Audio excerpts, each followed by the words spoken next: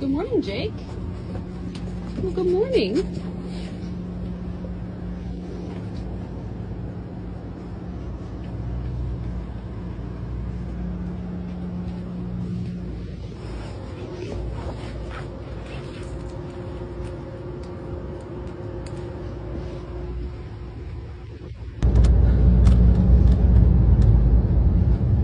We're waiting for the bus.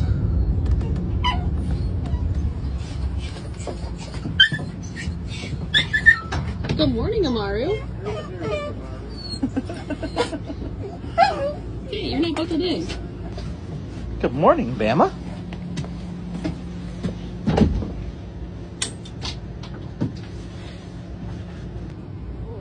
Good boy. Good boy. Okay, here, bus.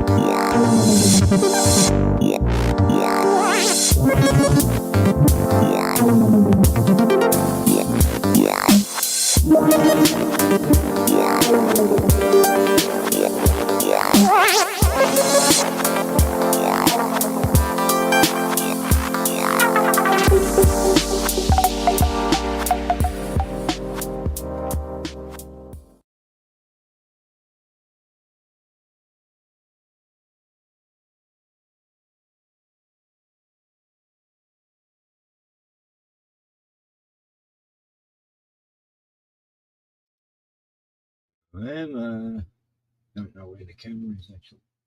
Somewhere. Lost it. Lost the camera. Yeah. Yeah.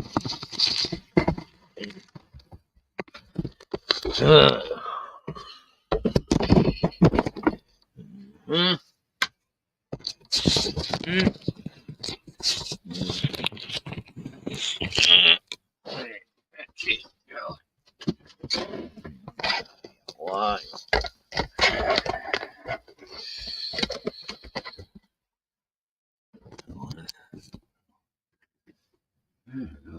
What's going on here? All these things are like reload. What would it want me to reload the site? Oh, keyboards. I must have touched one button. There's a button at the top here. You press it and it turns the whole computer off. I've bumped it often. I mean, why? Why would they?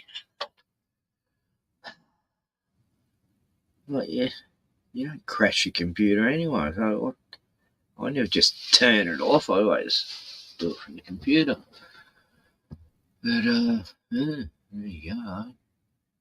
It's Tuesday, 25th of the 6th. And yeah, not much has happened. Oh, I finally got my wash and dry after 5 days. That's exciting. Hey, I don't know. I think we need a laugh. Oh, maybe, yeah. Doesn't get much better than this. I've got to show you this.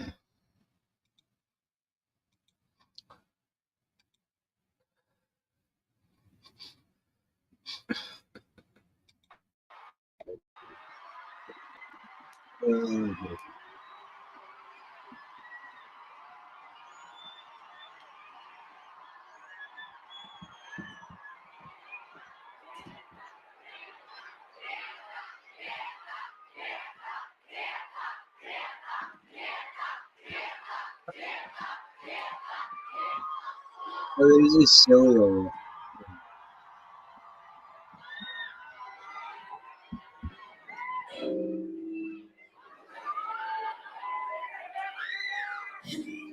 Hey, God.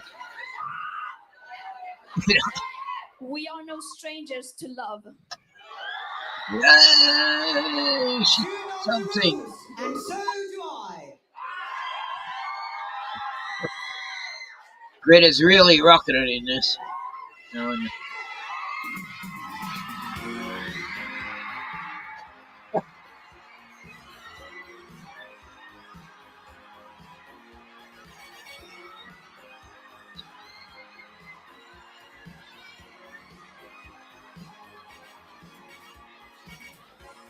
no strangers to love.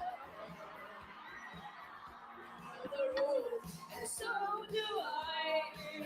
Not for commitment's what I'm thinking of. Get this from any other guy. I just wanna tell you how I feel. Wow, that's excellent.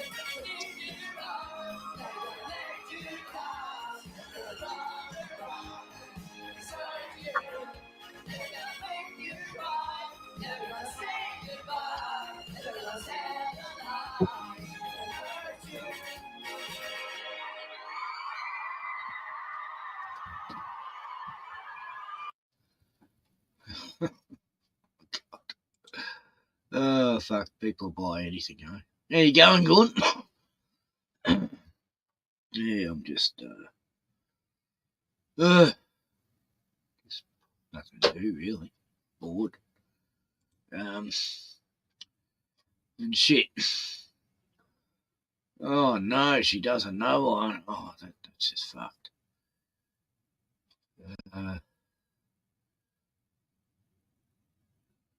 Okay, let's see a phone scam here. She's pretty cool, this chick.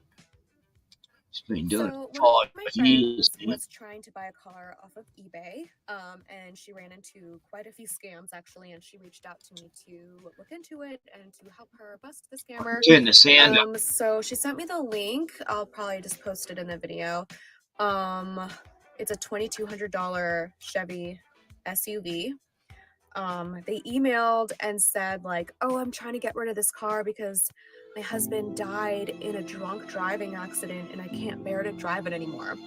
She actually received a similar email from 3 different car listings, so it's a pretty popular scam. I'm gonna dive into it right now.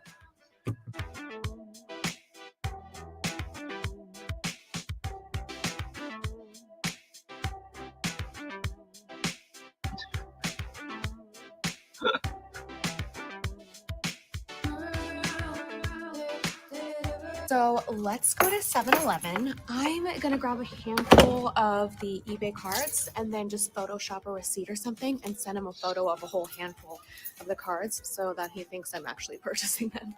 Let's go.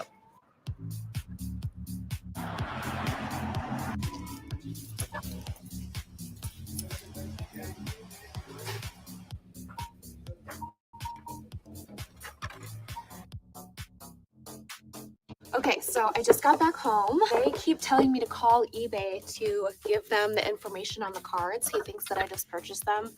In fact, 7-Eleven said they can't even sell the cards anymore. I don't know why. It's probably because there's so many scams. Either way, let's call this number and see who I'm going to be talking to. I think I might call and pretend to be eBay to really confuse them. Here we go. Thank you for calling eBay customer support. My name is John. How may I help you today? Thank you for calling eBay customer service. For English, press 1. What is this? This Are you call there? may be Can you hear me? monitored and recorded for quality assurance. To confirm your purchase of 9 cards. I tried calling. No one is answering. You will be called by eBay in a few.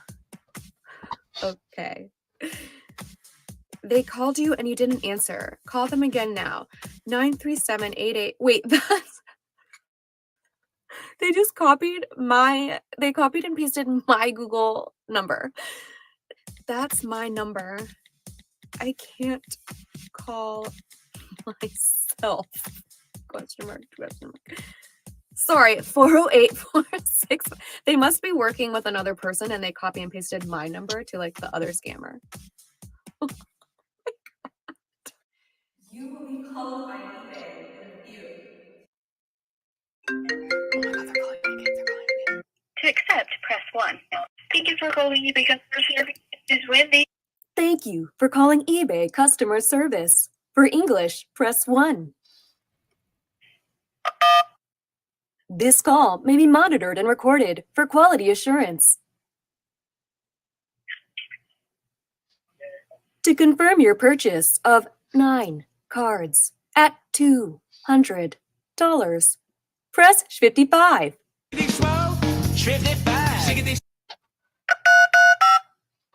Your confirmation number is 40844.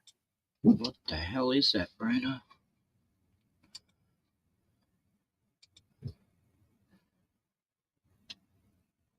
There's been this weird creature out there every night. Sounds a bit like a cat, but not like a cat. Yeah, last 3 nights. It gets Bruno going, doesn't it, Bruni? It seems to be across the road in the bush. Don't know what it is. Oh, Gordon. I just suddenly felt shit ass all of a sudden. Whew. Yeah, so I was on the phone all fucking day today. Trying to sort this doctor's thing out. They're sending me almost to Melbourne to get this fucking op. And I can't get any transport there. I've got to go through all these circles to try to get a lift to the hospital next month.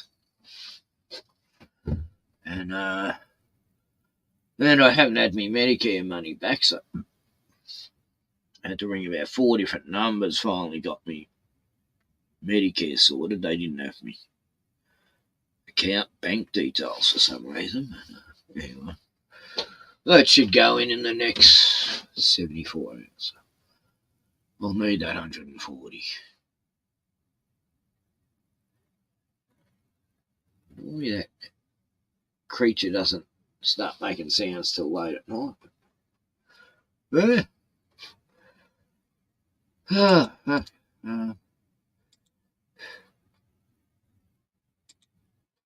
Sounds like the guy behind me's just stopped working at 5:45. Wow, he's keen. It's been dark for an 45 minutes.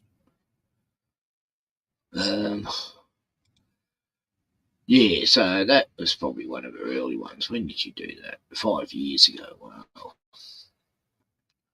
She did a good one recently.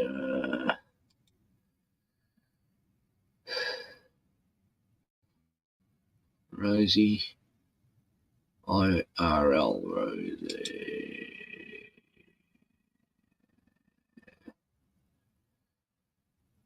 She does lives too, so I'll have to catch her next live. Okay.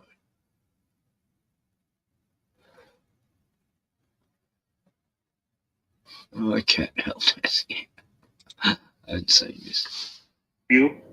We're here to make sure that you are jumping for a joy, okay? Okay, well, yes, I'm very happy as long as it's real, you know. And so I'm saying, yahoo! Oh, yeah. This is My not kitty, 100% legitimate. my kitty cat, she's very happy too. Okay, that is good. Do you hear her, sir? 100% She legitimate. is meowing with glee. Right. She said, Pretty good. we won millions of dollars, $1 million. So that's good. Wait a minute, I gotta cut this off here. Yeah, hold on a second. She's very happy. And so Okay. then, so then, so You take care of that. yes, You take care of that cat when you get this price. yes, I take good care of her. She's Oh, there very we go. spoiled. She's so spoiled. Oh no. Come here, Snowball. We're going to celebrate. Okay. Yeah, kitty cat's gone wild. Yeah, so I would hate to hear that. Yeah, I hate cats. Yeah. Yeah, No, I hate it's cats. Oh, it's been what has been like a day and a half or what? I don't know. Yeah, I guess not much has happened here either. Much at all.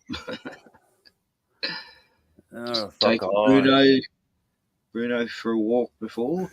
I went to the That's about store. it.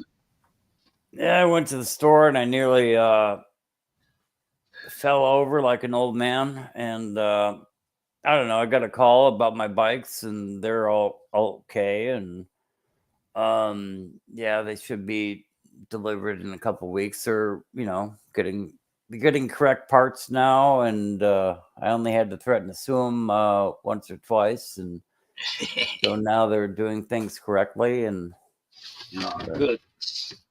Try not to scam you. yeah, right. The bill will still be like probably like $700-800 American. I don't know, but Yeah. but these are high-end bicycles, so I expected that. But then they act like they're done the next day. It's like, what the fuck? Calm down, dude. You didn't even do anything what I asked you to do, and it's like they act like they're done the next day. It's like quit. And so then they're ordering cranks and derailleurs. It's like, no, I just need new drivetrain, man. It's like, oh, and now they're finally kind of coming around. But so they're giving me a couple $100 off of the original price. Yeah. So anyway, and they So should that's have good. it. I mean, ordering parts you don't need. That's Not on you.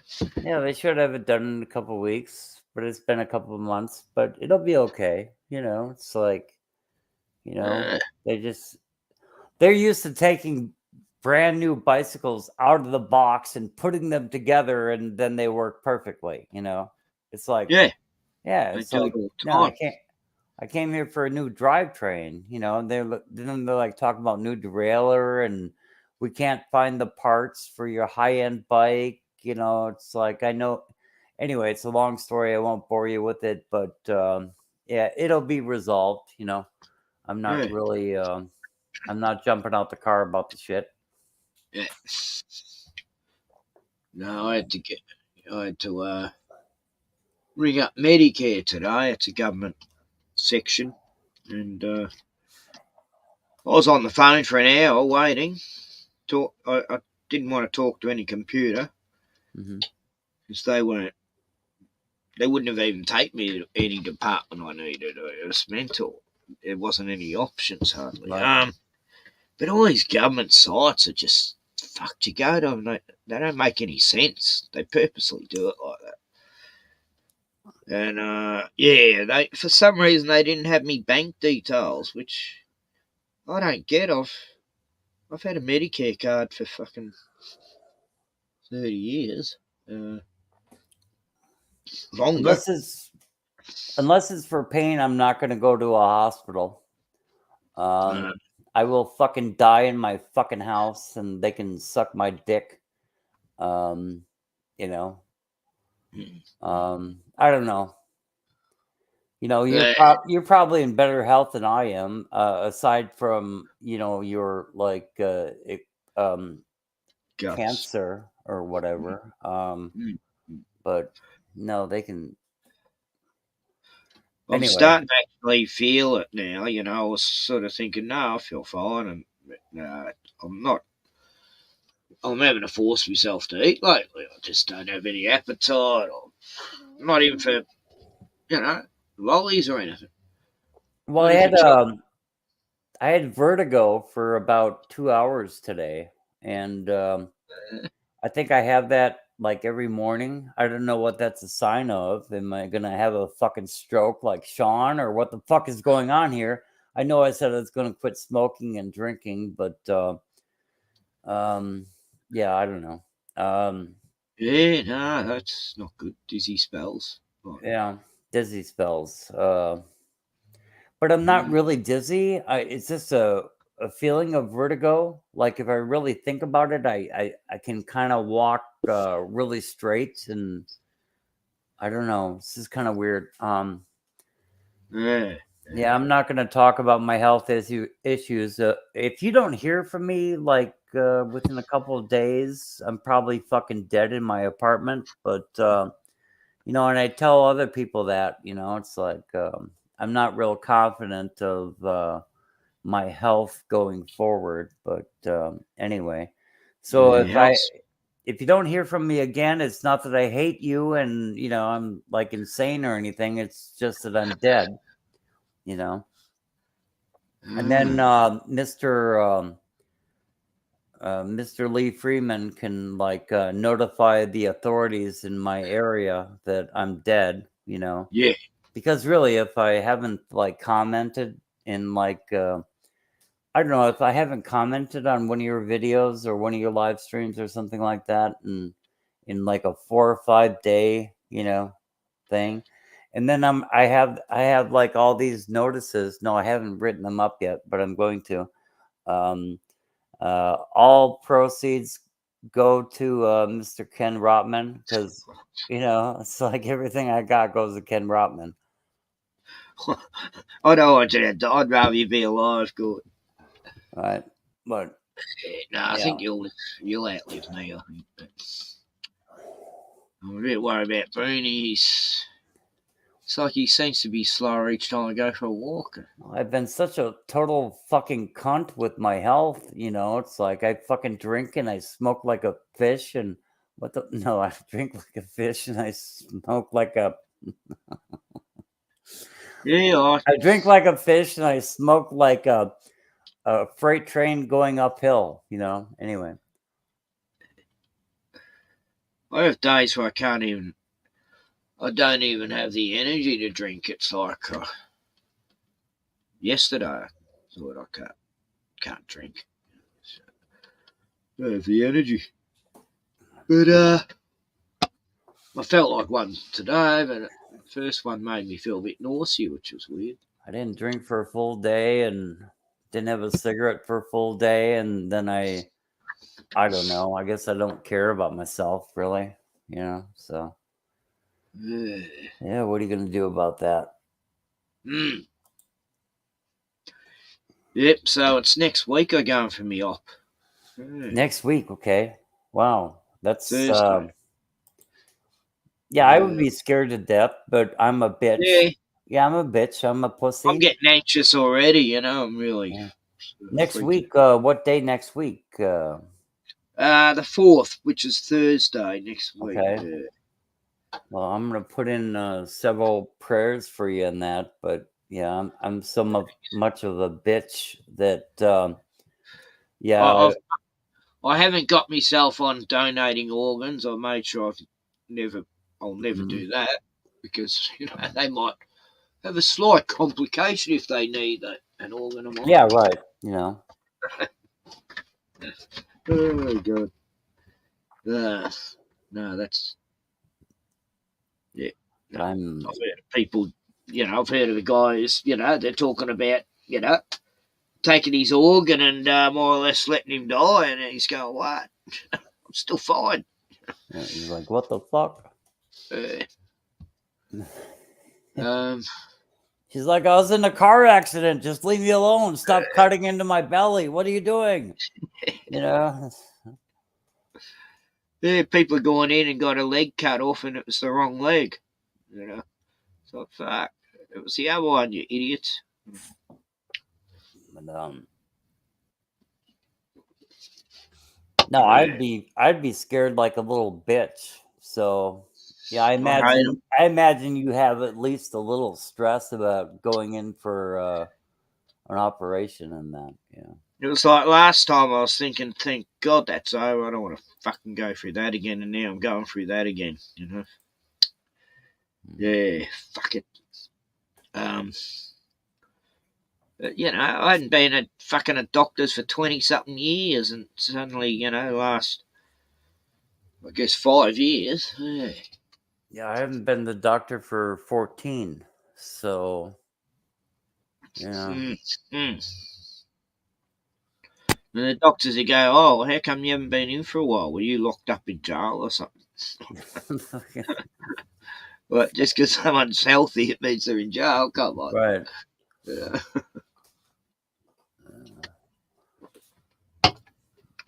Plus, you still would be seeing the same doctors, wouldn't you? Or do they have their own doctors in the prisons? I don't know. I mean, I don't even know how doctors work. I mean, who's your primary healthcare provider? I'm like, what the fuck are you talking about? I don't even know. I don't even know if they mean. It's like, what? They said that to me today. They said that exactly. Who's your primary healthcare provider or something? I go, well, primary physician. I've got a few.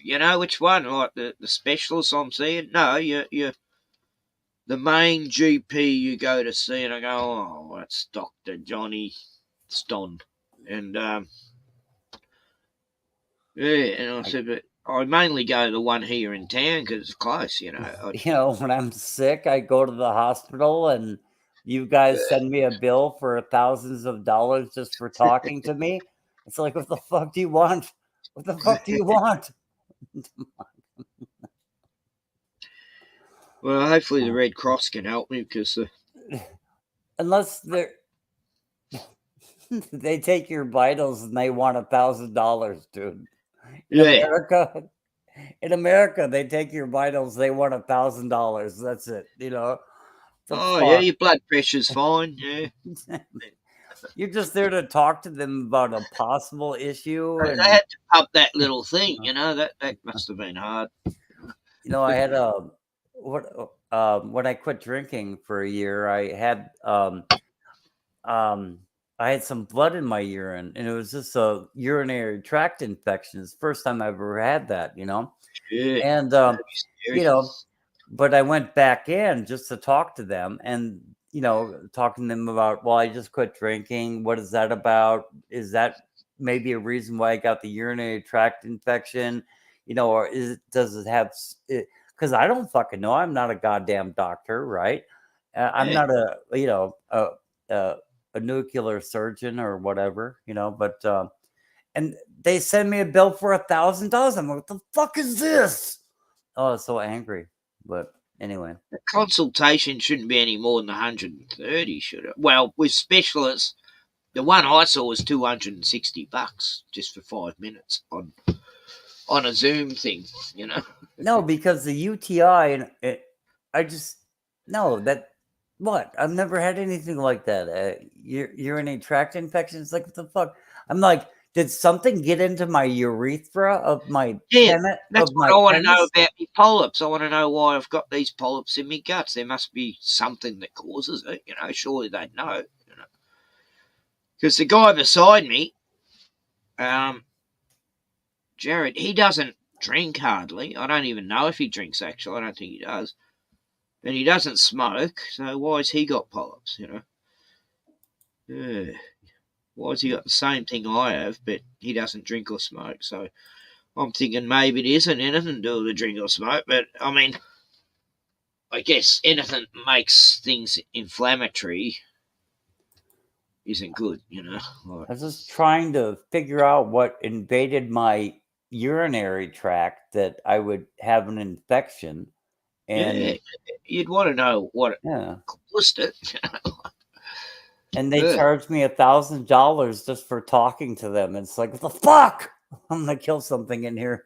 It's gonna be a fucking. This is gonna be a Gordon Call situation. You'd expect that, you know, to be a major operation. You know, the price of an operation or something. I was kind of worried when I saw blood in my urine. I hadn't seen that before. No, I haven't yet. So, but I used to get this horrible burning when I used to paint. You know, it was all the chemicals and used to really burn to piss. You know, and yeah, they even admitted it's probably the chemicals and shit. You know, back then, and it was. Definitely was. Oh god, my back's fucked today. Yeah, I had vertigo for like 3 hours. Only a part of my body that doesn't hurt now. Yeah, we're old. We'll talk about our medical issues, but yeah, I had vertigo for like 3 hours today. 3 hours, shit. Yeah. I'll get these little dizzy spells, not enough to fall over or anything, but that's when I get that high pitch thing in my brain, and I think that's from the cell tower too. Yeah, just hits every now and then. Only 30 seconds or so. I don't know what it is. It's really weird though. But you know, yeah, you probably should go to the doctors for that bit. Fuck that. Yeah, I'm not doing it. I'm not going to, you know, unless I have severe pain, I'm not going to the fucking doctor. And then I'll end up like Sean, and I'll be, you know, in a few months, I'll be talking to you on a live stream going, I had to go to hospital, cause, you know, and it's like, yeah, it'll be sad. But then hopefully I have a neighbor that will loan me a gun, and I can just yeah. I really don't want. No, I sound crazy right now, but anyway, I'm not crazy. I just yeah, when I think it's my time, I'm going to Kevorkian myself, and that'll be about it. As long as you can still remember who you are, and I'm gonna Jack Kevorkian myself, and I'm gonna kill myself, and kind of thing. But yeah, I don't want to undergo like all kinds of medical procedures, and I don't want to be less than what I am right now. And everybody can fuck the fuck off, and kind of thing. And I don't know. I said the same. If I get dementia, just shoot me. Yeah. Really? Yeah, we talked about that. Yeah. If I start wanking and just in fucking, public. if I start wanking in public, just fucking shoot me, dude. It's like Surprised Joe fuck. Biden hasn't started doing it, you know. Fucking hate. We talked about that shit. It's like, Imagine Joe Biden, he's there doing the debate and then he starts masturbating, you know. I mean, Super right. You know, it's like just and fucking they're kill going, me. oh, You know? Joe, you're not at home, you know, in the shower, mate. You know. Fucking hate, dude. You Oh, know? God. Yeah, if I ever get to that point, just fucking So, kill me. so this, yeah, please. So this debate, that's Thursday, isn't it? Or something. I don't even care because they're both fucking clowns. I mean, you know, I can tell you, no, Oh, Donald it'll be Trump is, interesting. It's going to be bigger than any Super Bowl league, you know. Donald Trump is such a fucking lifelong Democrat, close personal friend of the Clintons. You know, it's like, what? He didn't do mass deportations his first time around. He's not going to do it this time. And he's running on that. He's running on this idea, oh, I'm going to do these mass deportations. It's like, no, you're not, bitch. Shut the fuck up. You got golden toilets. Get the fuck out of here. Yeah. Anyway, fuck Yeah. Donald Trump. Donald Trump is such a fucking clown. He's just as bad as Biden. The Democratic Republican Party started as one party and it remains joined at the hip to this day. You know, political insiders of the day said that when they pretended to break up in 1834, it was merely a ploy to take down the Whig Party, which they did. And 2 Whig presidents died in office under mysterious circumstances. That's why you never hear about those 2 Whig presidents who died in office. Anyway, I'm done with my rant. Time for religion now. No, go ahead. What if you want to talk about, Ken? I don't know. Not health. Too. Because I got you know, I striked for medical misinformation. I was probably talking about my own fucking health or something. You know, who knows? I was probably talking about going for an operation. The AI thinks, oh, he's talking about hospital or something. Yeah, I was gonna call you on the phone and say, since we're, you know, since we know a thing or two about a thing or two, and we've talked about most everything, I guess we have nothing left to talk about. You know, no. Anyway, yeah. It's the way it is, though. Oh wow, Bluebeard's life. That's amazing. I haven't seen him go live for about 3 years, but Bluebeard. This is an interesting guy. I can't believe he's live. Hold on, let me shut off this annoying light in the bathroom. Trust me, I truly think this is him. Hold on a second. You look at everything that's been happening. The flooding that's going on globally, and I mean globally, it's not just happening in one country, it's happening in countries where it's not even the rain. Sounds pretty quiet. And massive floods, landslides, disaster, rumours of wars, rumours of wars, everything happening. The description of Elijah going up into heaven where he talks about they had wheels within wheels within wheels within wheels. You look at the bottom of a UFO, what is it? Wheels within wheels within wheels within wheels. I think that is what Elijah was talking about, that there. And I don't think, when it says he'll come back with a bow, I don't think it's a bow like a bow and arrow. I think it's like a bowed walking stick. Look at his walking stick. It's bowed. It's got a bow in it. And so, yeah. And it says he'll come back with hair that's white as snow. I'm not seeing it. It's scary that I've seen this, but it was the subscriber thing that really got to me. The subscriber, so I'm just checking comments. The subscribe, yeah, smart boy. You need to subscribe to this channel because it is scary. It really is scary, folks. And when he's talking, the voice does. Right, okay, I'll just give you a bit of background about Bluebeard, right? He woke up to the Mandela effect a few years back when it first started, you know, all that stuff started. And he woke up and suddenly he wasn't married anymore. Okay. But his ex-wife, but he had 3 kids and they just vanished off out of his timeline. They don't exist anymore. That doesn't sound like Mandela effect, really. And none of his friends can remember him having kids, and his ex-missus doesn't remember her having kids. And that's not Mandela effect. Really? I don't know. I'm kind of lost here. Yeah, it was like most Mandela effects don't affect people personally, but he claims it. I mean, allegedly, he says that's what's happened to him. He's old, everything in his life changed, and he sees a lot of UFOs. Though that's one thing I will give him credit for, because he talks about a lot, and then I've seen him go outside and film them. It's like, wow, that's a pretty good capture, fuck. And he's not faking it. But interesting guy. It's like he's even admits he's bordering on insanity. But okay.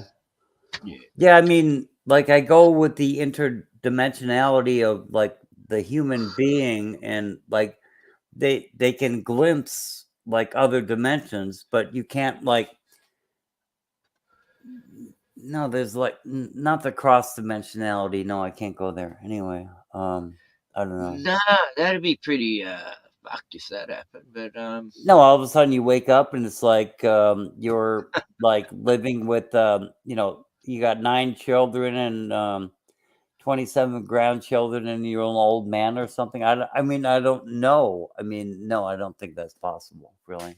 And he wanted to sue the producers of the Mandela Effect movie because he said they copied his storyline, because in that film the guy wakes up and he's got no daughter anymore. She's just vanished off. But he remembers like having children, and like then the next day he wakes up and it's like he's got no. What did he say? Yeah, his 3 kids just vanished off the timeline. They didn't exist anymore.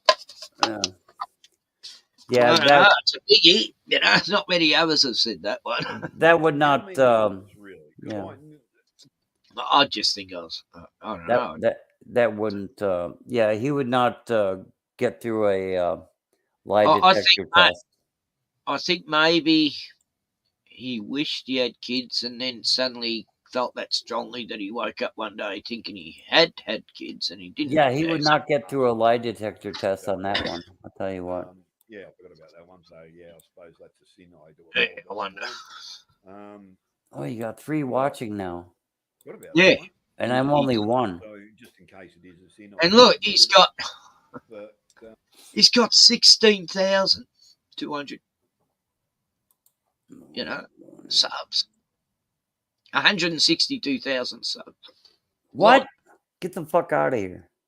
And yet, last time he streamed, no one except me was there. That's insane, don't you? What the fuck? He's got how many subs? 162,000. It must have been because when the Mandela Effect come out, his Mandela Effect become pretty viral. Yeah. Must have been then, but since then everyone forgot him. Yeah, this one is actually scary, folks. But the fact that I forget when I shift now, I've been shifted so many fucking times. Yes, I'm still the Bluebeard that games. I've been too sick to game. If I was well enough to game, I'd be bloody I've been streaming. slowly hearing his health deteriorate This over. one was a little bit more important because I know a lot Sounds of a bit people out like there that are Glenn Christians like Lyman. myself, and they sub to my channel because I've spoken to them about God. So, but yeah, it sort of when I say women aren't going to like it, it tells them that they shouldn't be in charge. They have to go back to the ways. I can't remember what else. Yeah, but watch the video, you'll hear it. But then when he's talking about trans, and when you think about it, in the Bible, it says, clearly states that he's going to return when men become like women. What's happening now? The trans movement, men having sex changes, becoming as women. And that's a clear sign in the Bible that he's coming back. Well, I reckon he is back, folks. This book of seven seals, a little golden book with seven, written within, written on the backside with seven seals. So ask yourselves, folks, ask yourselves, are you going to listen to him? Because if you want to go to the kingdom of heaven, mate, you want to follow those instructions. At least he believes in God. Do what I just did, admit your sins publicly, i.e. on and he says on social media. Something to be said about that, I guess. And trust me, I've listened to this video. I reckon I'm going to most probably almost quote it in Japanese. I only know a little bit about Japanese, but I reckon I could say I could follow him along with the German one. But I'd need to hear it, and then I'd give you the German thing. But it's scary, folks, to think this is finally happening. And you think about how many other videos about the last days happening right now. Are they actually copying his channel or whatever? But one thing I noticed on his viral there, where he goes, Jesus. Was that his name? Jesus? Jesus. I don't know. He don't. I have sent a video of one of mine that I did to him years ago from one of my other channels, asking him if it was right. I haven't heard back from him yet, but you can contact him. Apparently, he has on his previous channel. If you were a subscriber, he wrote to you, and that's how I got his email. But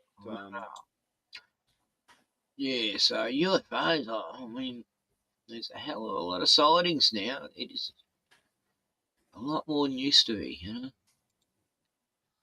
know. Wow, they were crazy. YouTube is crazy. I have to type in the whole thing. I have to type in every last letter. Yeah, don't you hate that? It's like, surely you know what I'm about to say, you fucks, you know. Like, to get off, to get off the grid with Koala Ken, I have to type in every last letter. If I'm not signed in on another browser, I have to, and then I see that you're live. Oh my God, that's just insane, dude. I just found that the other, I typed in my own channel because I can't. mean, really, they were giving me like off the grid with Korean. You know, it's like, no, Koala Ken. You know, I'm like off the grid with KO, and they're like Korean, and then I'm like KE and Kent. They're like giving me like Kenda, like a tire or something. I don't know what the fuck they're doing. This is insane, dude. The fuck. Kentai do or something. I just wanted to see how many were watching. I guess. It's driving me nuts the way the searches are going in YouTube now. Yeah. It's just really, you look up something and they'll show you a whole list of things that absolutely nothing to do with anything in the actual title. So how did they get that from that? It's like, what?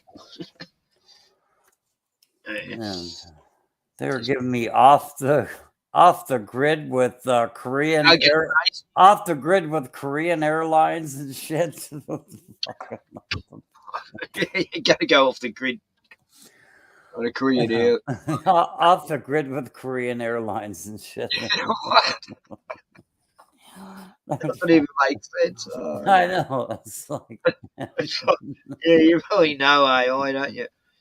And when I was reading me, when I got the strike notification on my email, and it says We are sorry, but we have noticed we've had to strike you because of medical information, and we get this information from automated, well, it's robots they're talking about, and sometimes we even have humans.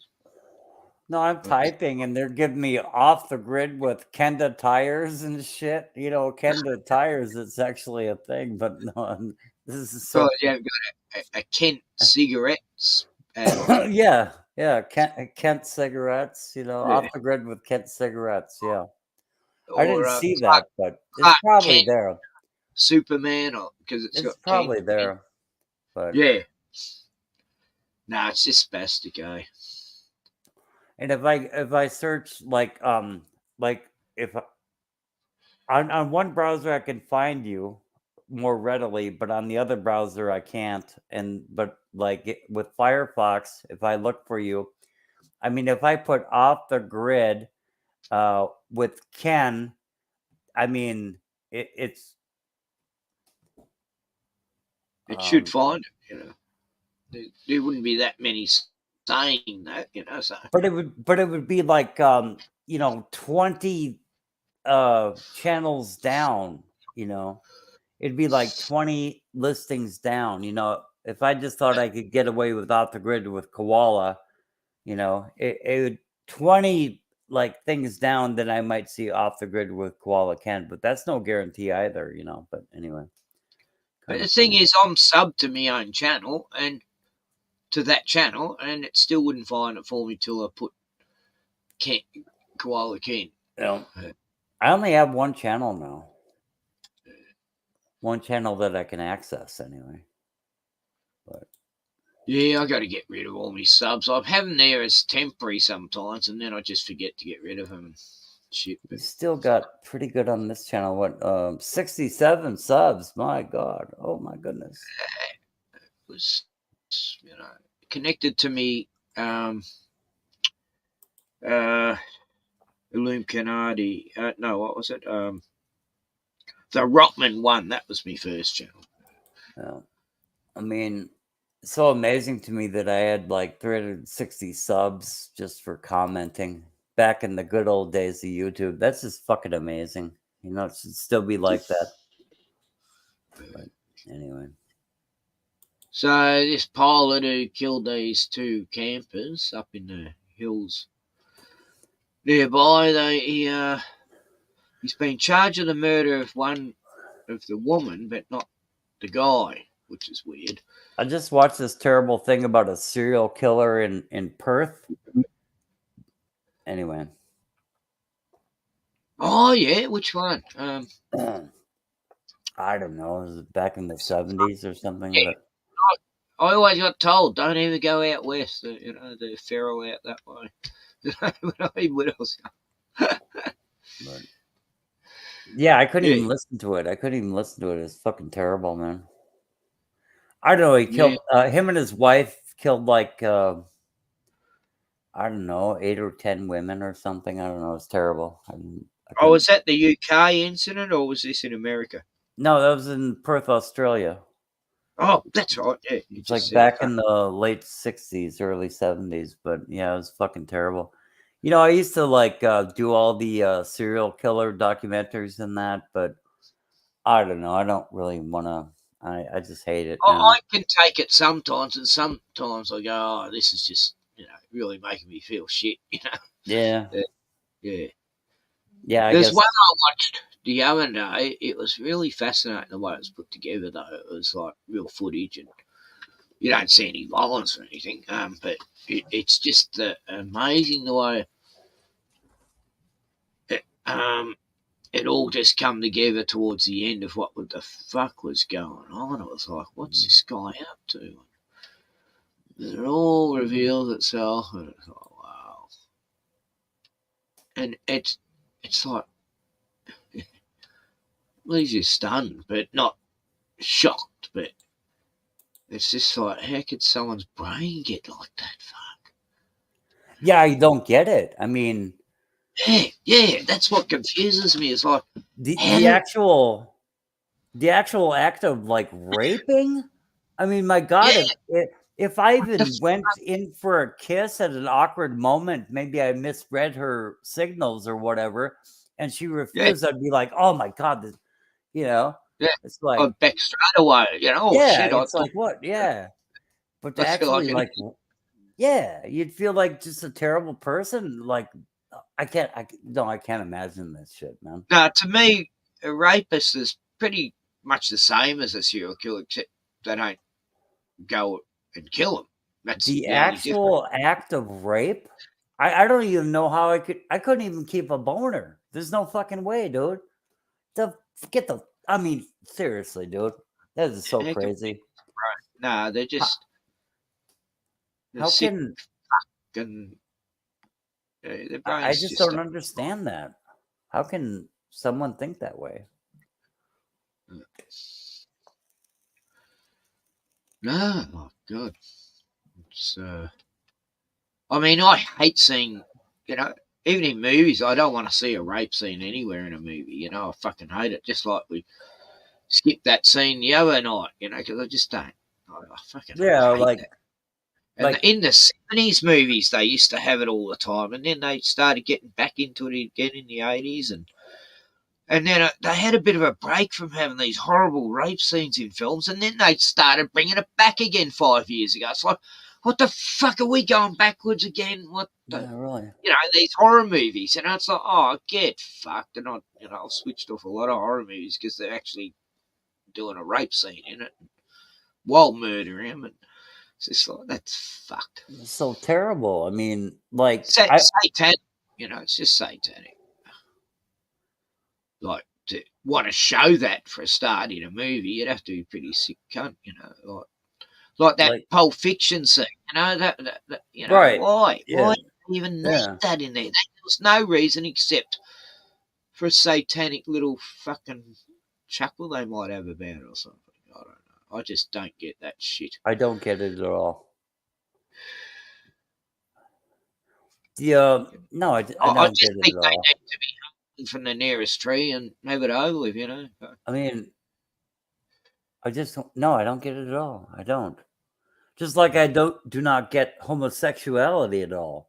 It's like, no, my brain is not wired that way. Oh my God. I just don't get it. Yeah, Wow. I've known, really handsome guys, and they could have got any woman, and they're going for the guys. It's like, wow. Yeah. And I've actually said that to them. God, mate, it's a lot of women say, "Oh, what a waste," like, yeah, that's right. what we say. Right. Oh, what a waste. She's beautiful. Right. Yeah. What a waste of some good man candy, and we used to say so about attractive lesbians, Right, exactly. So we're here to talk about woke world once again. It's getting straight up nuts out there. We all know that. So we've got a dog taking a dump on a pride flag. We're going to be checking out that footage. We've also got some more good pride stories, and that's good from our perspective, not theirs. Oh. And we're also going to be talking about Disney because some footage came out that allegedly shows that they're sick of white men. Very interesting stuff, considering that the majority of the US is indeed white. Doesn't seem like a winning strategy. We're going to be checking that out. We got Stonehenge being defaced, but as I always say, first up, you want to help me out, hit the like button and subscribe button as well. And if you do hit that subscribe button, make sure you hit all notifications because I'm struggling here. Oh, he's clipped in. He actually had good equipment, though. He's clipped in. Who's that? Oh, Joe Biden was clipped in. He actually had clips on his shoes, so it's kind of tricky. Yeah. So he couldn't clip out of his right shoe, and then he fell down like a bitch. So you mean on the pedal? On the pedal? Yeah, he was clipped in. He went to just take his foot off the pedal, realizing he's had his foot in the. Right. Had to pull it out instead of. Just forgot.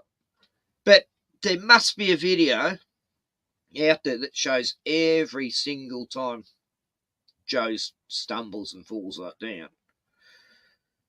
Like a compilation. There's got to be that. Like, imagine you put them all together. It'd be just like, it'd have to be half an hour of just him falling over. Then Aladdin's. Yeah. It'd be half All an these hour. gaps, Yeah. God. You But wouldn't even need much lead up to it. You know, it's like he's falling down all the time. Yeah. Wow. Let's start here with Biden. As you can see there, this guy's decrepit. He's out of his freaking mind. Well, let's get some audio on this. Whoa, whoopsie daisy. I wish he would have Whoopsie broken daisy. fucking Biden cranium. goes over and no one gives a rat's ass. Now we've got this chick here saying it's impossible to find jobs right now. And she's saying that while she looks like the wall inside a rat-infested public toilet. That's not going to help your cause. And the Right, Chinese you have know. given their opinion on rap music. And you can We see can't that get the it male wrong. musician says they're perverts, they like sluts, and they like butts. And the female saying they are sluts and look at their butts. Okay, that's pretty accurate. Right, Look, I've got to that's give the what- yeah. Chinese credit. So it looks like the Yeah, I get Chinese that, spies that Huber, have got through the actually. southern That's border pretty clever. have been doing their jobs. But like I said, there would be a dog taking a dump on the pride flag. The pride flag, in this case, is a mural. Shit away. Just shit away. Oh, there you go. Doggy. Yeah. Give me one. Good puppy. Good dog. Good dog. Good dog. Give that Right? And this dog here is just saying, look, this is what I think of it. In my opinion, this whole thing is dog shit. And like, I got to agree with him.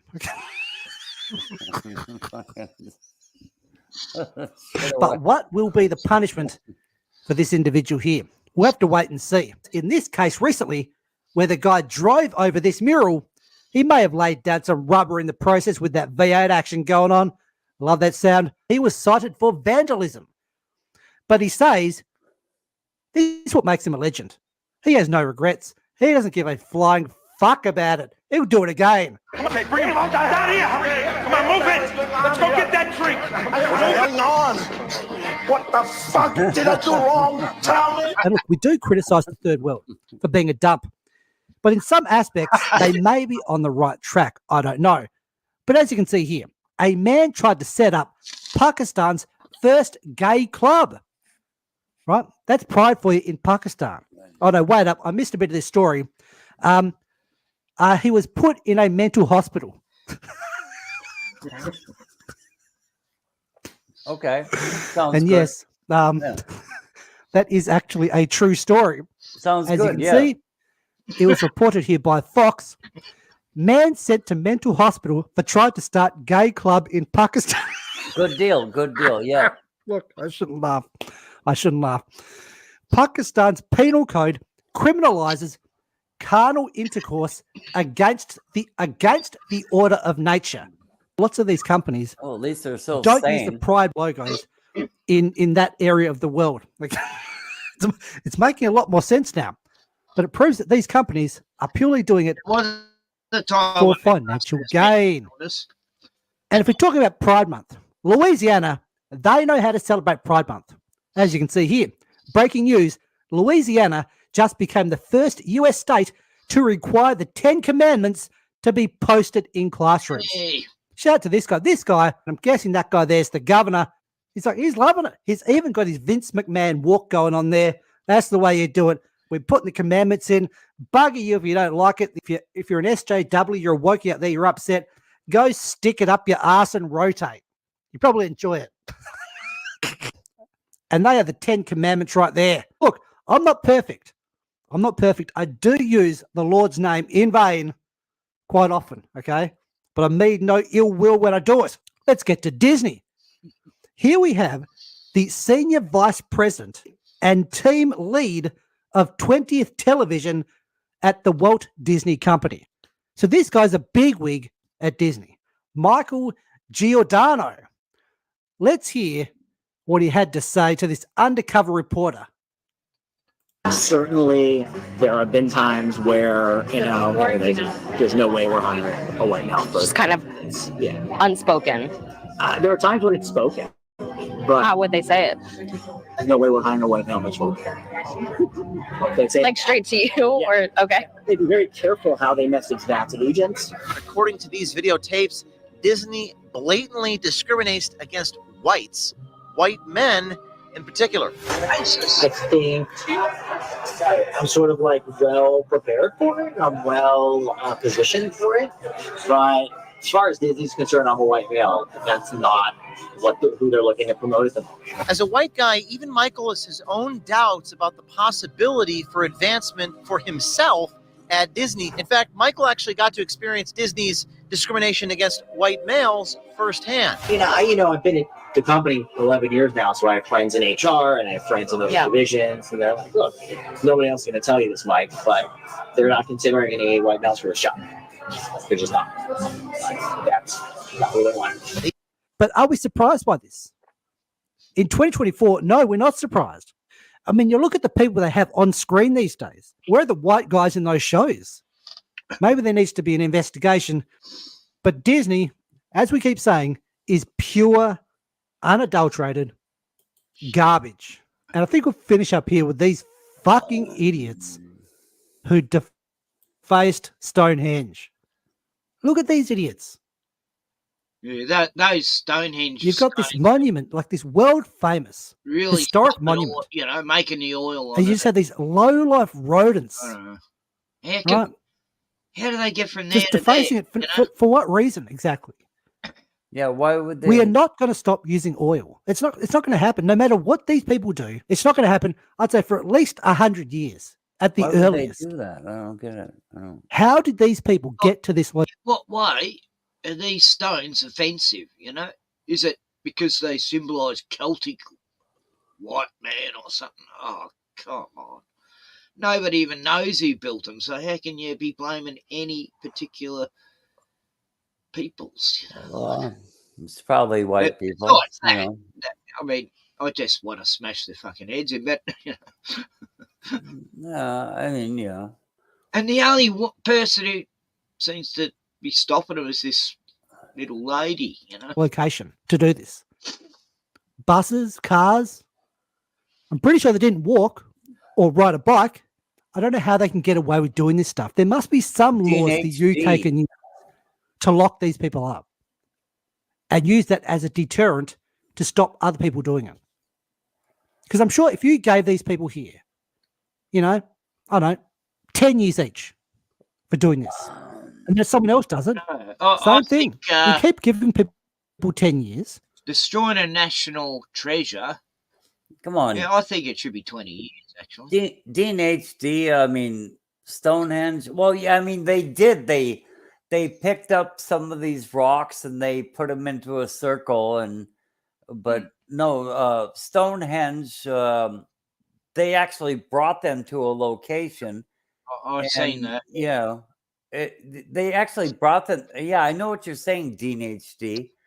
They brought them to a location, but and they probably were not like set up in this circle, like being like a moon observatory or anything. But no, well, I've seen about that, but Stonehenge got is a a lot couple of older. photos, but I don't know if that's enough to prove it really was. But Dean, Stonehenge is a lot older than 150 years old. But anyway, that's all I really have to say about that. I mean, it wasn't set up like it was. I know it's like an archaeologist's reconstruction of what they thought. I don't know what they wanted to present. Anyway. I have seen all this scaffolding around it in old photos, but I don't know. They're saying that's when they were shifting it, but I'm not sure. How you been, Dean? Yeah, Dean, show us a walkabout. Yeah, show Dean, us I know. I don't believe in cavemen and shit. God, no. No, those things look like they were put there by giants, just chuck a rock there. Yeah, Dean, show us a walkabout in England a bit, it's like, good eye. It's too dark to do a walkabout here, and let's see, what time is it over there? 6:38. Oh, in England. Yeah. What time is it in the UK? Would be about 6:39 a.m. I think they're 12 hours difference. Oh God, no, they're like. I don't know. Current. I've got the world clock here. Hang on. Let's see. Current. Where are we? Current time. Oh, they got cities, not bloody in London. countries. Yeah, current time in London. London, that's right. That's good enough. And what the fuck? Why doesn't it just show me straight away, you fucking cunts? Current time in London. They haven't even got London here, the fuckers on this. Yeah, it's 9 a.m.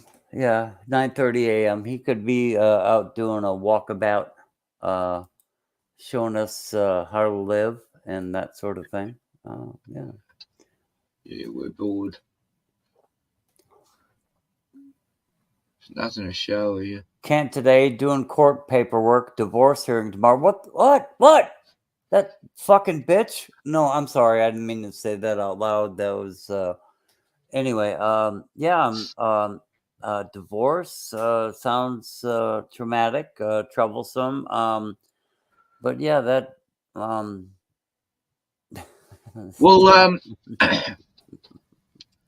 I'm sorry, Dean. I'm sorry. No, he knows. Well, Danny, Smurfer girl, she just finally got, officially divorced from her ex. Yeah. Right. All right. So she's free now. Yeah, she's so. It just happened. When was it? Last week or before I got to strike. Yeah, I guess I'm heading to Kentucky now. Yeah, 2 weeks ago. I'm gonna court her and do serenades at her window. Yeah. My ex divorced me. She thinks I'm mad because of F.E. Oh, really? F.E. and Michelle Obama being a dude. Okay. Who is F.E. because of F.E.? Flat Earth. Flat Earth. Oh, okay. Yeah. Yeah. It's funny, I've had people fall out with me over chemtrails. Like people. I had a friend I'd known since the 60s, fell out with me over chemtrails a few years back. It was insane. But that same person didn't buy the pandemic thing. Yeah, it's weird. Like, what? And there's plenty who believe, oh, yeah, they poison the water and GMO food, but they don't believe there's chemtrails. It's like, what? If they poison the food and water, why not the air as well? Why stop there? Yeah, I could have easily fell out with you over Flat Earth, but yeah, I just I don't know why you hold on to that opinion. I'm a glober. Anyway, but that's okay. No, I wouldn't even say I'm a flat earther. I just don't believe in a ball theory. I just can't imagine me spinning around and then we're spinning around this and then the planets and we're sort of upside down and in space there's no way up or down and no oxygen in space, but they can get rockets up there with flames. You gotta hold like 9 different ideas in your mind at the same time, but they all work as a matter of I don't know, astronomy is nothing's absolute. I could be wrong on a lot of things, but as well as space time. I look back, every decade you look back going, fuck, I used to believe that. Fucking hell. Yeah. And you do, you realise. And it's the same with anyone who believes in a globe. I'm not going to call them a globe tard. Oh, you stupid globe tard. Because, that's hypocritical because, every single flat earther, around now believed we were on a globe once, so how can they go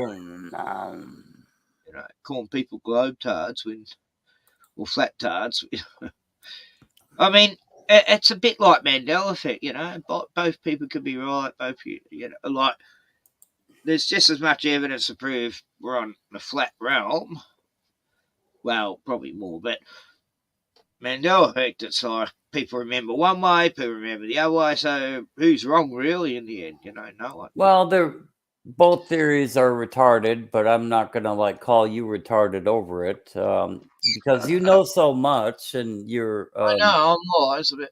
yeah, you have enough Yeah, scores of I'm knowledge and enough very smart. intelligence that I'm not gonna call you a retard That's ever. the only, I don't even need glasses. I only they're clear actually. I just put them on to look intelligent.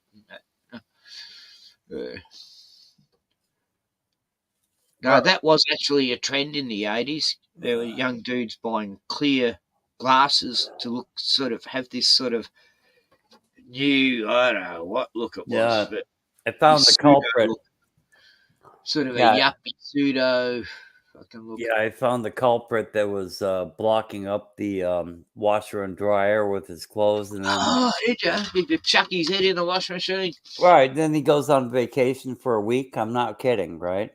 He'd fill up the washer and dryer, and then just go out on vacation for a fucking week or wherever he goes. I don't know if he's on vacation or whatnot, but so when I saw him finally getting his clothes out of there, I went over and talked to him.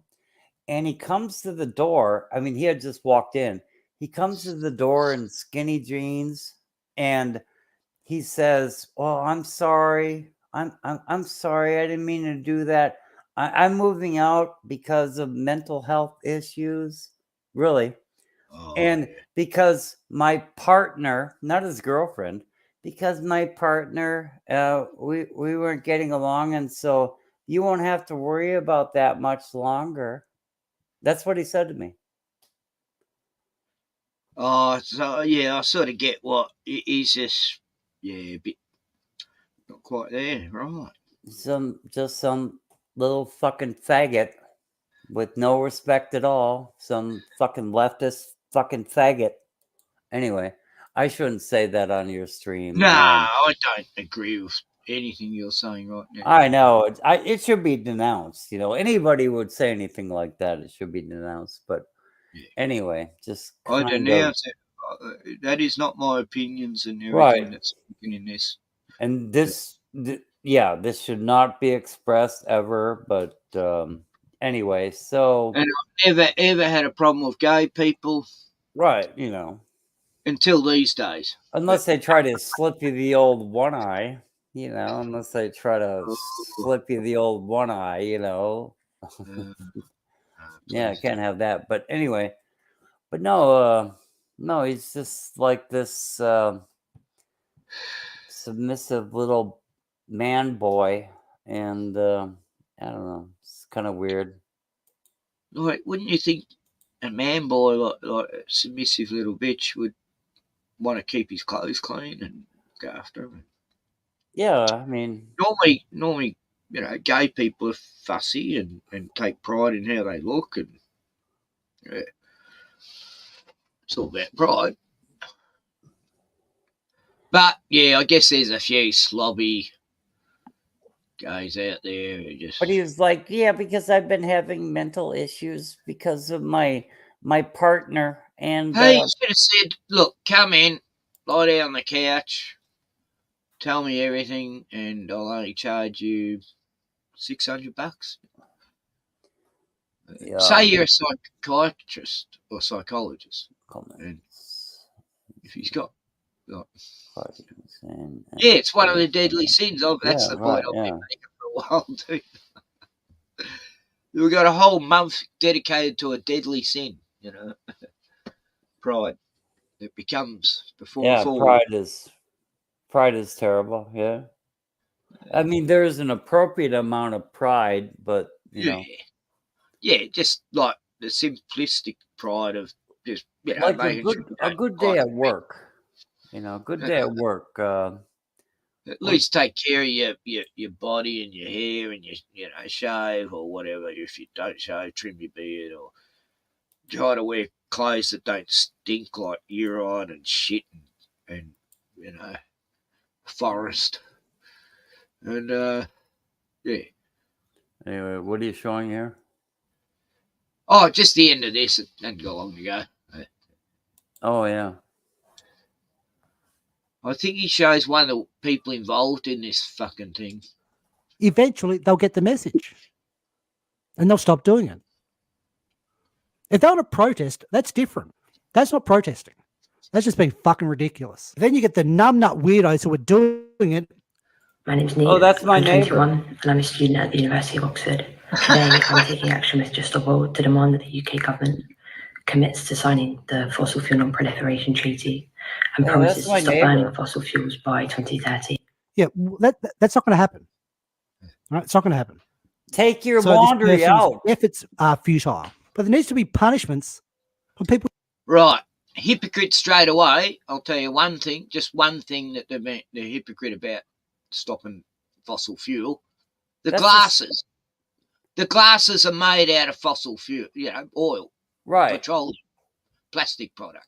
Everything's made from fossil fuel. Yeah, that. Get those fucking glasses off, you hypocrite. How dare you wear those? That is the same faggot that will not take his laundry out. You know, he will not tend to his laundry in a timely manner. That little faggot right there. Yeah. And that's jewels there. They're probably plastic. So, that's made from petroleum. So, yeah, hypocrite there. The clothes probably synthetic, made from polyester or something. And, I mean, pretty much everything. everything. That tree, it's probably very offended that she's near it, or he. I don't know. Unless you're wearing like a hemp garment. Yeah, you'd have to. Everything has to be hemp if you're going to do this. Manufactured by using like a solar panel or something. And no, I mean, really, I mean. No, solar panels have plastic too. Oh yeah, that's right. And they use to heat up these bloody and a wind generator. Look at how much oil has to be consumed to it's as much as a power plant to build these fuckers, like what how do they even justify it? It's so I mean, it's come out everywhere. It should be public knowledge. You think most young people look up the internet and find out how these turbines and solar panels are made, and oh shit, actually that's actually worse than the oil, because the oil just comes out of the ground naturally. It's never going to run out. But anyway, we're doing stuff like this. If there's no punishment, I mean, that's why they keep doing it. No. Even the stone formation itself. I think execute them if they're going to do that. That would stop people. They wouldn't just execute them if they're going to. If they're home invasions, stabbings, carjackings, just grand theft auto shit, and just kill them all. Fucking hang them from the nearest fucking tree in the park at the city or whatever they're in. And there are multiple rare lichens. Been a bit harsh here. I've never totally agreed with capital punishment, except for like. I've always agreed with it. I mean, except for a few cases. I mean, I've agreed with eugenics. I'm like the only reason is because a lot of innocent people got the death penalty, and then I'm a Malthusian economist, actually. So I don't know if you know what that is, but anyway, an economist, a Malthusian economist. Is that some people populate to the very extent of their resources, and there's nothing that can be done besides, there's going to be crime and starvation because they populate to the very extent of their resources. That's all they do. But when they come back from the population summits, that they had through the 70s and 80s, they'd never give any answers. It's like, so what were your findings, our great leaders? What were your findings? It's like, we have too many people. I guess we're gonna have to create more food, and it's like that's all they would say. But anyway, it's a bit like in the old days, 70s. They had this this charity, Go Pink for Cancer, and actually they've still got it, haven't they? Yeah, they got this Go Pink for Cancer. They're going to find out what causes breast cancer. Like, it's been 50 years now. Like, where's that money going to? How come they haven't found a cure? Like, come on, there's been Probably $1 trillion. Well, they're going to come up with this cure for muscular dystrophy, and it's like how many billions went to Jerry Lewis, and literally like a few $1 billion when $1 billion was actually worth something. It went to Jerry Lewis. They find out, mate.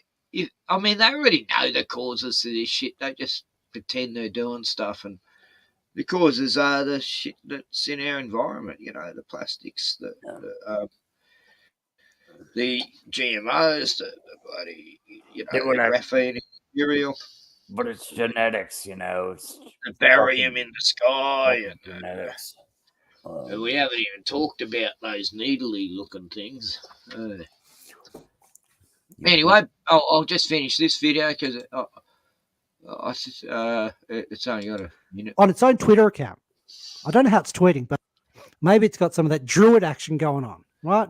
I come out just to tweet a few things and go back in the cave. It's rare. It's saying it is protected. Species growing on the stone, and there are some rare species. They're destroying the environment, and the people should expect a prison sentence. But really, I mean, is that going to happen, or is that just wishful thinking?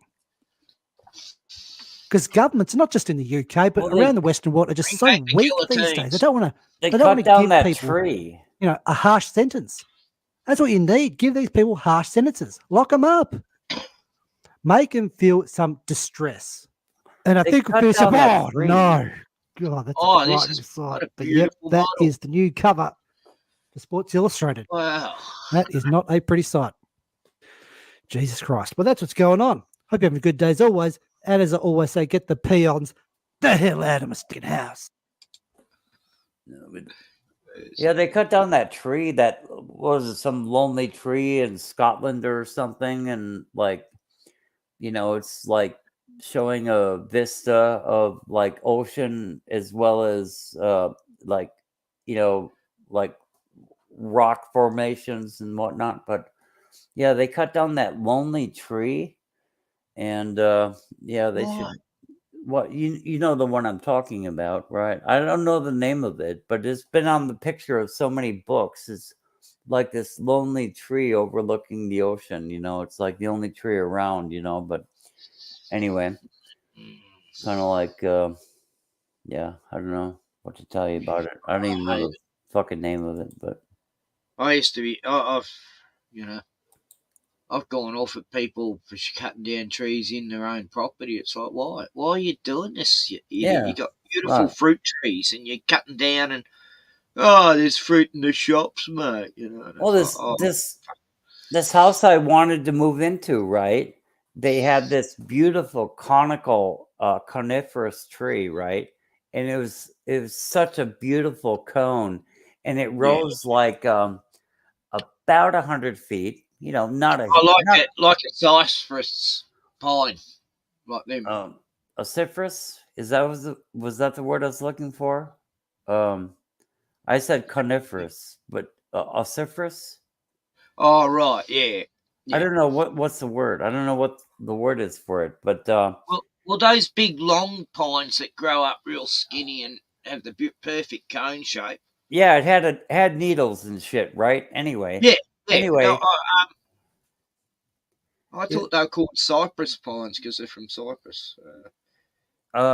It's like ociferous or iciferous. Anyway, a beautiful conical tree, pine. No, it had needles. It had needles. I don't know. Yeah, it's a pine. Anyway, but not a fir. The guy cut the fucker down for no fucking reason. Other than he get like a few hundred board feet out of the motherfucker. It's like, get the fuck out of here. It's so fucking insane. So fucking insane, dude. I guess the price of lumber is kind of high, but it's a beautiful tree. No, I wanted to kill him.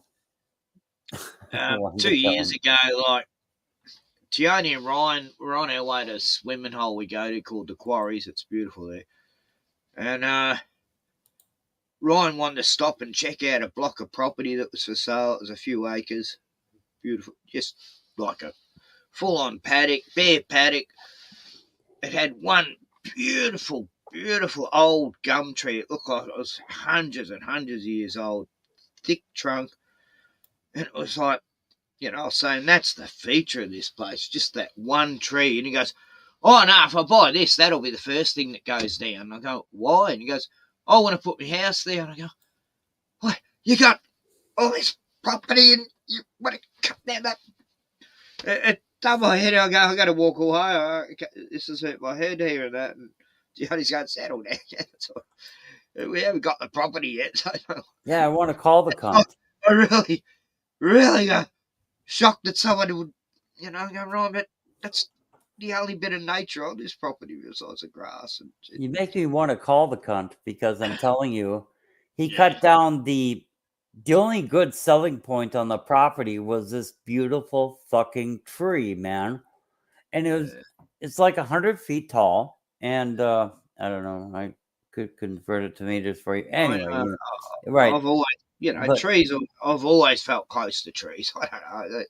But you it's go like, to a place and the tree there, you know it. But a beautiful conical tree, it could be a Christmas tree, I guess. You know, you could, like, if you wanted to, but it was so goddamn tall, right? But I'm just, you know, shocked that he would cut that motherfucker down. And like the bottom branches were like about 6 foot. You could still walk under it, you know. Look, we had one tree at the side of the house here. It was a what's it called? Acacia tree. Yeah, and I will admit it had to be moved because it was all the roots were going under the house and the fences, and it was blocking all the lighting and everything, and it was constantly clogging the gutters, and it was just hanging over, rotting the wood, and yeah, it was like had to go. But I've still got this Banksia tree here. Actually, is that the last tree here? Yeah, that's the last tree. I've protected this one Banksia here. But yeah, we only had to, you know, we had to cut that one down. Well, I didn't. I didn't want to. I wouldn't have cut it down, but I would have worked around it. But I can see the point of why, you know, because it just, and it used to grow so quick. So. Deciduous. My God, I'm so stupid. Yeah, I guess they're called deciduous. Deciduous. Yeah, like evergreen, having leaves, but not those ones you'd see in the old Roman movies. They got those big, long trees. You know, the pine cones, and I don't know the fuck. Yeah, we've got them here, but they're imported from Europe. The ones that have been here for botanical gardens and that. But then we've got the real messy pine trees, you know, that leave pine cones everywhere and the needles. But the needles are good. Like when I had hens, I used to get all the pine needles, you know, the dried out ones. And right. You put them in with the chook nesting, and it keeps all the bugs out. Yeah, all the mites and shit. They don't like pine needles. Yeah. And Meidinger. That was a really handy thing to learn. Randy Meidinger. Yeah, I called him on the phone and said, yeah, I called you a few months back, you know, kind of looking to rent that place you got over there. And he's like, you know, I haven't really replaced I want to replace that sliding glass door, but I didn't. And I'm kind of using the place for storage. And I'm like, well, I'm thinking to myself, well, you own like 7 properties, you know, it's like, you know, I'm not going to like pay rent there. You want to get money for it, yeah. And then I went over, you know, just to look at the place, you know, kind of like try to make him a better offer maybe. And he had cut down the only good tree on the property. You know, it's like 100 feet tall. Yeah, it's like 100 feet tall. And it was a beautiful conical evergreen. And, you know, probably get sap on you if you really walk under it too much. But that fucking cunt is just a fucking worthless piece of shit. Fucking. People own all those manor houses. How could you cut down a tree like that? He get a few board feet out of the fucking tree, and then what? Then there's no shade or anything. Fuck, he's Yeah, fucking I know. retarded. It's my brain when people do shit like that. It's like, fuck. It's the best This thing idiot on his had this. property. This idiot had this housing emission house, and he had these beautiful lemon trees, grapefruit trees. The grapefruits, I used to go around there and get them all the time. And these orange trees, mandarin trees. It was a housing emission house. The government owns it. He's not allowed to do too much to the property. I go around there one day and he's cut down every single one of them. I go, what the fuck did you do? And he goes, oh, I just wanted to check out my new chainsaw. I'm going, you are fucked, mate. You're totally fucking retarded, which he was. And yeah, he actually went crazy, that chainsaw, and tried to hack his missus up, but she locked the door and she called the cops and they dragged him off and he went in the loony bin for a few, and I think it was because I cursed him that much that he, he ended up in the loony bin for a few months. And how dare he cut down 4 beautiful fruit trees? At the base, I would not be able to hug that tree and join my fingers, Yeah. I mean, almost, but that's how big it was. And he cut down that motherfucker. It's just so fucking retarded. Perfectly healthy tree. And is the best thing on his property. It added, in that it was a conical, it didn't add much shade, but it was the best looking thing it was better looking than the fucking house. Yeah. And then he's going to use it for storage. I'm just going to use it for storage. I don't know. Some people, it's like that Tree Venge movie. You know how they really got off on cutting them trees down. It's like they like that mentality. It's like, right. That was shown him. I wish that would have happened to him. I wish that tree would have just fucking attacked him. So how's that? Julian Assange, he walks free. Yay. And other charges and would never be seen again. His fight was against going to the United States. In this plea deal that he's done, I've got the court documents in my hand, he's agreed to plead guilty to a single count. That count is conspiracy to obtain and disclose national defense information, a relatively low-grade felony charge, but it says that he must make his appearance before the United States District Court for the Northern Mariana Islands, a tiny smattering of islands there, but it means that he doesn't go on to the continental United States. There's obviously been a lot of negotiation about where he goes, but he's got to go. It is a U.S. territory, so he's got to go to a U.S. territory in order to plead guilty, but he's obviously negotiated somewhere in there. It's not onto continental United States. Once that's done, he'll get time served and he'll be free to come home. After so many years, what's changed? Why now? Well, I think what we've seen there, and we saw that from Stella Assange, whatever happened to message out there, Snowden? this has taken years and years and years. It's a build-up of pressure. The protests on the street of the UK. It's also been political pressure that we've seen on both sides of Parliament. Since the Labour government got in 2022, Anthony Albanese has taken up this cause. Increasingly in recent times, he's been supported, as you saw there, by Barnaby Joyce and by others, including Peter Dutton, who came round to the message that enough time had passed and it was time to let him go. There was a message put out today, a statement by Julian Assange's mother, who has said this is a victory for quiet diplomacy.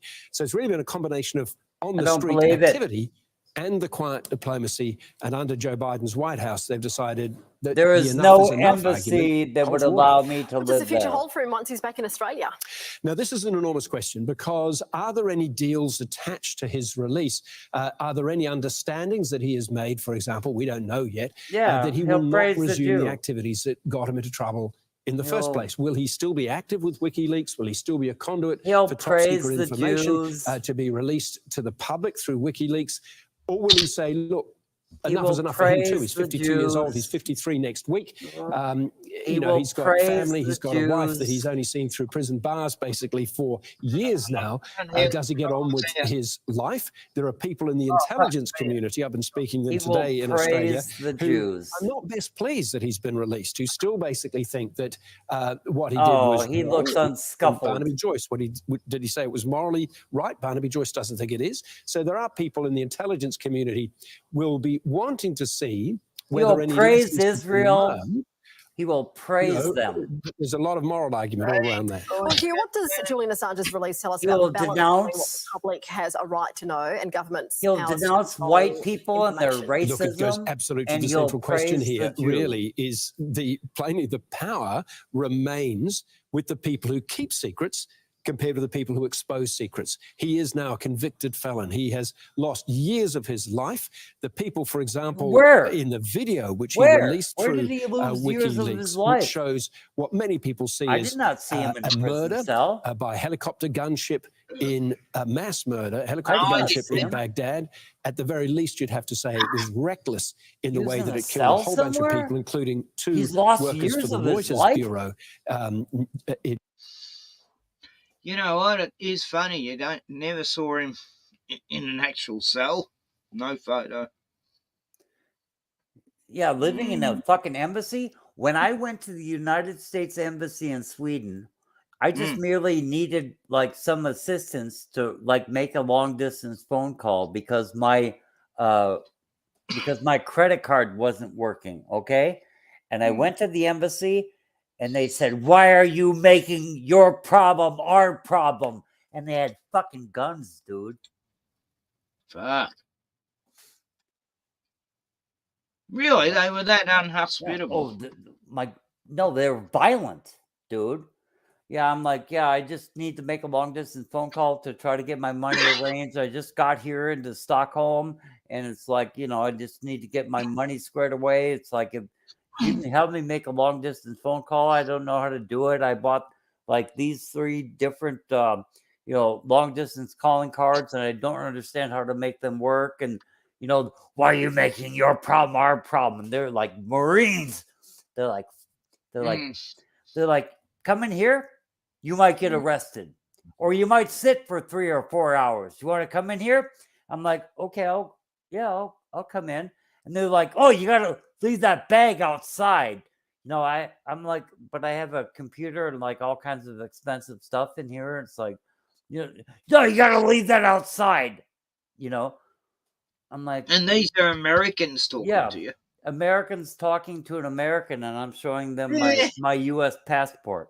You know, they love their job. You know, they got so much power. You know, a little bit of power in their little stupid life. You know. They treated me like garbage. And the American embassy was the only embassy in Sweden, because you have to go down like all of Embassy Row. And the American embassy was the only one built like a bunker.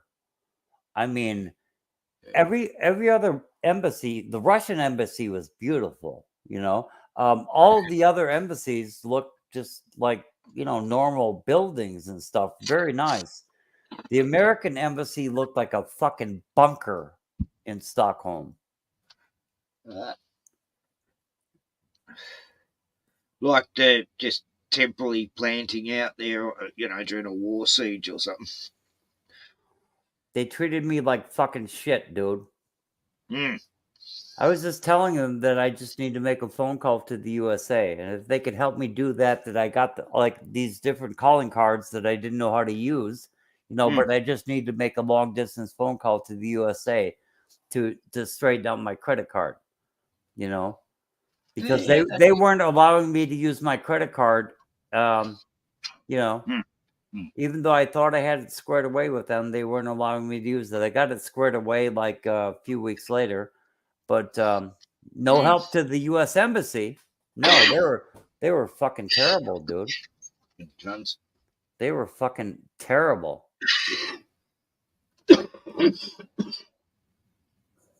Yeah, fucking Sweden. They acted as though I might be under arrest if I actually entered the building. Well,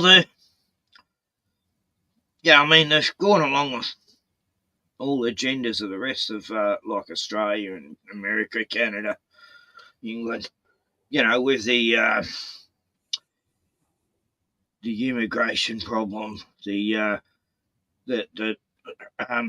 Oslo shooting, that was another one. You know, we had our shootings, they had theirs.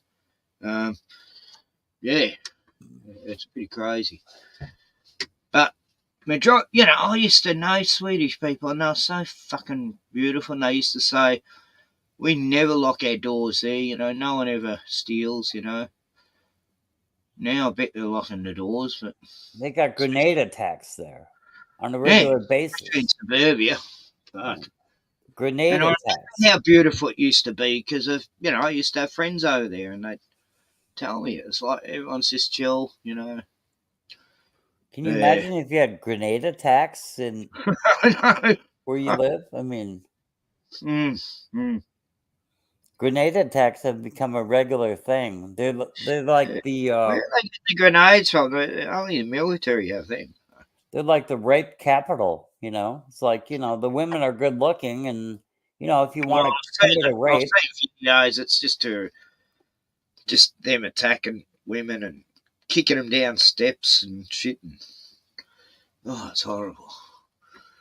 Just, you know, this woman, you know, she's been severely bashed. well, Like in the States here, in the United States, it's kind of become they're normal. trying to kill her dog. This gang's come up to her while she's walking her dog, and they've tried to kill her dog, and she's ran into this little pond to get away from her. And, in the United States, it's they become stabbed normal. her, bashed her, and the dog survived somehow. But, In the United States, it's become rather normal that 3 to 5 men recently across the border, 3 to 5 men will rape a child. That's normal here. Oh, that's normal here too. It's happening here too, Gordon. I'm telling you. There's people who do that. You know, you can't say that. Actually, you got to go. Essayed a child. You're not allowed to say the actual word now for some reason. Yeah, you have to say yeah. Yeah, it's mental because you Yeah. know it's the truth. It's like that's what's fucking happening, you idiots. And An apparently random assault. It's like when you hear that, they say it all the time. An apparently random assault. It's like what? You don't even have any perps in custody. An apparently random assault. Oh, okay. You mean the victim was white, and the person who assaulted them was an immigrant or black minority. Well, we just had another mall attack yesterday, was it, or the day before, in South Australia, in Adelaide. Another mall attack, and it was like 2 gangs with machetes and fucking knives. They're all attacking each other, you know. And shoppers were running, scrambling everywhere because they didn't know if they were going to get stabbed or attacked. And, you know, they not once have said what persuasion they are. But, yeah, we already know from the footage. And youths, they're just called youths, you know. Youths, yeah. Yeah, they call them teens here. They always call them teens. A gang of teens. They have no idea how old they are, right? There's a no gang way of to teens really. or a gang of youths. That's normally what they say. They have no idea how old they are, but they always call them teens. You know, it's just some argy-bargy amongst the youth. Yeah. Amongst the youths. And like people thought they were going to die. People, you know, because there's a big stampede to get out of there, and you know, there's a couple of injuries just from people trying to escape. You know, like falling over themselves. And, oh god! But they know who the youths were. They apprehended them now, but they won't say their names or anything. Muhammad Al Fakar or Wadali or something. But yeah. But you know, they're not the same people as you. Anyway, well, I'm going to get political now, so I better shut the fuck up. Yeah, I guess Dean H said something 10 minutes ago. It's like, why should we pay any attention to Dean H? He says it's on the news. What's on the news, Dean H? No, he said Assange is so fake, it's on the news. He means because it's on the news, it's fake. Yeah. Okay. All right. I agree with that, I guess. I agree. Yeah. It's like Tommy Robinson. He's that big revolutionist in England, the working class East Ender type guy. He's there, a voice for England. Then he gets locked up, but he's in a cell right next to Julian Assange, and they're having a conversation. Whatever happened to Snowden? Like, Whatever happened to Snowden? Don't know. Did he get let out? I thought he got let out. I don't know. Maybe that's that's a Mandela effect. Sorry, I'm getting Mandela effects mixed up. Fucking, and then there's that like Candace Owens. It's like another lifelong Democrat, like pretending to be a Republican, like Donald Trump and shit. They're good plans, It's so insane, Ronald Reagan, lifelong and we've Democrat. got Avi Meni, he's the voice for Victoria, Australia. He's there on the streets, telling the truth about the war over in Israel and confronting Muslims on the street and going there to the side of it and shit. Like all the videos he's done lately, every single I haven't even watched. I've just seen the thumbnails, and it's all about him in Melbourne having a big argument with some Muslim. And he just goes out of his way to find a radical Muslim who's going to start yelling and shit. That's his main content. Tommy Robinson. Yeah, he was another one. He's like this fucker we got in the States. And he vanished for a while, like 3 years. We didn't hear much of him, and now he's back again. It's like, wow. There's this other fucker we got in the States. Rebel News. I mean, there's so many of them. I mean, they run both sides. I mean, Tucker fucker. Tucker fucker Carlson. Joe Rogan. Like, look at the guests Joe Rogan has on. If he was alternative, he'd never have any of them guests. The guy with the eye patch in America here, he's like something America First. He's like this America First fucker, and he's totally fucking co-opted. It's like, it's like, oh, can I take another 5 minutes here to tell you about how great Israel and Jews are? Can I just tell you about that? Can I just, glorify you with how great Jews are? I mean, that's all I'm seeing on every mainstream news. It's just exactly every supposed alternative media source. They're like, hey, they're all on the same side, really. Yeah, can I tell you about the Jews and how great they are? I mean, really. I mean, they're so good all the time. They've never done anything wrong, and we can't criticize them at all. So yeah. No, that's against the law to criticize one particular race, but you cannot criticize them at all. No way. But you can't criticize. You can criticize another, especially white. You can put as much hate on the white race as you want. Yeah, white and Christian. One word that's it's anti-Semitic. They got their own word for that. Anti-Semitic. If you're white and Christian, yeah, you can criticize them all day long. You can ridicule them. You can make fun of them. You can call them all. I mean. Well, it's a bit like cops, Gordon. Not all cops are bad. I've met a couple good cops, and it must be like that in the Jewish world. There must be a couple of good ones. Come on, somewhere. I can criticize cops. There's Christian Jews. There's Jews that are sort of Christian, and they're totally against the bullshit, the discrimination that's been going on in Tel Aviv and all that. Anyway, that's political, who gives a fuck? That's over there. I don't live there. It's never going to affect us, like What happens in Gaza is never ever going to happen in the rest of the world. No way. Maybe it will, but anyway. Yeah. Un momento. It means one moment. Anyway.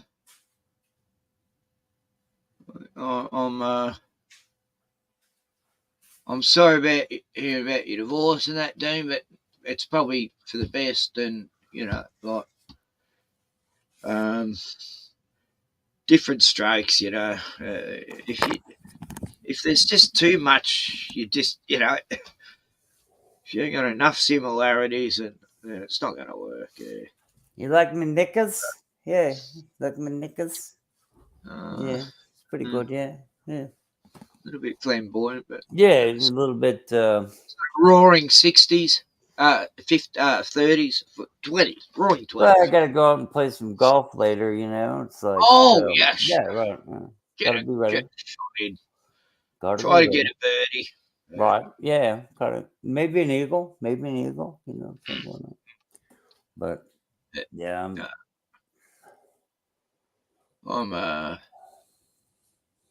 if it's on the news and they're trying to make that person out to be a hero, then they're probably just working for the man. Simple as that. I don't know anymore. I just don't know anymore. The more I know, the less I know. That's all I know. I know not a lot of stuff about not a lot of stuff. These people are fucking killing me, I swear to God. All I know is that most people I know don't know much, and it's like, why do I know more than those people who don't know? And it's all about knowing and knowledge, and knowledge is like the greatest gift of God almost. And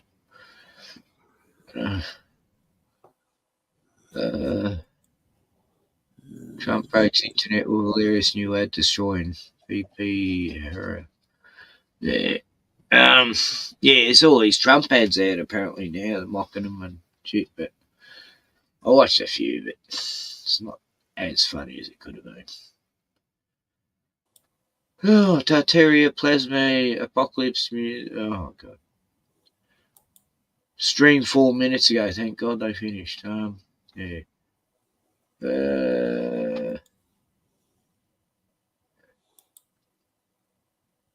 Yeah, I don't know why everyone I used to follow just not showing up anymore.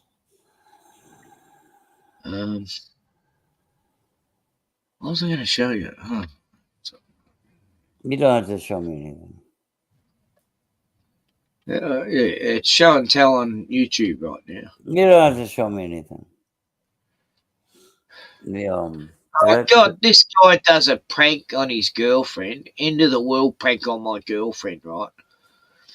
And he has this signal on the TV, that he set up, using his computer or something. It's got like an emergency signal and goes, honey, come here. And she goes out and she goes, oh, I'm not falling for this. Anyway, I'm fucking crazy. The joke just failed drastically. She didn't believe for 1 minute because this cunt's played too many tricks on her. I've seen that so many times though on YouTube. It's like, what the fuck are they doing? That's stupid. I mean, you could pull up any car find and it's like, that's fake. And you could pull up any, we rescued this, this puppy dog that's, worth like $1,000, it's like, we rescued this puppy dog. And it's like, yeah, it's like, I should do a mock video and I'll do a video where Bruno's in the bushes. I'll put all these like branches stuck to him and mud all over him, and I'll have sad music and I go, look what or I'll put, this is the most beautiful humane. What is that wrinkly dog? But like Dodo did this thing on this like wrinkly dog. What do you call it where they got wrinkles all over them? And it's like a very highly sought after breed, and this is just a Oh puppy. yeah, I know them ones. Yeah, they hardly got fur on them and shit. Yeah. No, they got fur on them. It's just that they're all wrinkly in that. Yeah. And then Dodo goes out there and they pretend, oh, we rescued this puppy. Or they Oh, had, not the Dodo. Oh, for fuck's sake. yeah, it was like a Dodo video. You know, Oh, and they pretend to go out and rescue this dog, and you know, it's like, yeah. why would you abuse that animal? Nobody abandoned him. You know, Yeah. they'd like Yeah. bring him somewhere and be like, you know, give me $1,000. They'd be like, okay, yeah. I'm going to do that. I'm going to pretend I find Bruno in the bush. Look what happened, and I'll put on, you know, and then I'll have sad music, and I'll take him home. Oh, he's very friendly, and then I'll feed him, and I'll have sad music. He hasn't eaten for 6 months, and even though he's so fat, but and I'll make out it's like I just saved a poor homeless abandoned mastiff in the bush, you know, like it's got to be clickbait, of course. Then I'll go, of course I didn't, you fucking idiots. I'm not one of these stupid video TikTokers, and he's, you know, it'd be good to fake that sort of shit to mock the fakers. You know what I mean? Like, so it gets the pet dog. It just, You know, somebody notices that their 67 Plymouth Roadrunner needs a wash, and so like, oh, let's do a video and we'll pretend it's a barn find, and we'll put like a bunch of like sticks and stuff and pretend it's a rat nest in the glove compartment, and you know, we'll just spray it with some sugar water, that and looks dirty. we'll spray all the seats with sugar water, and then, you know, throw some dust on it, and it'll look like it's been sitting there for a long What time. they do. That is exactly what they do. You know, it's like, look at this. Yeah, he said, look what a hero I am. Look what a sensitive, caring person I am. I've saved this. Yeah, I just happened to go out to this old man, and I said, hey, could I just take a look around in your barn? He's like, yeah. I was like, if you want to buy a few things, that's fine. He's like, oh yeah, I found this car in here. Yeah, 67 Plymouth Roadrunner. It's like, yeah, oh yeah. It's like, yeah, you can have it for $500, and then they're like making a video like this is a real thing, and that they found this 67 Plymouth Roadrunner. I don't even know if that's a car anymore. It's been so long since we have had good cars on the road. But anyway, let me look it up. 67. I don't even know if that's a fucking thing, dude. I don't even know if that's a thing. 67 Plymouth. I think I was thinking of the Barracuda. Anyway, yeah, I was probably thinking of the Barracuda, but just saying. Who made the Roadrunner? Anyway, doesn't matter. Warner Brothers. Warner Brothers. Right? Probably Warner Brothers, you know, probably something from a cartoon. But no, probably the Barracuda. And then they'll act like they found this fucking great car, and then they cleaned it up over the, you know, they show you all this cleaning process because they made it dirty to begin with. And then they clean up this car, and then it ends up, it's like, what the fuck? Did you paint it too? Or what? Yeah, they just buff it up a bit with a bit of mud and shit. Oh, look how clean it was. That dude protected. Then they're acting like they found this mint classic car, you know, and they got it for like a couple $100, and, you know, in a barn find, you know. It's like so retarded. I don't know. Just crazy. I was trying to find this video.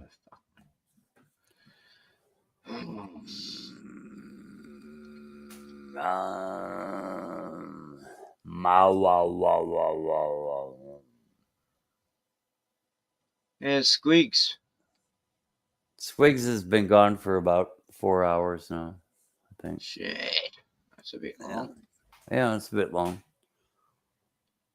It is. When did I see this video?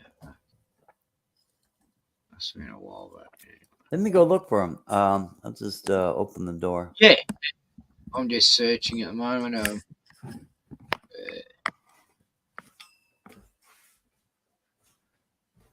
So, what was this? What was it called? What a family.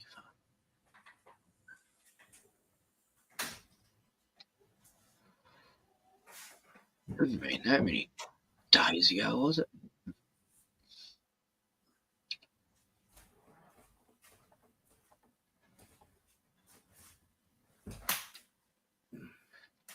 Where is it? There's on this video.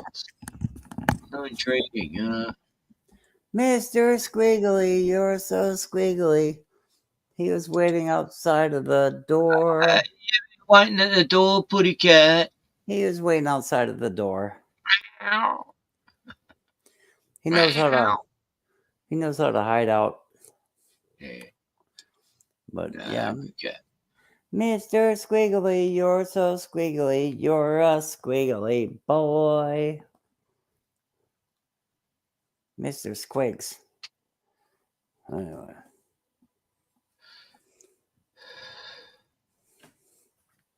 You get.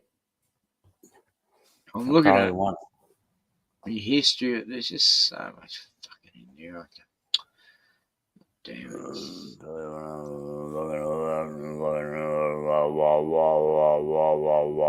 I'm a didgeridoo. Is that what they sound like? Wah, wah, wah, wah, kind of thing. I wanted to see what that was about. It's been going on for decades, but the feud between Roger Waters and David Gilmour hasn't slowed down one bit. In fact, the war of words just reached a new, brutal milestone now that family has even joined the fray. So what put another brick in... Just the voice already turns you off this channel. Like, yeah, there's stuck with voice posts. Plymouth, in the wall Plymouth made a between road these runner. pink floor. Anyway, never mind. Don't care. Yeah, Plymouth Road. I'm sure there was a car called that. Yeah. Yeah, Plymouth made a Roadrunner, and they made the Roadrunner Superbird. And anyway, so this isn't going to show what the real feud is. I just know it's going to be such clickbait. No, I don't want to see it. I don't know. No, it's not on. What are you fucking doing, you stupid? It's not on Roger Waters' channel, so it can't be very important, otherwise he would have covered it, but yeah, so it's just clickbait. Yeah, fuck those cunts. 3 watching right now, apparently. Right on, channel. It's like, who are they? That would have to be 2. Yeah, I don't have you on another browser, so 2 people are actually watching you right now. There were 5 earlier, there were 5, yeah. No, I don't believe it. I don't believe it at all. I don't know who the 5 were, but they were there. So 2 people are actually watching you besides me. Yeah. Yeah, so that's cool. Yeah, it's pretty incredible. Yeah, we're going viral and shit. Well, anyway, I'll have to catch up with the latest. My name's Natasha Peterson. My name's Shaylee Swenson. And we're on Hell's Revenge. And welcome to Jailbreak. Nice. Oh, you're killing me.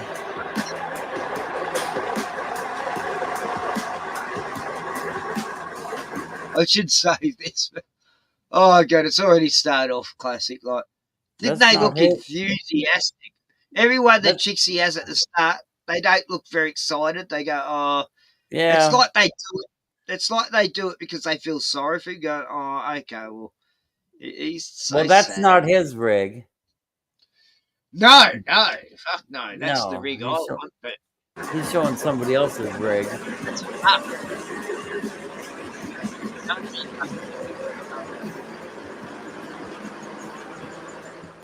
So here we go. Another video from Moab, Utah. But this time around, I'm going to show you the biggest, baddest, undisputed heavyweight. You know, his voices there reminded me of, Cole Dunnigan when he does Sylvester Stallone. Right. Okay. Yeah. Yeah, it's sounding like when he's putting that voice on. Yeah, Stallone here. So, and this is how he sounds. It's like he's putting on a voice. It's like, it's so obvious now. Like, thank you, Carl Dunnigan. King of Moab, Utah. Period. No other truck can claim what this truck can claim. Nobody else can do what this truck does. Period. Yeah. And we're going to Certainly get to not that. you. Moab is Yeah. a very specific place. It's considered the mecca of four-wheel drive, and lots of people build the most savage place in America. He's like, thank you for letting me hang out in your parking lot. That's what he's doing. Hey, that guy's got a car a bit like mine in the background. It's a Toyota Hilux, I think. Anyway. Yeah, he's like, thank their you for trucks letting me all hang out in season your long. parking lot. And they're going, oh, look, this poor guy's a bit of a, let's just, let's entertain him. He looks like he could go a little bit loony or something. So just, I guess just there's feed some him. nice rigs. He found some nice rigs. There but must be some sort of rig show on it because there wouldn't be that many all at once. I hope Richie goes just to broke. take it out to Moab and test it against the gravity-defying falls and the crazy slick rock and the jagged rocks and the canyons and everything else. Richie. And a lot of them don't make out too well. I've seen way too many rollovers in Utah over the years. And the reason for that is you've been simple. there for years. Moab has a lot of places where there are trails that have incredibly steep drop-offs on either side. And if you don't know the trail or you don't know exactly what you're doing, this is what can happen. Wow. Now, we're talking regular-sized SUVs and pickups that are turned into buggies or truggies with full roll cages and things of Doesn't it make you feel like a man when you're watching this? Like tough cars, hot chicks at the start. If you're lucky, you'll find some chick, without you knowing, having a pee in front of you with a camera. No, it's like that nature. Kind of gay. And sometimes you've got the guys in there with the full-size pickup trucks, and they do what they do, and it is what it is. But here's one thing that goes without question. The larger you make the truck, the bigger and heavier it is, the more difficult and incredibly dangerous this entire thing becomes. What? What's so into that? So, did you get that? Yeah. Like, the heavier, the bigger the truck is. Yeah. So what are you doing there, fuckface? Like army tanks, they're really heavy. They're big, but they're sort of not made to break down and shit. So I don't know if you get many troubles with a big giant army tank or something, or those big giant trucks they use in the mines. They're gigantic. Like. I don't think they have much trouble because they making the bill because I don't know how many flats Richie from Boston can afford, but that's at least $2,000 a piece. That's why he goes over it so gingerly all the time. He doesn't want to blow his money out. Yeah, it's like that's at least $2,000. That's at least $2,000 for one of his tires. 37-inch tires they are, Gordon. 37. Is that his rig? I don't know. I've forgotten now. Yeah, I don't know, but a rig's a rig. He's got some expensive tires. Well, he got the exhaust engine a little self-gratification. Oh yeah, but to Mike, bigger is better, and there was no convincing him of otherwise. He was building these trucks. All of them were made by the factory, for the most part, to be off-road, and then they are, quote-unquote, enhanced by the owners. Enhanced. It's another one I got. Gordon, we got to remember that, quote-unquote. Why is he showing somebody else's truck? Yeah, he's His truck must be in the shop. I don't know. I could do that. I could go and show other people's rigs and go, yeah, look at this. Yeah. I'm near this big truck and that right now. Yeah, I'm standing outside of I'm this. standing next to a big truck. Look how tough I look. Posing with it and have women come out and give you flowers. Like myself and many others. But this truck and this actual fleet of trucks is on an entirely different playing field. It is insane.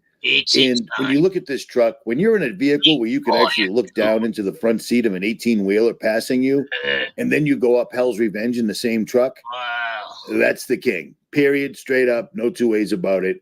And I'm going to show you the truck. I'm going to show you the God, owner. I hate this and then we're guy. going to take this truck on a hate him. I don't sunset care. trip through fins and things in Hell's Revenge. This is the entire package, doing that ladies and totally gentlemen. honest, So here, honest, as they say, we go. But first, in the next video, you're going to want to check this out because I'm going to be giving away a Bone Valley handmade knife sheath and a Bone Valley saw. I forget the exact name of it right now because I'm an idiot, and that happens. But Well, I gotta show Puck this when I finally get back online. Yeah, Puck Alpha would be impressed with that shit. I'll tell you I'm that. gonna say, Puck, tell me, is this knife a good quality one? Because you are the fucking expert, mate. And I think Richie got ripped off anyway. in the next video, all you got to do is comment to win. You don't have to buy any merch, none of that crap. Comment, and you can win a $500 handmade knife. Or not. But here we go. Here's Mike, and here's Big Iron Tours. So if you've ever been on the Slick Rock of Moab, you may have seen something like this. This is Mike and Brutus. Mike is the owner and operator of Big Iron Tours. And Mike is very embarrassed. I don't know why. He just doesn't like me being around much, but I'm trying to be friends with Mike. Yeah, Squiggly, behave. is a two-time Iraq veteran. He's a helicopter pilot, which has nothing to do with the military. And he's the owner-operator of Big Iron Tours. It's veteran-owned, veteran-operated, and they do some of the craziest things in the biggest machines running on the Slick Rock, period. These trucks are on 53-inch tires, which make my 37s look like child's play. So I actually went on a sunset tour with Mike. I got to meet the people on the tour, and I videotaped everything. But first, let's hear from Mike and how come he decided to go this particular route. Being a helo pilot and all, you'd think that he'd want to stick to something like that, but he told me it was just too high stress. And apparently this is a lot easier to do. Okay, I'm here with Mike, and this video has been 5 years.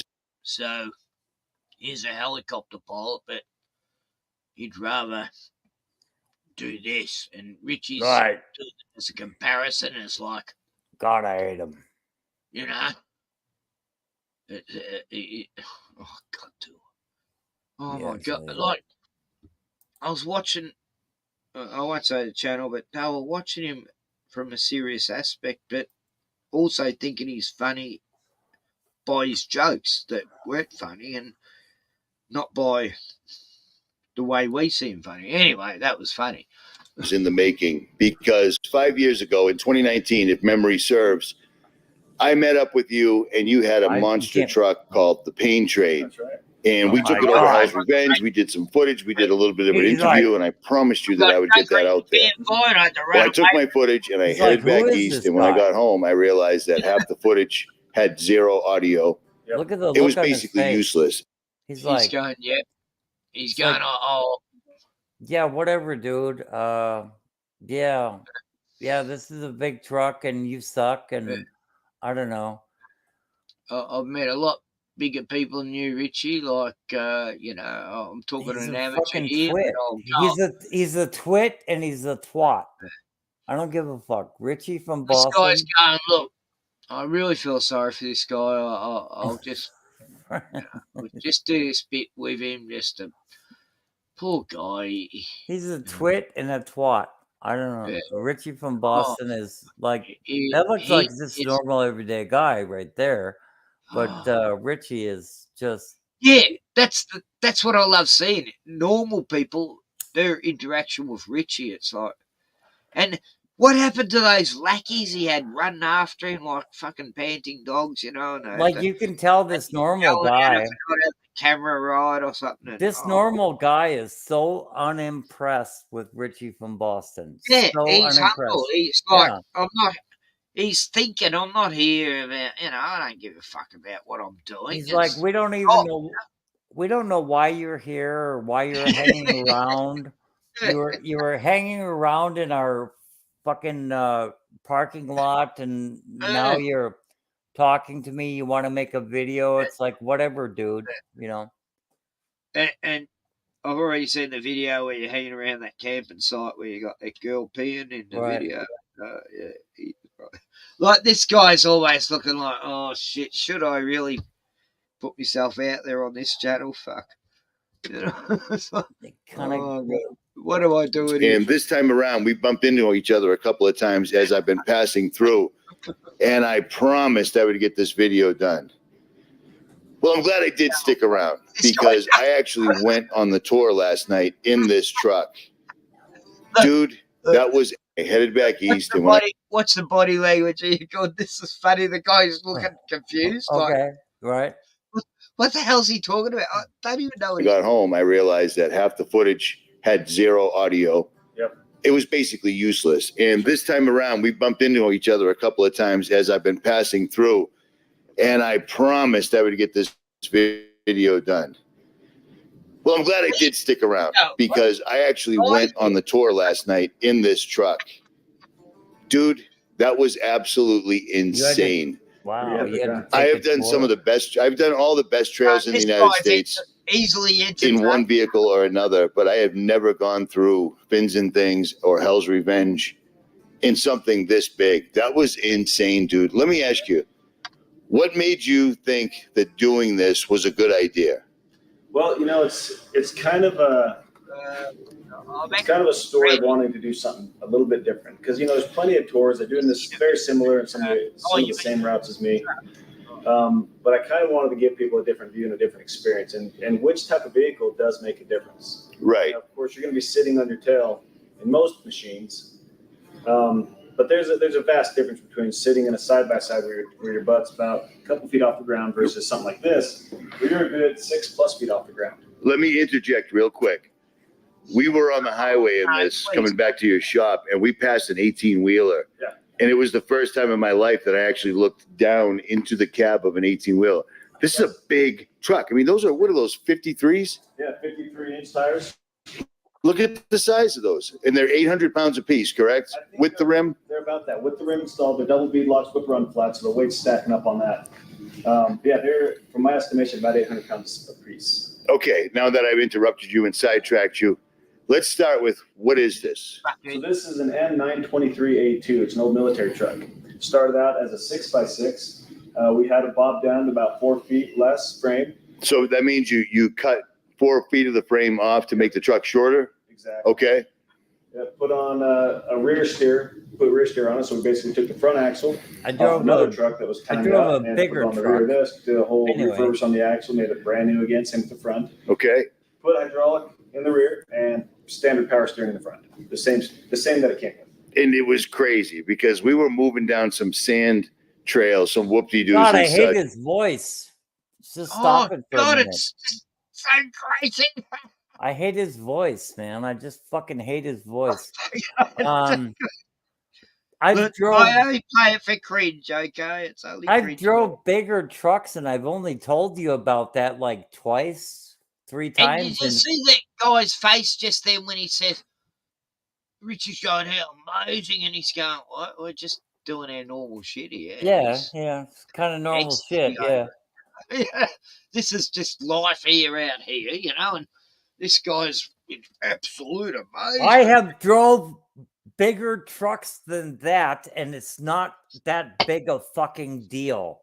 It is. It's just not. Jesus Christ, I'm so angry right now. I knew this would trigger you. That's why I played it. Okay, great. All right, excellent. I do that to Daddy too, because she cannot stand this.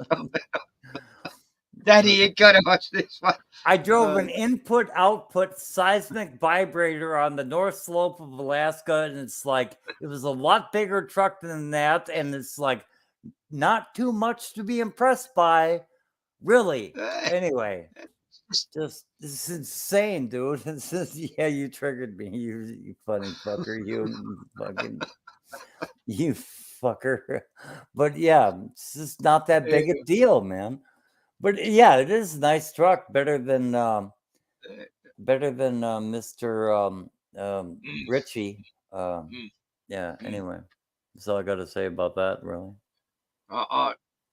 It goes for 40 watt. Look, I'll play a little bit, and then we'll have to have intervals. You know. Right. That you can have fun on, but you can also get in trouble on. And this thing, I mean, we were rolling, dude. Where's he got to get in trouble? And I mean, the way you were steering the front and rear at the same time was pretty epic, man. It was pretty amazing. It sort of gives you a bit of a, when you kind of come up on somebody's little side. Like, when you feel silly in the back of the truck anyway, like, to you, that's a big experience, being on a big truck or something. I don't know why I'd go out and pay for that, you know. Maybe just to see the scenery, but it'd be funner. It'd be more fun than driving around with Richie. Oh, fuck it, yeah. At least there'd be some people on there you could go. They're not going to do my head in, at least, you know. Banks where the trail just naturally tilts. Yep. When you use that with the rear steer, it kind of gives you a bit of a snap roll moment where you just kind of go, oh crap, pop. And that's crazy. That's crazy. So this is a military truck. What year is it? And this guy, he's using, to escape from the insanity of Richie, he's just reverting back to the technicalities of what he's doing. He's talking about the tech. He's escaping there. Okay, I can handle this guy. I'll just talk technical shit about it. Right. This one is a 1990. 1990. Were you in the military? I was, yeah. I did 4 years in the Marine Corps. Well, maybe that's probably what the banner directly arms crossed, defensive mode, you know. Behind you is representing. Yes, that's my unit. 3rd LAR. I forgot that was even there. That's badass. Light armored vehicles with the. So 3rd LAR is the light armored battalion. And those are the guys with the guns that are dead nuts accurate. 25mm chain guns as turrets. Chain guns. Now, I mean, we're in your shop right here. I see a helicopter on the wall. Did you fly a helicopter in the military, or were you infantry? So I was infantry in the Marines, but that's where I learned I wanted to fly helicopters because I got the chance to fly in the back of a big, Marine Corps bird. Right. And holy shit, that changed my world. That gave me a new addiction. So I ended up, while I was still in the Marine Corps, I had a couple years left, decided I had to fly. Ordered all the books, all the information, just kind of studied up on helicopters until when I eventually got out, I went straight to school. Richie's going, I wish I had been in the military. Damn these guys. School, privately, got all my ratings, got all my certifications, flew for 6 years, and then ended up starting this, getting away from helicopters. You learned how to fly a chopper from books? Well, I went to school too. Yeah, bitch. Yeah, I went to school too. Yeah, I went to school, unlike you. I was going to narrate what. Right, exactly. It's like, what the fuck?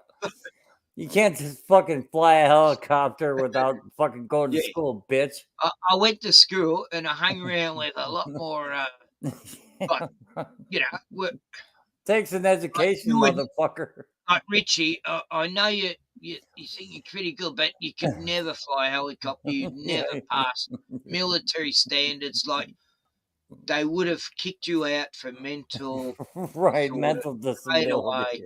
And that's where you're at. It's sad. Anyway, let's hear what he really says. Right.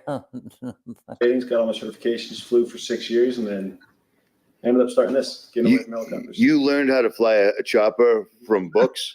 Well, I went to school too. So I learned a lot of the ground information, a lot of school type knowledge.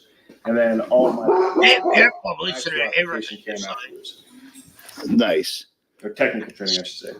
So, and then after that, you decided the helicopters weren't scary enough. You wanted to take the biggest machine you could possibly find and do the scariest trails in Moab and fill it with people. I know. Well, we did that last night, and it was phenomenal. The people were so happy. The one thing is, I sat in the front with you, and I actually know the trails. The people in the back really couldn't see how bad it looked from the front, and I guess that works to your advantage. But man, you were doing it basically eyes closed, no big deal. The view they get is, because they're so far up and the truck's so big, they can see all the way across and outward of where we're roughly going. Right. But once we get to it and the details can show up, they don't see the immediate details. So when that front end suddenly dips, they're just like, right. So it's kind of exciting for them to not be able to estimate exactly what's happening from moment to moment. It was amazing, man. I mean, I did not realize how well these things would handle. You put new rubber on these, and you broke them in. You aired them down. God, it was just absolutely phenomenal. Okay, so when you originally started this, scuttlebutt around town was, that ain't going to work. That's not going to happen. It's going to be, something horrible is going to happen. Well, since I saw you last, you don't even have the original truck anymore. Mm-hmm. You've moved on big time. We've upgraded our trucks a little bit. So there was some naysayers that thought it was a bad idea. Even people personally that I knew in my life that thought, hey, this might not be a good idea. So that's equipment. Like, it is capable of off-roading, but probably wasn't designed specifically for that.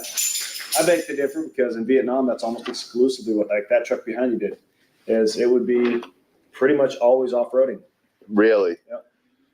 Yeah, I mean the roads that they use in Afghanistan and Iraq are what we would consider Moab. Yeah, off-road. Yeah, Richie's been to Afghanistan. He'd know all about it. Like, hey, let the guy who's been there tell the story, Richie, you fuckwit. Yeah, I know. I would just let him talk. Right. And they're up rocky trails, and they don't exactly. I haven't been to Moab. How do you know? Like, get fucked. I would just let him talk all the time. The guy probably told him early, and that's why he's referring back to that. Like, but he's making out he knows all about. Once Moab. I got this guy to talk, I would just let him run. I would just let it go. Yeah, play on. Yeah, play on. He's got enough of a story to tell. That much more interesting than Anthem Richie. But Richie from Boston is like you won't fucking let him.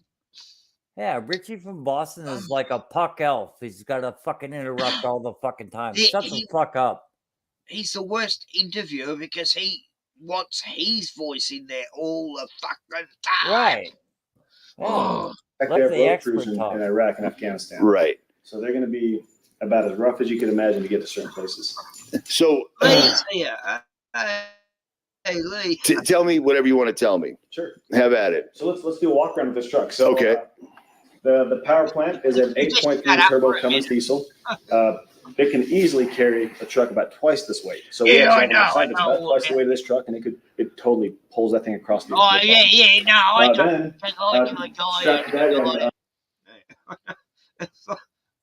This is the longest the guy's got to talk. I think so. Right. Yeah. 5-speed You'll probably interrupt. Transmission, automatic. And then the original axles, we've got the original transfer case. So the stuff that would have been on this during Vietnam type era was all the Rockwell equipment. Okay. Relatively very, very few leaks you'll ever track from this truck. They're pretty sealed tight after we've gone through them. We did put an aftermarket exhaust on because we didn't want a loud vehicle. We did that for the sake of being able to have a casual conversation with the truck on a tour. And also for the, all the locals and all the people who are going to be around this truck and not necessarily in it, they don't want to hear these things. They don't want to hear the noise all the time. Right. So we, with all of our trucks, go out of our way to make sure it's quiet because the goal is not to be loud and obnoxious. And I've noticed there's some people out there that they'll make it the opposite way. They go as loud as they can. Yes. Yeah. It's just annoying because there's 150 loud vehicles on the show every day. Right. It's just to the point of, come on. So yeah, we don't want the trucks out and loud and obnoxious like a certain Richie. person. He keeps talking over. This is fucking retarded. He's just fucking retarded, man. He's getting better and better all the time. But no, like, give us a walk around, and if this guy was giving me a walk around of this truck, I would just shut my mouth. I'd say, yeah, you tell me all about it. Yeah, run on. Yeah. I don't know anything about this truck, so I'm going to let you tell me about it because you know, I might interrupt and say, "Oh yeah, I know a guy who had a truck like this." He did show the transfer case, and he did like walk under the truck, so that's kind of I cool. know that was Yeah. like probably his most grand moment. Right. It's probably his. That was good to see. You know, Yeah, like it's seeing his that in front of highlight. Actually, he's trying to help out a little bit, but he won't shut his fucking mouth. Yeah.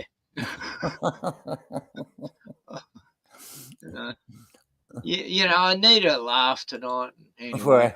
This is good, you know. It's like, I hadn't watched this yet, but it's been. right. It's When did good. you put it up? 12 hours ago. Yeah. In the truck. In the truck. Shut in up, the bed Richie. that you bobbed. You shortened this thing Richie, 4 let him foot. talk.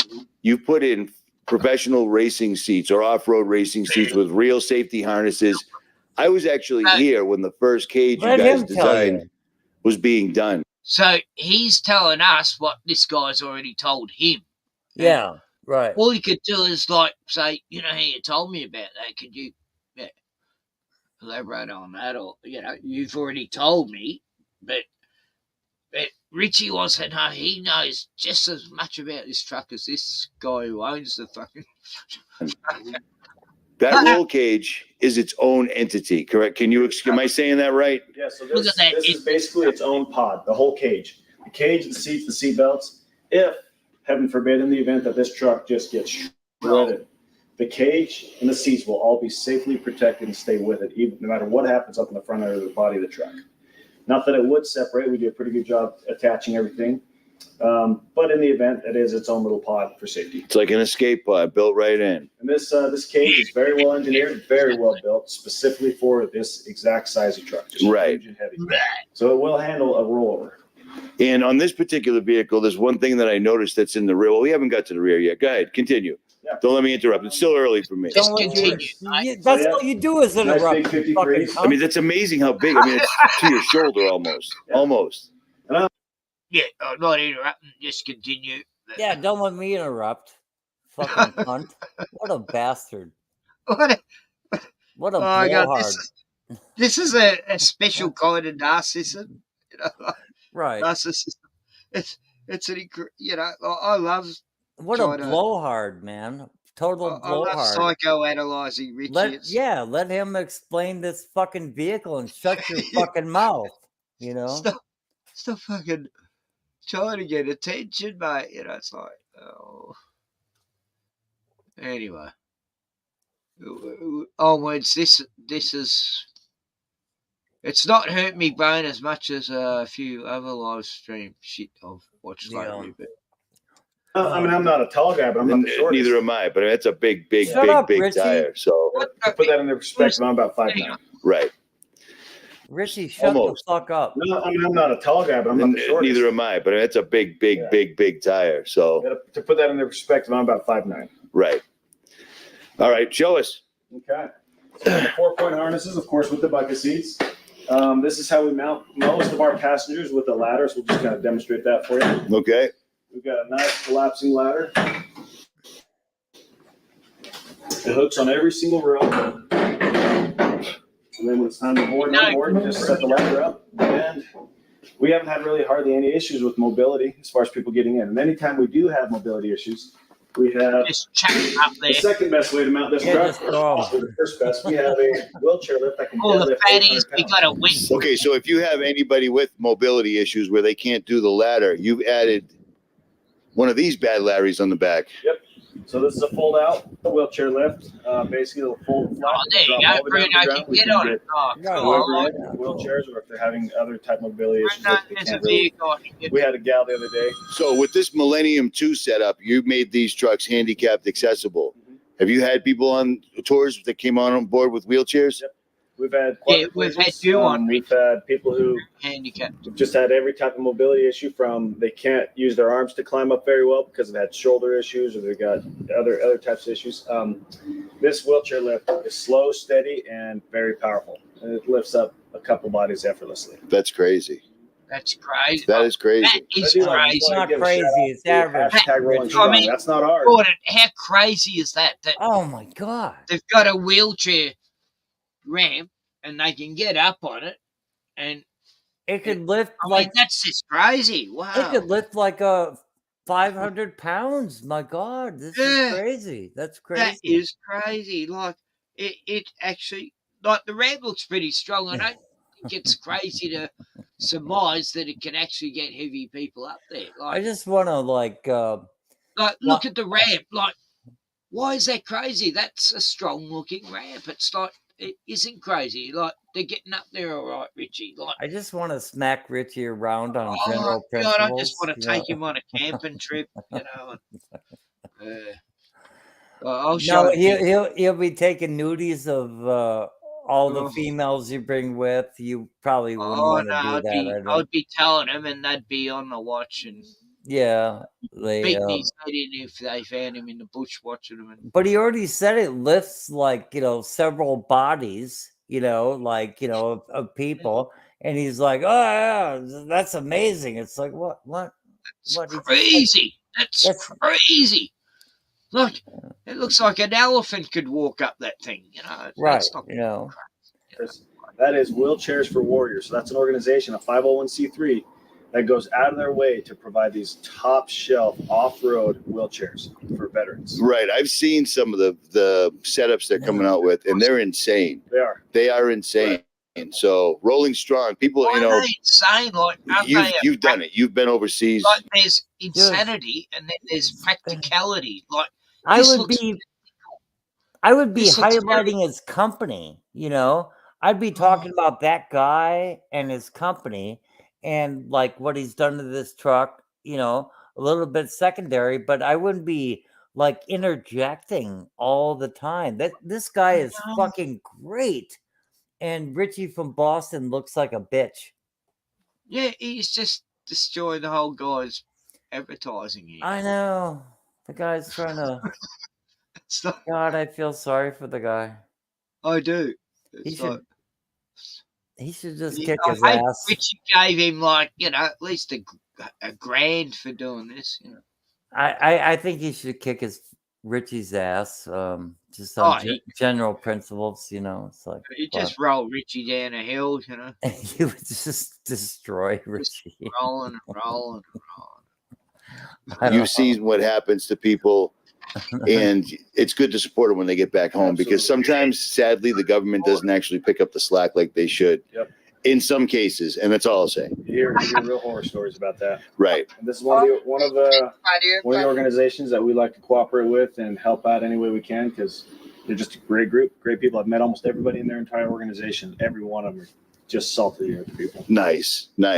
I love the license plate too. It took me a minute to decode it. Tons of fun. Yeah, the little 7-year-old girl that was on there figured it out right away. I'm like, yeah, it took me a day. That little 7-year-old on here last night. She was awesome. She was awesome. Nothing got over her head. Nope, not at all. Oh shit, he's looking at the 7-year-old. We're looking right at it. Yeah. That's the rear steer. So there we are. That's the package right there. That's what really sends this truck over the edge. Hopefully not literally. But not literally. But yeah, I mean, the steering on this thing gave you capability that was insane. Like I saw it in action, and you were wheeling it like it was second nature. No big deal. Driving the group in the truck and steering front and rear. That's quite a bit of things. It's a lot going on. You feel like you're a train conductor for the first while. Pretty soon it becomes natural. But yeah, so we of course always overbuild whatever we're doing. We want to make it stronger and more powerful and more tolerance than anything we'd ever possibly need. Right. For two reasons. One, it's going to reduce maintenance substantially. Two, safety. Right. Safety's second, right? Did it take you? Scratch that. Did it take you a while to find somebody to work on the truck that you were actually comfortable with? They'd get it done for a decent price, but in a time frame, in a timely manner. I got lucky. I ran into a group called Midnight 4x4, and those guys, they flat do solid work. I mean, Boise Equipment as well. They do excellent work. I've had a very long standing continuing relationship with both organizations. Nice. Boise Equipment, Midnight 4x4. I'll tell you what, they do put out a good product. It looks beautiful. Everything that's under here is beautiful. You know what I mean? Mechanically speaking, the truck looks brand spanking new. Yeah. And I mean, you've got a massive, is that a 6x6 in the back? The white one? Oh, it's a 4x4. That's a 4x4? That's a massive truck until you see this. Yeah, forgot what it was. You know, he told you earlier, and you thought it was a 404. It was a 606. You fucking idiot. Oh God. You still yeah, I just hate his voice. I don't know. Did I mute myself? No, I'm still here. But yeah. I know He's insufferable. I don't know. I can't really take it too long, but anyway. Thanks for the intermittent breaks, but yeah, Richie from Boston. we need it. You can't watch a whole video all the way through. It's just too much. I did that one stream, and No, I would just tell him what I want. It's like, give me a rundown on this vehicle and do it from top to bottom, and I'll pay you like $100, $200 and, take a few minutes and you just talk nonstop, and, maybe I might cue him. It's like, oh, what about this? Or what about that? But anyway, he'd just like talk nonstop for like 20 minutes or something, it's like, and talk about himself and his company. And it's like, are you trying to interview this guy or interrogate him? It's like, get the fuck out of here. That's what I'm saying. He doesn't know how to interview anyone. Yeah. So there's these interviewers who, Lee's telling us to stop picking on Richie. Sorry, Lee. Look, I was just thinking, I wonder if Richie knows how many people, like, I can't be the only one who just shows him as comedic value on a string, like, there must be hundreds and hundreds of people out there who show him as a joke, like, hey, let's, I can't be the only one who shows Richie streams as comedic relief, there must be hundreds of That's kind of hilarious. Stop just that alone. And Richie, he wouldn't have a clue probably because he wouldn't know my chat or. He's so easy to hate, though, Lee. Oh God. No, he but make it hard not to. I mean, Richie from Boston probably can't do the maintenance on his own vehicle for the most part, and then he's like talking to some guy that like gets these monster creations done that are just like completely grand, and let him talk. It's about his rig, not yours, Richie. It's about this guy and his company, not about you, Richie. Shut the fuck up. Have you ever seen Richie like camping, cooking a meal? I don't think I've ever seen a video of that. No. Actually eating campsite meal where he's cooked himself, and I think all he eats is McDonald's, Kentucky, something like that, right? But I mean, is this an interview or an interrogation? Let the man talk. I mean, you act like, it's so retarded. But Lee, Mr. John Palmer, what do you think about the topic? I mean, this guy is more serious than Richie in his life in general. He's more of a dude, you know what I'm saying, dude? But anyway, what do you think, John? Yeah, he's a very serious dude, this guy. Yeah, he's got a real company. He's got that military way of thinking too, Yeah, like he's brought up army, He's certainly not a Richie from Boston, and Richie's been brought up with granny and having cooked dinners all his life with mum. He's doing tours on the Moab, but it's kind of cool. Anyway, let's see the rest of this truck, I guess, and this next to it. Oh, yeah. It's just it's insane, dude. It's insane. It almost doesn't exist. It's insane, dude. With this thing. I love your Let shop. him This talk. is like a pharmaceutical place. Yeah, I will stab you with a knife. It's nice. It's nice. All right, go. You want engine bay? What do you want to do? I want you to shut up. Whatever you want to talk about, because I will keep distracting you and sidetracking you for no reason. That's what I do. That's what we're doing here. Getting I will questions. stab you. So yeah, it sports a 70-gallon diesel tank, with which a knife. I really don't have to fuel up too often. It's surprising how far this truck will go on 70 gallons. Wow. It's unreal. Like sometimes it's so far, I go, oh, when's the last time I put fuel in? I better check. And it's always got plenty of fuel. Wow. What did you say about the tree?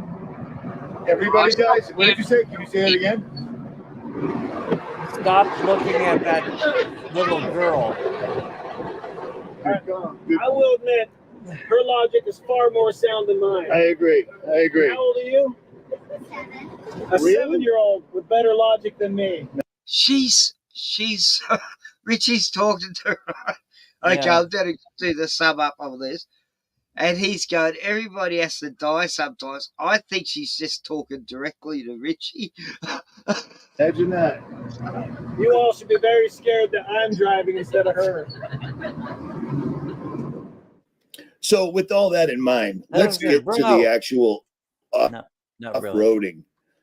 And unlike the dudes I've rolled with that are in the service industry, we'll call it, in Moab, Mike actually cares about his the people that pay him for his service, to the point where he literally picks everybody up, all the guests that are booked for the tour, for the night, the day, whatever type of tour it may be, because he offers all types of different tours. You can find them right on his website.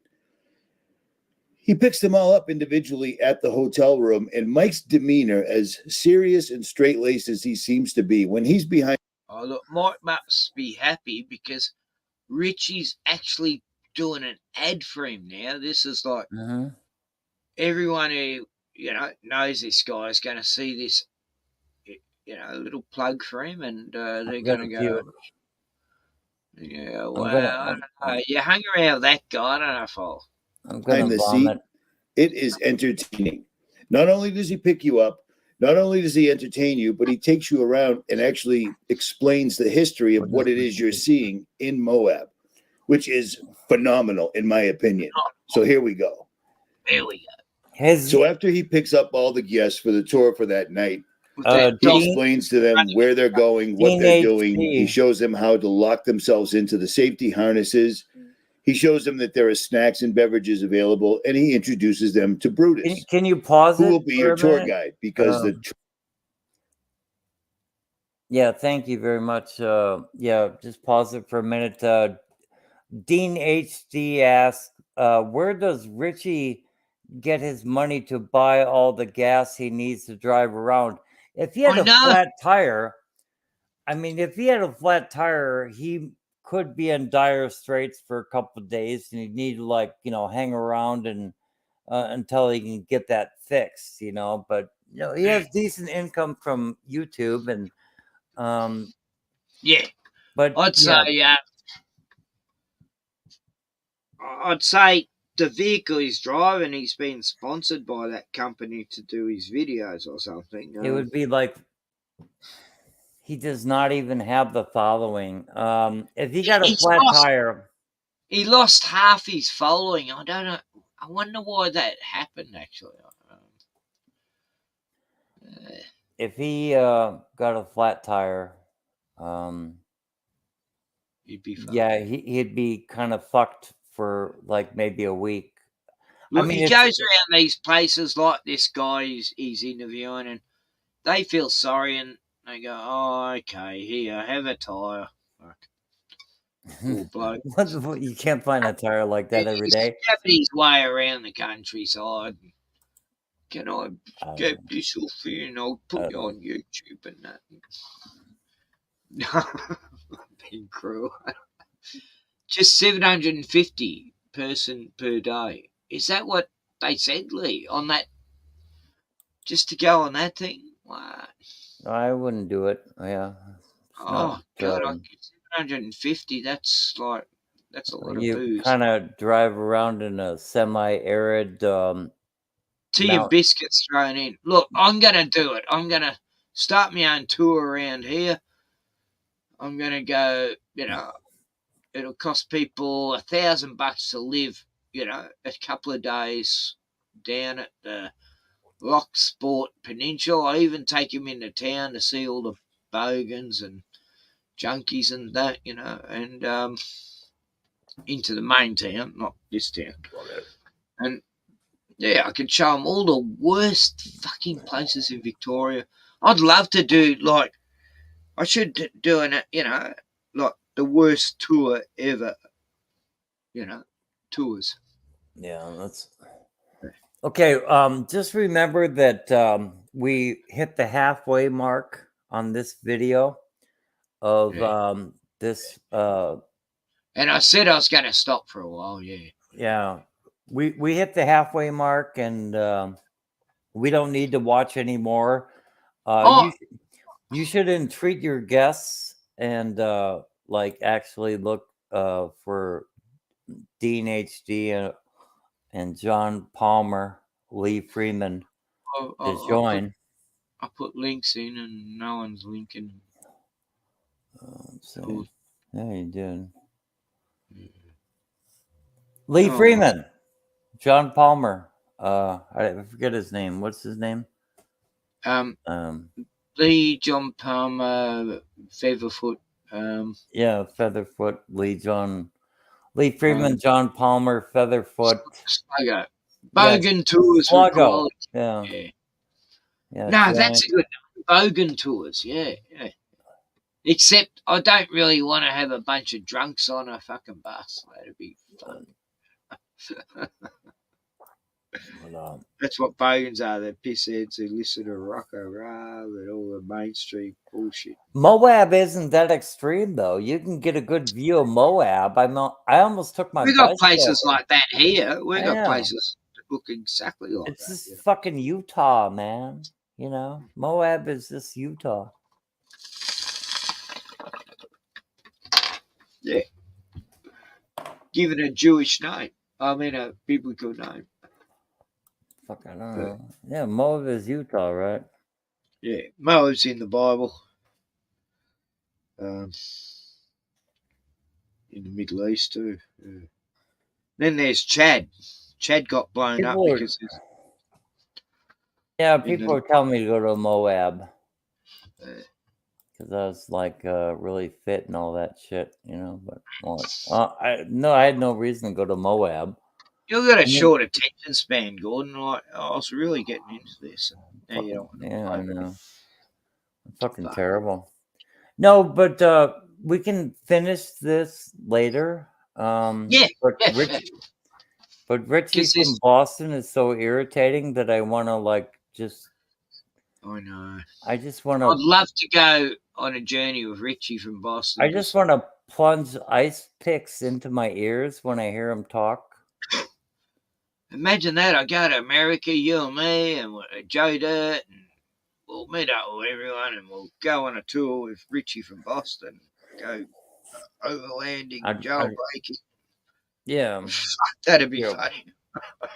We'll pretend we're fans, We'll do a prank video where we're biggest fans of Richie, and he'll go, okay, I'll hang out with you, and then we'll get in and hang out with us, and we'll have we'll make him fucking survive in the bush, and it'll be a survival video, episode.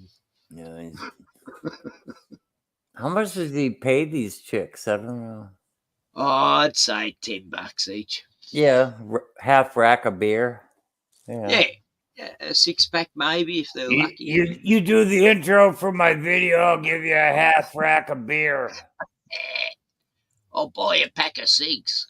A pack of smokes. Lee the belliger amped. Belligerent. Oh, belligerent. Belligerent. I don't know what that is. Belligerent. G'day, fellas. How you going? Hey. We're doing really well, mate. I mean, I was with this next door neighbour, and I was filming his 4-wheel drive, and I was getting him to tell me all about it. I talked for 20 minutes. He talked for 2-3 minutes. And God, I really explained this truck that he owns that I know nothing about. That's 3 tons of rubber on that truck. I don't know if he can afford rubber on his truck anymore, but Richie from Boston is going to come through for us. He's jailbreak overlander. I'm going to text him and go, Richie, come over here. We got some great 4-wheel-drive adventures for you. Like, if he met me mate in Queensland, the shit he showed me he's going over, it's like, fuck it, you fucking get I mean, out. I don't doubt he's got a fucking awesome vehicle, but it's But it's the one he driver, can't.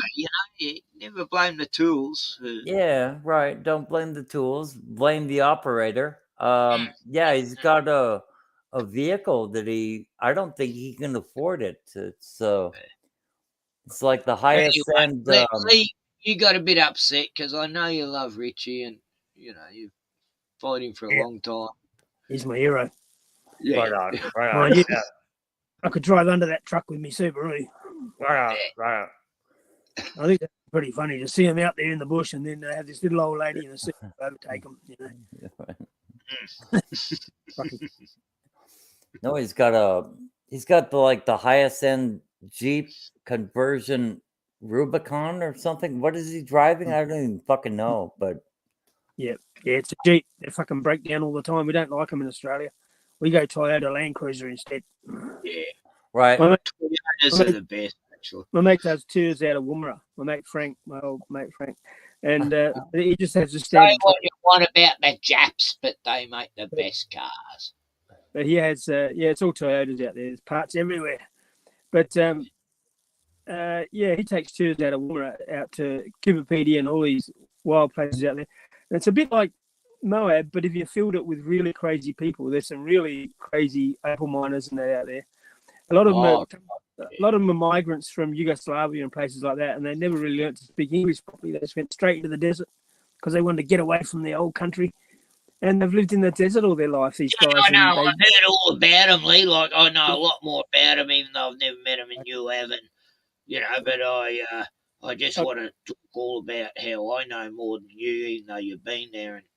And sorry.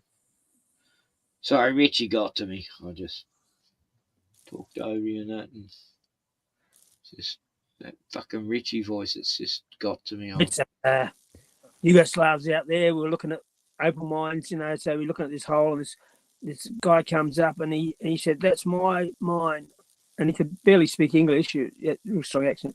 And we're talking to him for about 20 minutes, and he just had a big smile on his face the whole time, and then he goes, "I don't speak English." Okay. And then his mate comes along. His mate could speak a bit better English, Okay. But they'd spent their whole life in a hole in the ground. They just live in a hole. Yeah. Scratch It's so fucking hot out there. Yeah. Not much shade, And they don't have any fancy 4-wheel drives or anything. They just got standard cars, and if it's too wet, they can't go anywhere, Yeah. Yeah, it's a bit like that on French Island. The roads, when it's raining, it gets so fucking rough. But middle of Australia. it's a bit flattered there, so you just can't get to the shop today. Okay. Well, it can be like that around here when the creeks rise. I've got a couple of sneaky ways out through the forest, but the direct route to town, if there's too much rain, creek too high and can't get out that way. My neighbour was worried about it the other day when he picked me up in that. You saw that 4-wheel drive he's got, that Toyota. He's built it like a truck. He's even got the truck steering wheel on it and all sorts of stuff. Yeah. Cool. But but he was worried he couldn't get through the creek on the way, and have to go the long way around, But anyway, the long way around. Basically, stay on top of the ridges, and you can get down. I can get down to town, But yeah, either way. No, anyway, that's me. That's me done. I've never got lost before ever in the bush. I used to think, how can people get lost? Like, it's weird. Because you know where the sun is, you know where you're going. Anyway.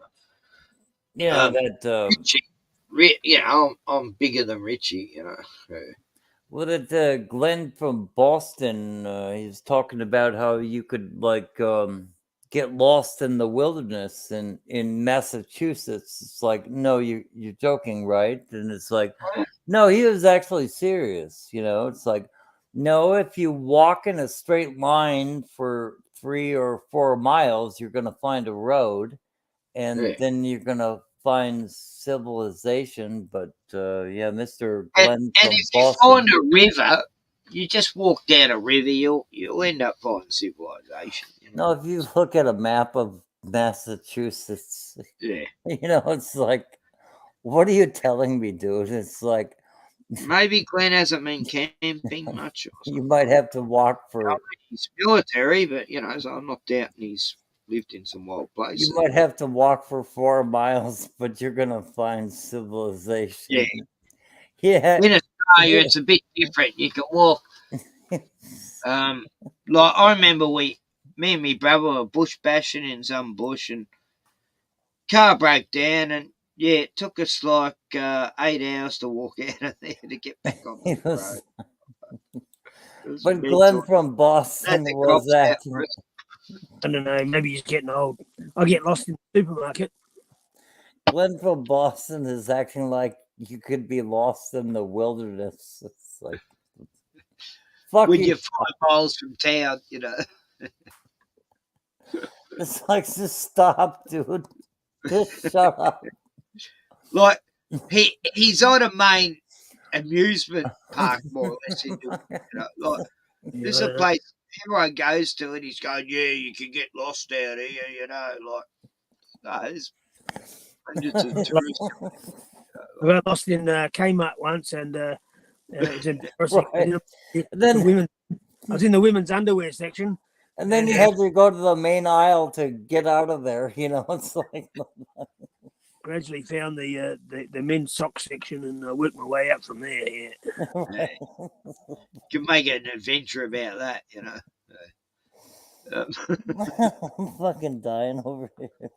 Thought I was camping a camping section, but turned out to be full of women's bras and knickers and lingerie. Yeah, I went camping today. I went into Aussie Disposals, the camping, and I went in a tent. And Have you ever looked at a map? For an hour, and it was like I really felt like I was in the wilderness. And have you ever looked at a map of Massachusetts? People told me to leave, and the shopkeepers said I had to get out. And I was going, "No, I'm using your 40 potty right now, please. Give me some privacy in me tent while I'm having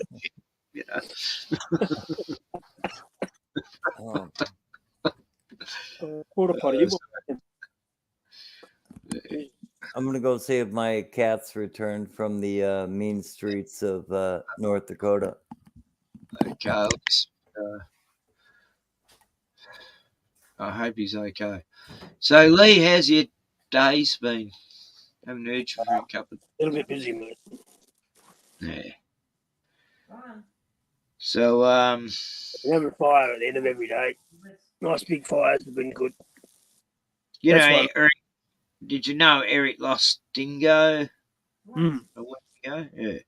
Very He got another dog. Jake. Very irresponsible of him. Well, he died. Yeah, not lost. But yeah, he got another dog called Jake. He's part chow, part shep. Nice looking dog. Beautiful dog. Yeah. And he seems pretty well behaved too. Like Eric's last stream, he fell asleep for 3.5 hours in the chair, and the dog didn't even move from the couch. Yeah. I clicked on the show late, and Eric's just sitting there asleep.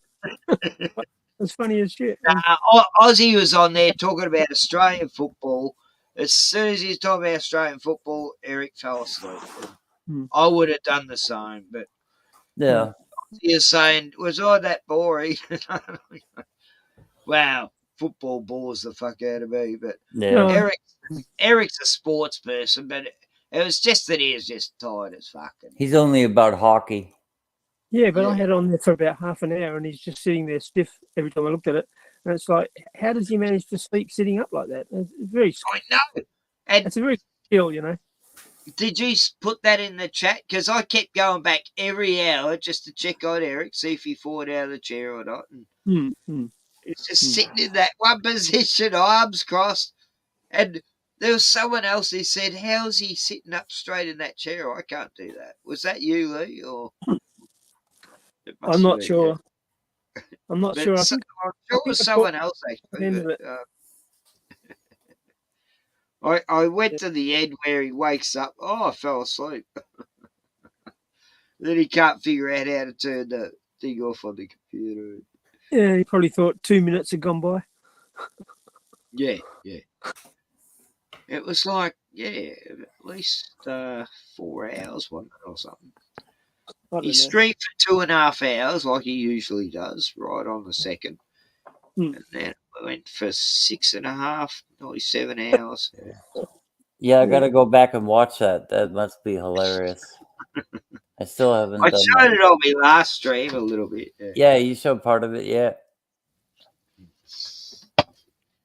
It's like that famous American artist who filmed himself asleep, and it's an 8-hour film, and people went to see it. Andy Warhol, yeah, he was famous for just filming himself asleep, and he put it as a cinema movie, and people actually went and paid money to watch this 8 hours of him sleeping. Yeah, because it was art, because he's such an arty and avant-garde artist, old Andy, and yeah, people actually. Yeah, just put a frame can of baked beans up there, and people think it's fantastic. Or Campbell's soup. Yeah, Campbell's soup. He Yeah. painted a tin of Campbell's soup. What the fuck? Soup, It's just stupid. Oh, that's a Mandela effect. I always remember it being baked beans. I swear. Oh, God, I hate it when people do that. Yeah, it was Campbell's tomato. No, I think you're right, Ken. It was Campbell's tomato soup. Yeah. No, I said beans, but then when you said soup, I remembered it was soup. But if I was a Mandela effect fuckhead, I'd argue for the next hour about how I remember it being baked beans, and I'm going to show you. Yeah, it was baked beans. Oh, God, these streams I've watched lately just done my head in there. Yeah. What kind of a is Warhol anyway? It's like they want to argue about things like, you and me, Lee, we don't know half these American companies. And there's this lady who gets on there and she talks about one Mandela effect that no one even knows. Everyone's going, nah, don't remember that. And she'll go on about it for an hour anyway, even though no one fucking remembers it. Oh, come It'll on. be something like buckwheat, Do you remember buck being spelt with B-U-C or B-U-C-K? And people going, I don't even remember that cereal, And, but she still wants to bang on about it for another fucking hour. And, oh, God, everyone was just dropping it. It was like I'd go back every 20 minutes and still talking about it. It's like, and then she shows slides, and she'd show a slide, photoshopped or not, and then go back, and then, oh, okay, and then they go back. Now watch this, see what you think of this, and then she goes, right, now go forward, now look at this picture, now go back again, and they go, oh, really, what? And, okay, now go back to this picture, now see what there, and then, now go back, and it's like, what the fuck are you doing to my brain? And all it is photos of Photoshop pictures and unphotoshopped pictures. And it's like, who gives a fuck? Like, yeah, okay, that's Photoshop. So what? There was no point to it in the end. And I was like, yeah, I just wanted to go to America. And anyway, it's just It's just dumb. false memory syndrome relabeled. That's all. We have trouble. We have difficulty admitting that our memories are really bad, and yet they are. Our memories are shocking. Yeah. I have. And she gets on. I think I got a great. 20 stockings, right? No. Women from the 1920s had all these fancy stockings, and she goes, I don't remember that. She's 45 years old, this woman. She doesn't remember how back in the 1920s they were wearing these stockings.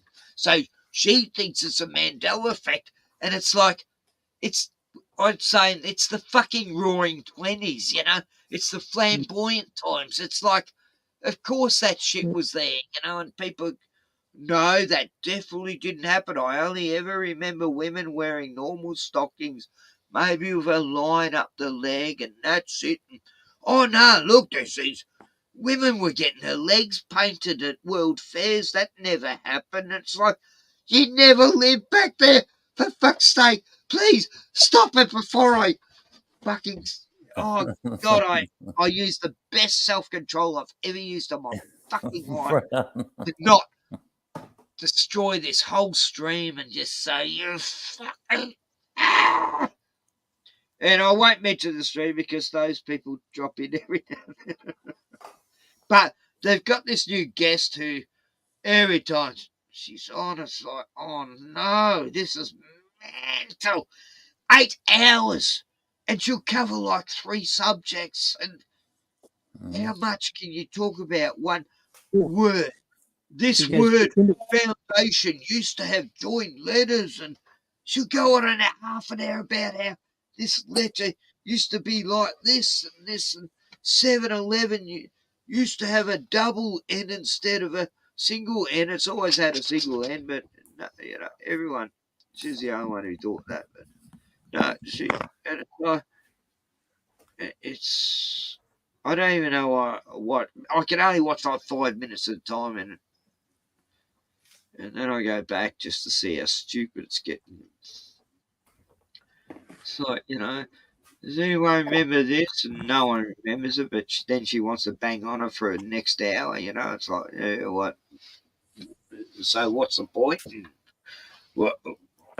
No, this is so it makes your mind sharper to when you see something and then you find out it's actually photoshopped. And I'm trying to make people aware of things that are photoshopped and things that aren't. And it's like, we already know this shit. Like, you think we're all fucking retarded fucking children here on this stream or something? Like, we don't know nothing. And I've made obvious photoshops where I've stuck someone else's head on a picture, and then I've got people, serious people, coming along saying, "Oh, that's Photoshop. That's not real," or whatever, and they miss the whole point of it's like what the comic is, you know. Yeah. But you show one photo of this enhanced woman photo and an unenhanced woman photo, the real photo.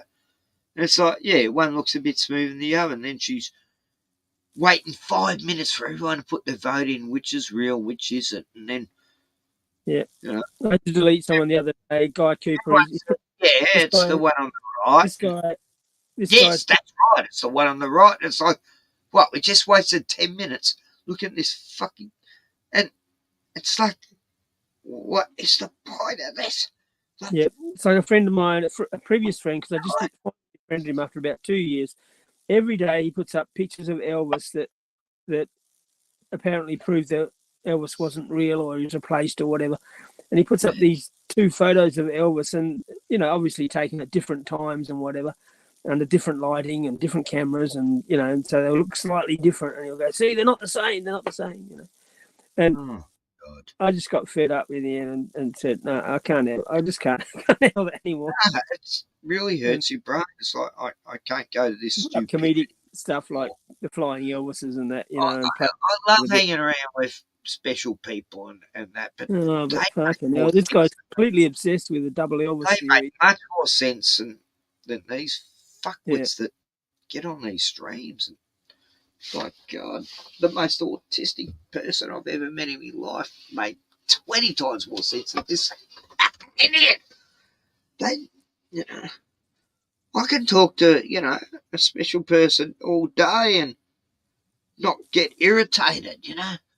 But these supposedly intelligent people on YouTube make you want to claw my eyes out, you know.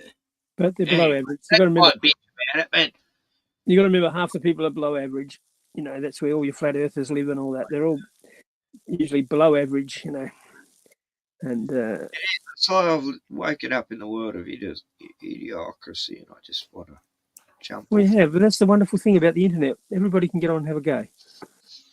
You know? And the retards make it fun, you know. I know, but This one's not funny, but anyway.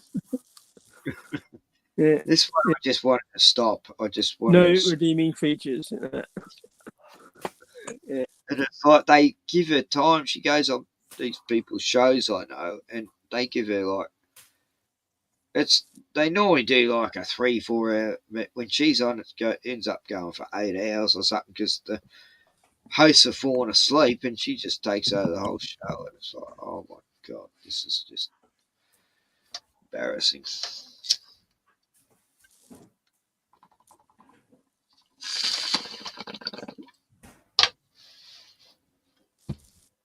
Yeah,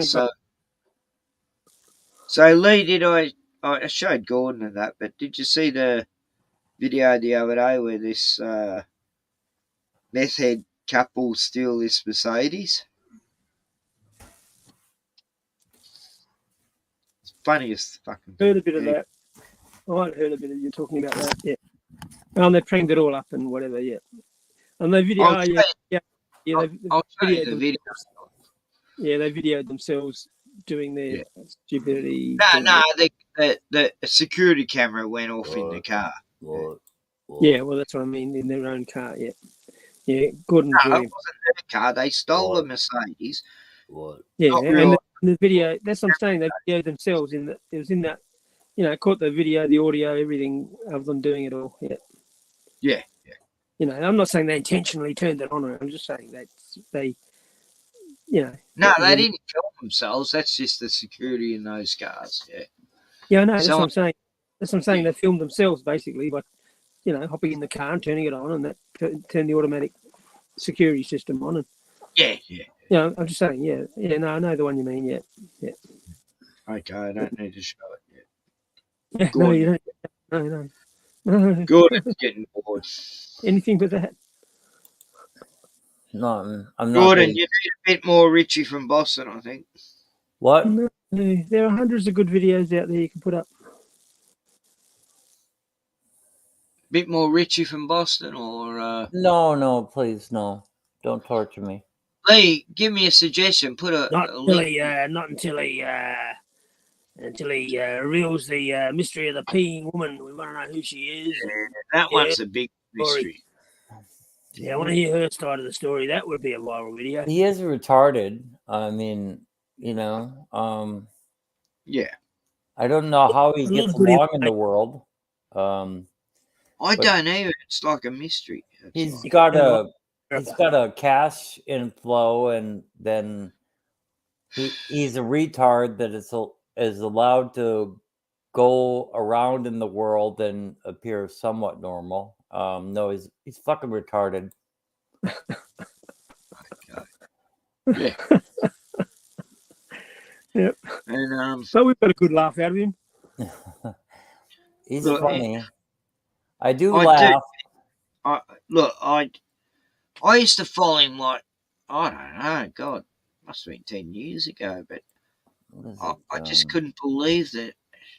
And then I stopped following him, and then because he put Rachel Reenstra under the bus and about chemtrails. And but before that, I was thinking he was just a fucking joke, you know. And you know, I started researching, find out he'd done all this bodgy business in the past.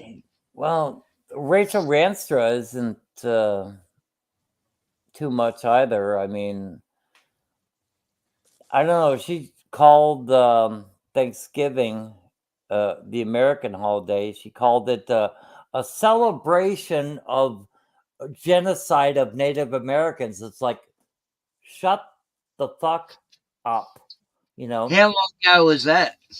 Oh, I don't know. What, like last winter or something? I don't know. Yeah, like last year. I mean, yeah, and I got on there with a few comments, but yeah, Rachel Reenstra called our Thanksgiving celebration a glorification of genocide. It's like, yeah, they do that here, like Australia Day, they're calling it Genocide Day and all I this. thought it was thanking Indians for the turkeys. But Rachel Ranstra has no credibility with me at all. No, She that's can- fair enough. All right, okay.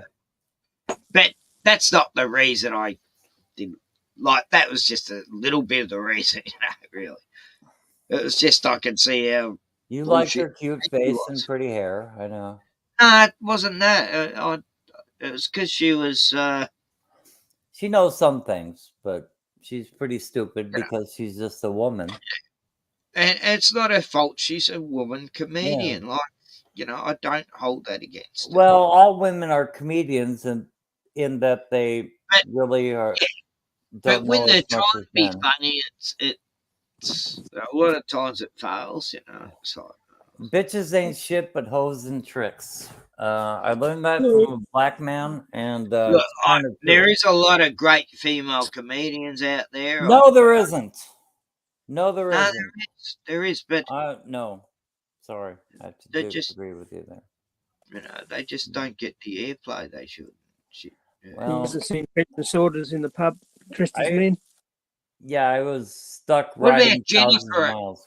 Jennifer Saunders and those English chicks were fucking hilarious. Yeah, the French and Vicar of Saunders. Dibley. The Vicar of Dibley was a good one. Yeah, she's great. Yeah. And what about Roseanne? I mean, you must have been there in tears. I was stuck riding thousands of miles listening to comedy on my like interstellar radio. What do they call it? TV. No, I'm listening to shortwave. like Ham. It was both yeah, it was satellite radio with Sirius radio, and the No, fuck. satellite. But so I would kind of listen to comedy most of the time, and yeah, women cannot do comedy. Women are not funny. Women are funny in the sense that they're best made fun of, and that's about it. I don't know. Anyway, I'm done. Yeah, See you, Gordon, you woman hater. Nah. yeah, a total misogynist here. It's like No, I agree. I agree with you to a certain extent. Like, I suddenly realised that in all the Women years are of funny when they're not. that my wife had pretending to never. be funny. I realised after about 30 odd years that my wife had never initiated humour. We used to laugh a lot and all that, but she'd never initiated humour. And then I started seeing that with a lot of women, that women don't generally initiate comedy. It's always the man. Their brains are wired a bit different. But then you meet one woman who's just fucking hilarious. It's not because she's trying to be; it's just that she is. You know what I mean? Like there are some women, like women. Oh yeah, Roseanne's a really good example. I've been in tears of laughter with some of Jasmine, my ex's behaviour over the years, and it wasn't because she's trying to be funny. It was then just you can't really use Roseanne as an example. Women don't like being laughed at either, whereas men don't care very often. Men we play around wanting to be laughed at, but women don't generally want to be laughed at. They wouldn't like it if you didn't laugh at their jokes. Then they'd get upset. So you got to, meet halfway and shit. But I've had a lot of comedic fun with some of my female friends. We've done a lot of funny stuff. Like I do know a lot of defacing political posters and things like that. They're not on TV or anything. What was it, Sirius and XM? Two satellite radio companies, but so that's all I had when I was riding 15,000 miles that year, but that's all I had to listen to. And the most common, Alex Jones was on for a little while, and the other political commentary was really fucking gay. I mean, they had a few shows that were kind of okay, but mostly I just listen to comedy and music. And the comedy of the women was just so poor, I could fucking cry. You know, Yeah, I know. the comedy of the women. Stand-up comedy from women is the worst. Yeah. But no, I will give credit to the women that are very funny. Mavis There are Brimstone. no women that are very funny. There are none. Mavis No, look, Brimstone. there has been a lot of funny English comedian ladies. Well, maybe they can tell a joke, but they're not funny. Not As from people know. France or Germany. Germany and France, they don't actually understand humor. But I mean, I know I'm not funny, but I know women are not funny. They're just not. Disagree. Okay, fine. I'm talking about celebrity world, but in the real world, yeah, I know a lot of. Well, we disagree on so much already, Ken, that it's okay. I mean, we'll get through this. We'll get through this, Ken. We're meant to agree on everything here. Fuck, I don't want to.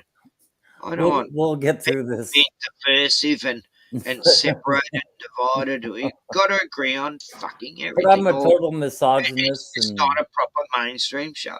Right, but I just say that women are not funny at all, and they can't help it. They were born that way.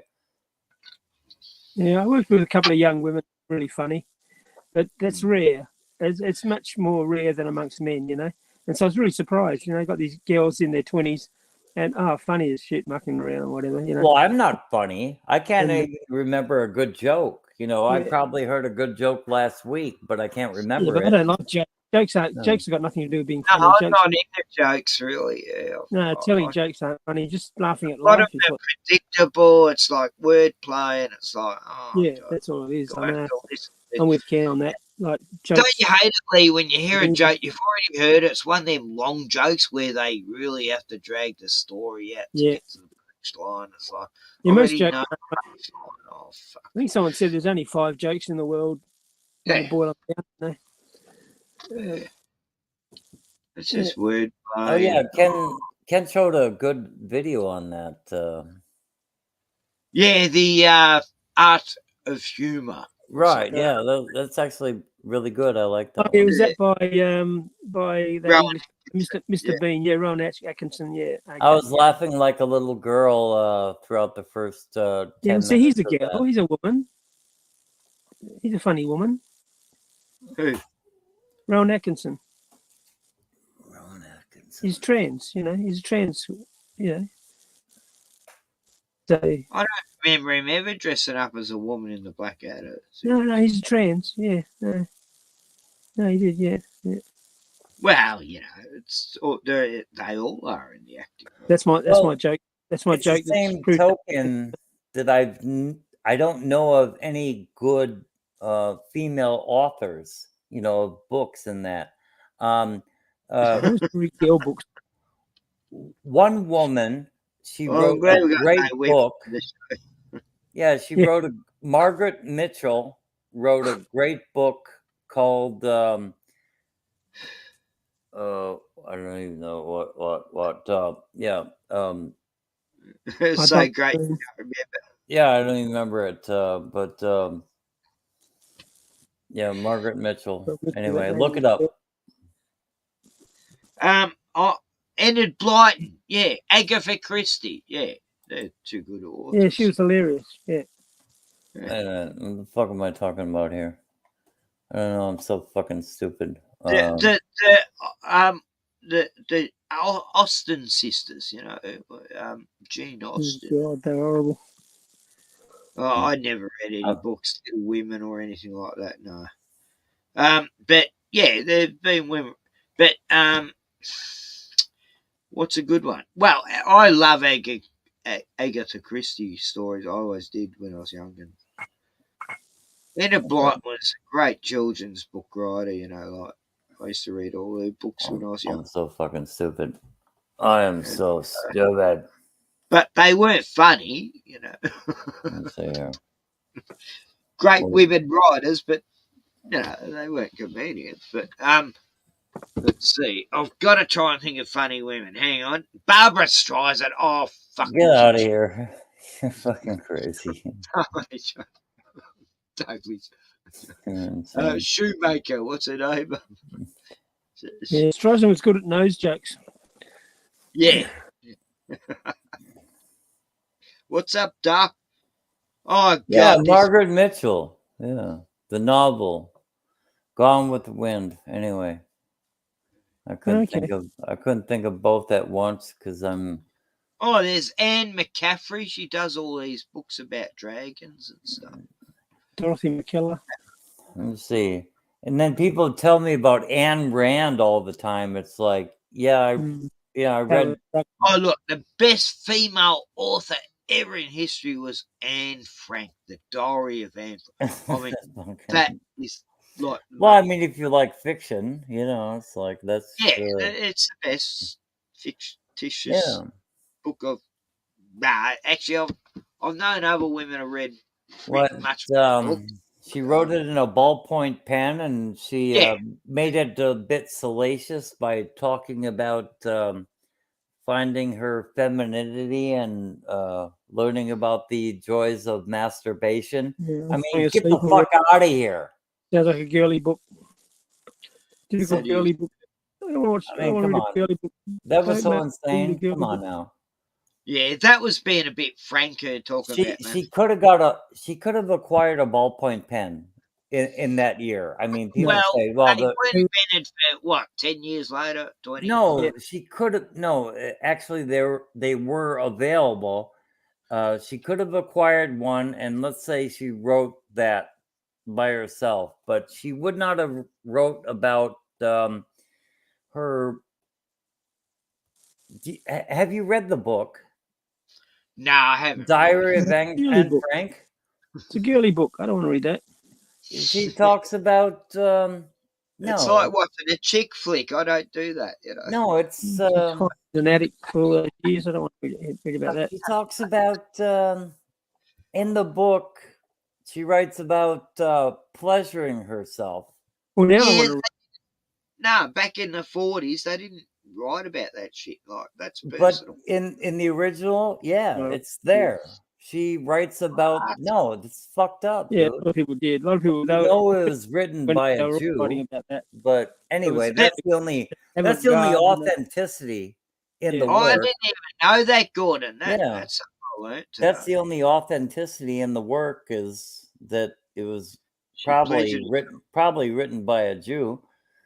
There are a lot of people writing about that sort of stuff in the 20s, because that was avant-garde. Oh, Lady Chatterley's Lover and all that, but that's meant to be a historical version. Yeah, but I'm not talking about Lady Chatterley's Lover. I'm talking about twanking herself, Yeah, no, I'm not talking about Lady Chatterley's Lover and that kind of writing. I'm talking about interpersonal, actual writing, like not fiction. I'm talking about faction, People, there was a huge genre of all of that, and the same with porn, and a lot of porn was written then, and a lot of photography type porn as well was all coming of age in the 1920s, because everybody had cameras all of a sudden, There was a hell of a lot of that kind of thing written about in the 20s, That's why they call it the Roaring 20s. You had the Roaring 20s, and you had Berlin having every fucking sin you can imagine up for sale. If you haven't read the Diary of Anne Frank, I don't know what to tell you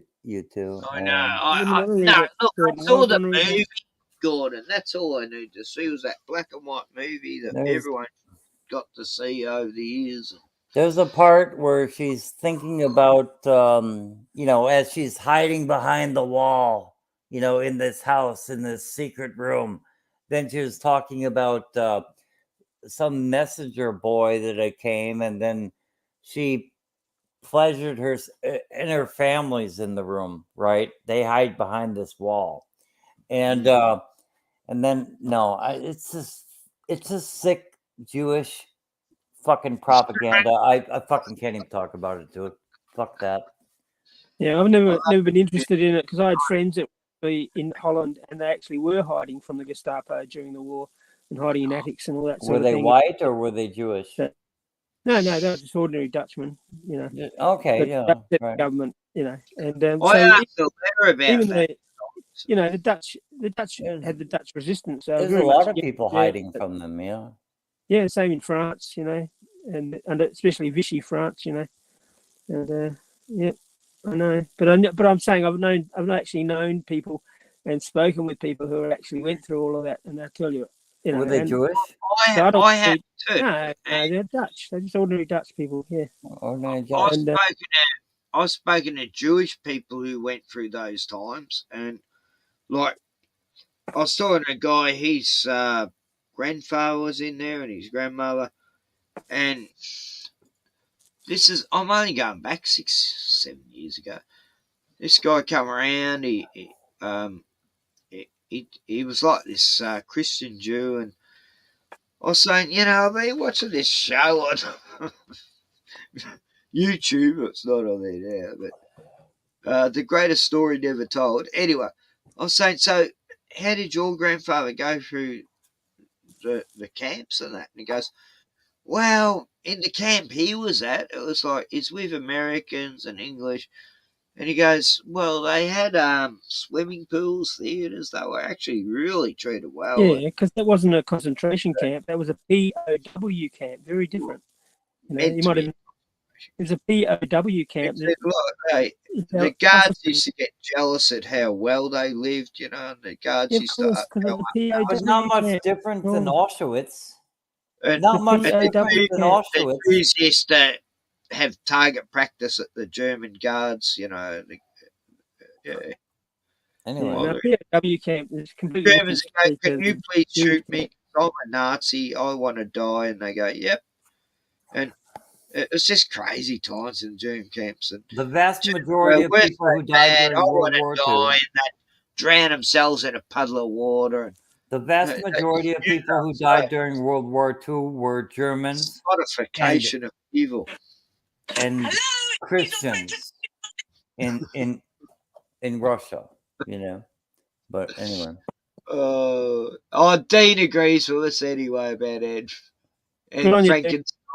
Ed Frankenstein we're talking about, not Yeah, I think it was probably a fraudulent story, but I don't know. I read the diary of Anne Frank like twice, and yeah, there's like. I wrote the diary of Anne Frank. I tried to substitute it, but I didn't get dodgy from when I first heard about it. So you wrote it in ballpoint pen. Yeah, I don't know. I think the Germans invented ballpoint pens. So I'm not sure. Look, I printed it out on computer, and I tried to replace it in the museum, but I got caught. The ballpoint pen had been around for a while, so Anne Frank, you know, I hate when they bring that up, but Anne Frank could have likely. I can't remember when the ballpoint. It's a Mandela effect. I thought the ballpoint pen came out in 1940. It's likely. Yeah, but Ken, we weren't allowed to have ballpoint pens. In primary school, we had to use the old inkwell. I was still using inkwells and that. Yeah, I was using inkwells when I was a kid, you know, and yeah, and so ballpoint pens only became popular here in the 1960s, early 60s, maybe. But we weren't allowed to use them as kids. We had to still use the inkwells, even though ballpoint pens were available. Yes, we had to learn to write. Ballpoint pens were seen evil in the schools. It's like, no, get rid of that. And we had to use the quills. The same when pocket calculators came out. We weren't allowed to use a pocket calculator in high school. You had to use the slide rule, you know.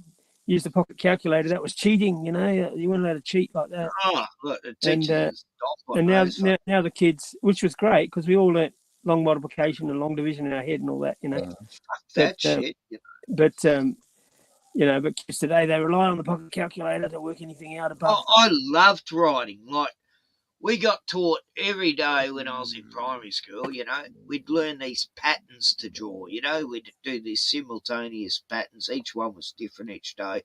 And it got you to get fluid with the way you wrote. So you had your own style. And then when you wrote, everyone had their own writing style. And some of the, you know, guys and girls in there, the writing was beautiful, including mine. Mine looked like, you know, Shakespeare. And it was just like the best, you know, I'll say fluent. It was like, you know, the teacher take photos of it, post it all around town, go, look how great Ken is. And then I'd do cartoons on the wall. Right. And it was like all the school would bow down to me, and I'd preach Allah. And Fucking so goofy, dude. I was listening to you, God. I'm just carrying. Fucking insane. Yeah. Anyway, I'm drunk. I'm just talking stupid. It's stupid. Yeah, you know, it's like, Let us spell stupid.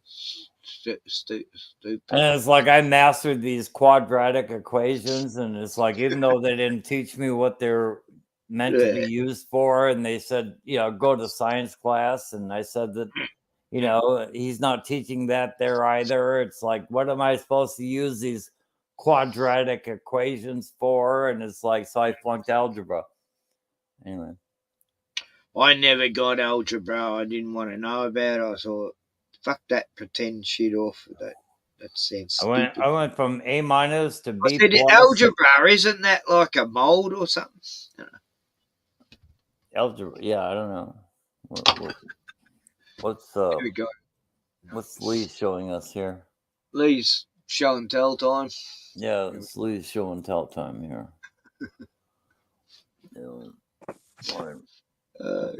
How can Richie from Boston be bigger than me? I don't know. He got in at the right time. That's it. He's losing money every day.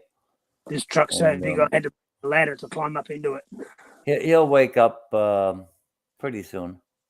I had to get a hydraulic lift to be able to get myself up into the driver's cabin. There's no way he can support his, like $2,000 flat tires. There's no fucking way he can afford that. Anyway, it's at least $2,000. That's all I'm saying. Anyway. I know. My four-wheel drive, they say get a bit worn down, my front one, so I got them replaced. Went at a tyre shop. I talked like Richie from Boston when I was in there going, yeah, I know what you're doing there, I know all about all. And they go, oh, mate, you're so fucking wise. We're going to give you your tyres. You're so fucking cool.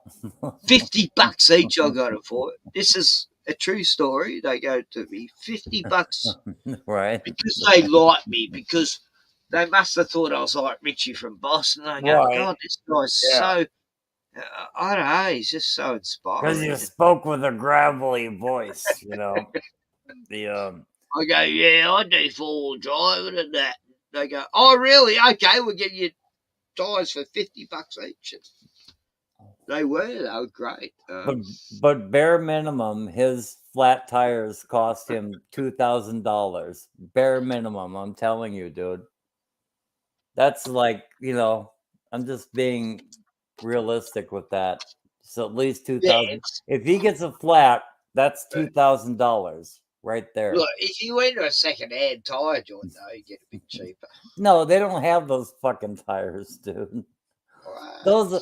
Those are hand molded fucking tires. And no, when I say $2,000, I'm talking about that's the bare minimum for the rubber on his fucking vehicle.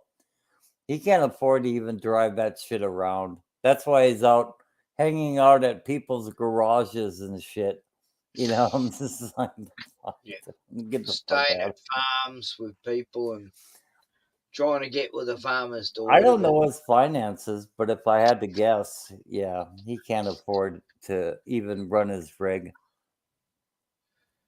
Anyway, hopefully he'll give us a few more years of entertainment before he dies of a heart attack eating all that McDonald's and fucking like giving chicks a half rack of beer to hey, Richie from Boston. Oh, jailbreak overlander. Whoa. They look so excited when they're doing it. That's the third one I've seen. I've only seen 3 starts like that.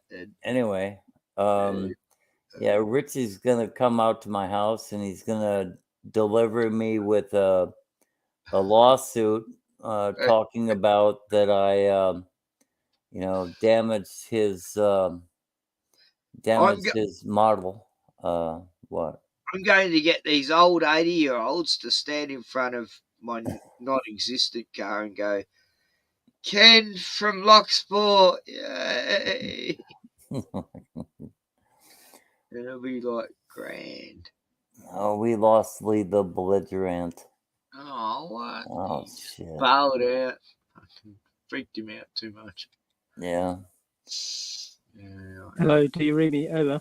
You got to stop doing that, Gordon. You're scaring all my subs away. I know. Houston to Lee, we have a problem. I've been booted. Houston to Lee.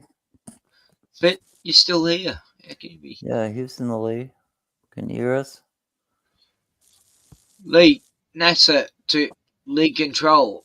Yeah, Houston. If it wasn't in Australia, we never would have got a moon landing vision. Houston to Lee calling. Are we reaching?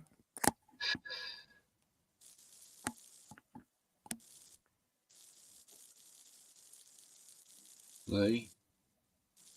Lee? Lee, answer us. Lee? Yeah, I'm here. Okay, good. Working here. I was feeling a bit alone then. I'm a working class man. Right. You left me stuck with a crazy man. Yeah, I'm insane. Yeah. You probably feel the same going, oh, well, we need someone sane here instead of Ken. Right, it's like, what the fuck? Save me. This is ground control to Major I'm writing my prison Palmer. diary. I'm doing it in pencil, so no one will suspect what that was written in 1912. Yeah, I read that stupid book, Diary of Anne Frank. No, I don't read stupid books. I read enough it of that twice. crap in school. Well, I was stuck in jail and shit, but I read Diary of Anne Frank twice. Well, I'm thinking of writing a book about my plight in Australia all through my life, being an Indigenous person and how I got picked on at school and everything. And, that Pasco guy, Lee, he's written all these books about his pretend history and that. It's fucking hilarious.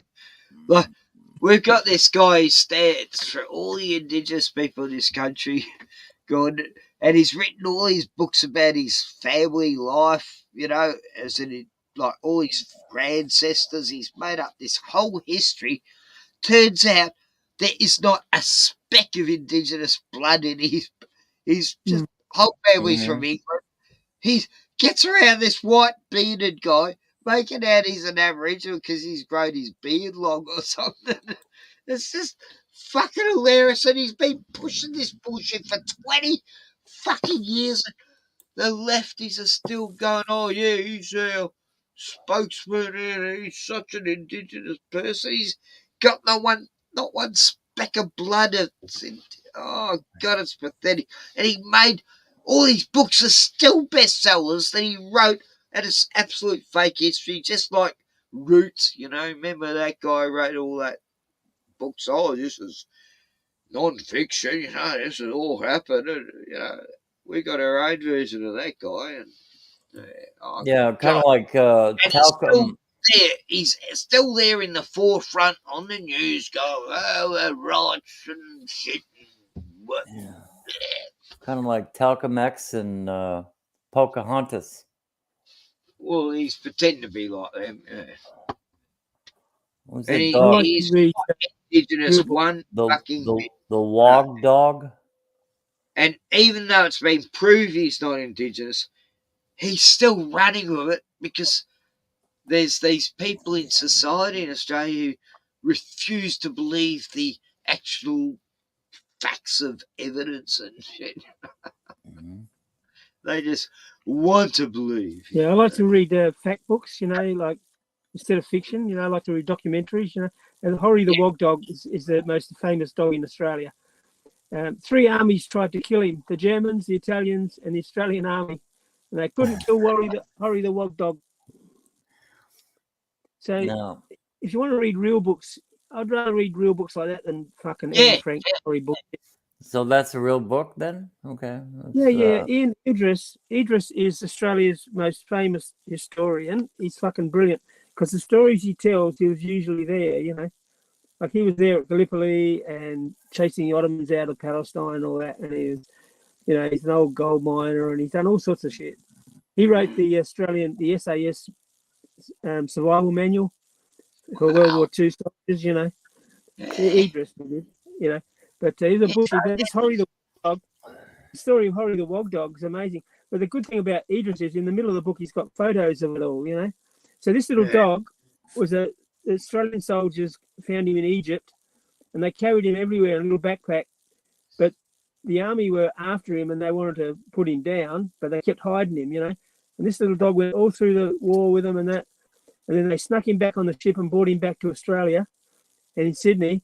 And then the Australian army was trying to get him to kill him because he wasn't quarantined, and they hid him in a few different places around Sydney, Bexley and places like that. Oh, I remember this story. It's all coming back to me now. Yeah, Horry the Wog Dog. It's a real famous Australian story from, But I like real books. They did the same with other dogs, and they even got a few horses and stuff. Real life is much more interesting than fiction, in my view. Oh, fuck yeah. True stories. True stories. True stories. Shit like fiction. Serious fiction. Yeah, and they're going to take this guy. Soldiers went to court in Australia because they wouldn't reveal the whereabouts of Horry the Wog Dog, and the soldiers are making a big whole court system, It's like Molly the Magpie, he got taken away from his pit bull buddies that he'd grown up with. And then there was like over 1.5 million people protesting,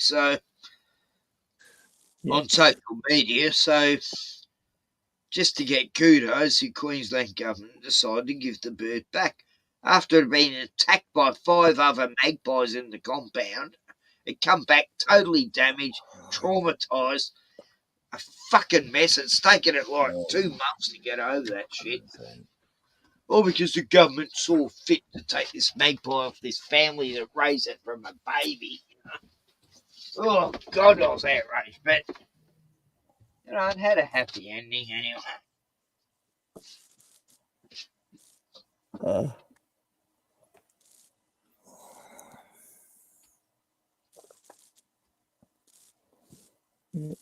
Anyway. And it was only social media that got the magpie back. I mean, I saw it all go down. I was part of it. Bring Molly back, It was funny. It was like the best news of the year for me, I needed some good, happy endings. Not in a prostitution way, but happy ending to stories. It's only 9. It's only 9 p.m. in Australia where you're at. It's 6:30 a.m. where I'm at. So it's early. So you must excuse. Yeah, you must excuse my American time. my occasional yawning. Anyway, it's difficult. You're on the other side of the pancake. I know that, Ken. So we don't get affected by the Jason like you do and stuff as much, but we still do. But anyway, the Chosens. I'm talking about vampires on Earth. I just get the feeling that if we're on the same side of the pancake, we'd get on a lot better. It's like. Have you ever been like, out in the bush, camping and fire and all that, Gordon? Oh yeah, on the bush camping, yeah, of course, But so could you survive in the bush or? Yeah, I think I would need like a knife, some twine, and maybe some matches to get started. Yeah, and some ham sandwich. Need some booze. And a can of sardines. What did you say first, though, Lee? You said some ham sandwiches. No, yes. Yeah, I don't know if I just said something else. But yeah, ham sandwiches would help. Maybe a can of peanut butter or Vegemite. Yeah, that'd be okay. No, I was trying to find this guy who lived. I got this video of this guy who built a bunker out in the bush. He spent like 20 grand. He used to just cut the stuff from his car, and he, ever since he was a kid, he wanted to have a underground shelter in the bush. And when he got to 40, like Puck, he decided he would act out and create this big underground bush shelter. Oh, the work he did. It's incredible. Sounds like But me. what's more incredible is how the story ended, but I cannot fucking find it on my computer. It's gotta be here. It's like, I only watched it like 3 days ago. Go on. And, this story was like really got me captured, and because it's, and it reminded me of Gordon. I'm lying down. It reminded me of Gordon, going. You already know I'm lying down. Yeah, you already know I'm laying down. Let's all go. Don't Hey, do let's it, all go to Eric sleep. got us. Eric slept for 3.5, 4 hours on his stream last night. Yeah, come on, Ken. Let's all go to sleep, mate. Let's all three of us go. Okay, let's do a pretend to stream, and then we all. We're gonna outdo. No, you know, yeah, who knew that I laid down? I did. I laid down because Just talk about football for 5 minutes, and yeah, we'll get Aussie half hour on here, and he'll talk about this is how Eric was going. He's going.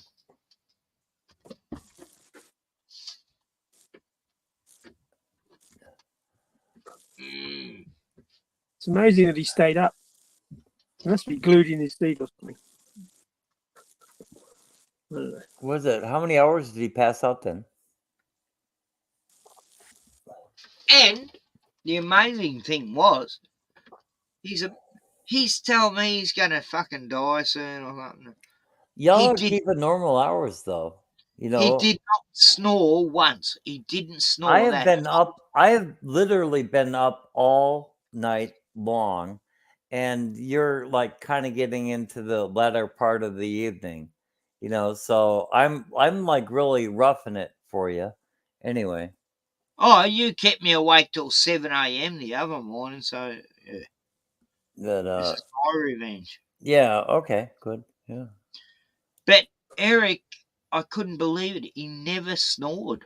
It's like that guy's not that unhealthy. Come on. What is like 3 hours into that snooze session? Yeah. He never snored. It's like, when I was younger, I never snored. People used to be around me, in my bungalow, we were watching TV, I fall asleep, and they go, Ken, you're asleep for hours, you never snore. And then I started smoking bongs, and apparently I snore now.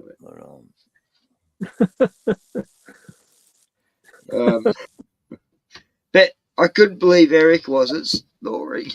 It's like, wow, because like when you start snoring, I don't know. To me, if you don't snore, you're healthy, right? I don't know what I think of this, but I woke up the other morning and my throat was so red raw. It was like, oh fuck! I've been snoring me fucking head off. Right? Yeah, that's how you know. Feel it. I can actually feel. It's like, I'm so thirsty, fuck. And I'm just trying to kill for a cup of tea, and I'm making it and going, hurry up and boil, you fucking jug. I should be just drinking some water, but anyway, it's too cold to drink water. But that's it. It's life in Australia. Fucking freezing right now. Yeah, It was so below cold. zero last night. It was like minus 2 degrees or something. Oh my God! How'd you ever get through it? Oh, I just cuddled up with Bruno, put the blanket over us both, and he's a good warm water bottle. Yeah, Hot right. water. Yeah. Keeps me warm. I haven't done a winter in this place yet. When it gets real cold, I invite the possums in, and they all huddle up too. Right. Fucking koalas and the porcupines come in and y'all cuddle then when together. it's really cold, I get the kangaroos in, and Right, the fucking kangas. I just fill my whole bed up with furry animals, and I just Right. hide amongst them, and I'm warm as fucking toast. No, That's how I survive the winter, because I'm not allowed to get wood from the forest anymore. Right. Because, dead wood lying there is, it's going to disturb the whole wildlife if I take this dead wood that's not hollow or anything. So here. Fuckers. Anyway, it's the end of the world as we fucking know it, As you can see, I got nothing on my. What's that? Lee's got a water hen. Oh, we get them. It's so cute. Oh, look, Gordon, stop being sarcastic, you. I just want to cuddle him and give him snuggles. Harley, g'day. How you going, Harley? First girl to I have this stream tonight. I have this Not card. Can't see the chat, but there's a true cross of Christ. Let me see. I have this card. Did you see Wild Warrior Bill's cross, Lee? No. He went to this shed that he got accused of burning down when he was a kid. Wild Warrior Bill from Western Australia. And the whole town's picked on him because he tried to expose all the pedos. Anyway, he went to the church that he was accused of burning down when this guy threw him a box of matches going, set that on fire, and set him up. Anyway, he went back to this shed like 35 years later and got these wooden beams that were burnt. He made them into a cross, and he's got it on his front lawn, Like, yeah, well. God, he's funny. So I've got an SD card. He's in the loony bin right now. He ended up in there last year. He's missing in action for a while. Well, I think anyway, last video he did, he put a noose out the front. And it's like a warning to the cops. Oh, so funny. Poor guy. But they pushed a good man too far, and Wild Warrior, as soon as he hung that noose out the front of he's got the beautiful front, you see his rockery and everything, Anyway, I'm praying Wild Warrior Bill's okay. I think he'll come out. I've got this SD card on my computer, and like what I don't know how it even go about showing you. Talking about Rachel earlier, Harley. I met Harley through Rachel. Never mind. I wasn't saying anything. He'll tell you in a minute, Gordon. We'll help you with that. Anyway, Gordon, can I interrupt while you're talking? Yeah, sure. Yeah, but you got to talk first, then I can interrupt. We've got to get Gordon's SD card working in his computer, Ken. Oh, shit, that's easy. What you do, Les told me the other day, whatever connection, SD, I got these hard drives, this fucking thing. Let me see. If I click present. And you put methylated spirds. Video file. You put metho on the wait a minute, camera roll. Gordon, you're listening. I'm trying to help you solve I don't the know. I don't know. Here. You put methylated spirits on the endings of it. Like, that's not an SD card, but yeah. Anyway, I've solved that problem. Okay, nothing matches that search. And So you plugged it in, have you, Gordon? You plugged your SD card in, yeah? yeah, it's been in there for a couple of days. Okay, then you can look up files or photos. I'm not sure because I've had a laptop for like go into 15 years. my PC. You should be able to find it in files or in your photo album. Bloody got it. What a untaxed savvy. I know, it's terrible. So what system have you got, Gordon? Have you got Windows 10 or whatever? Me feel smart. No, I actually have 8.1. What's that? 8.1 what? Is that Linux or No, Windows? I got Windows 8.1. Oh, okay, right. I no longer get updates. I haven't gotten updates for like 2 years, and yeah, that's okay. both my browsers are not going to run unless I update to like a different OS. So come on, and tell him how to do it. My name's Natasha Peterson. I'm Shirley Swenson, and we're on Hell's Revenge. And welcome to Jailbreak. Nice. Thank you, ladies. Anyway. God, is embarrassing. Desktop. Hey, where are All right, should we crab walk this hill?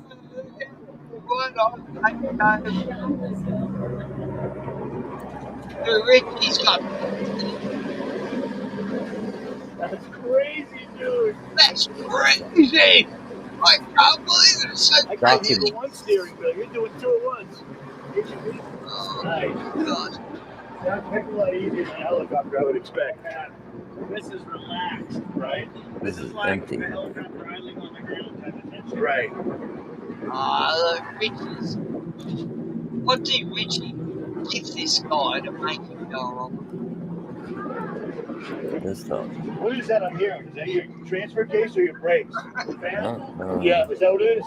Yeah, the truck's just bringing this temperature down. It's got a clutch fan on it. Gotcha. So it kicks on when it's still hot. It turns off. How many people survive? I ask so many questions because when I start editing, I just start blathering. Yeah. You know what I mean? All right, you see the sign here? Yeah. We got a decision to make. Oh, boy. We going easy or hard?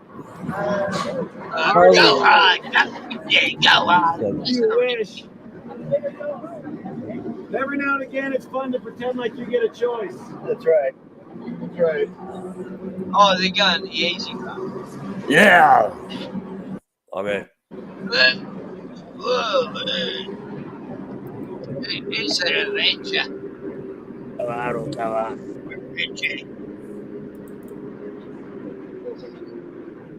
All right. Every now and again. All right. That bad feeling I have. Okay. You know the bad feeling I mentioned earlier?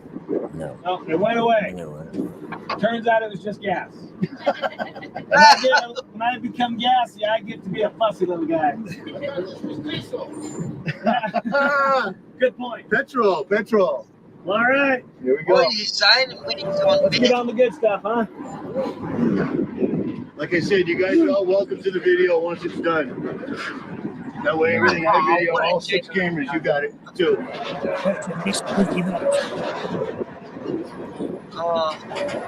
Anyway, I got to have a little break from Richie's voice. Oh, fuck.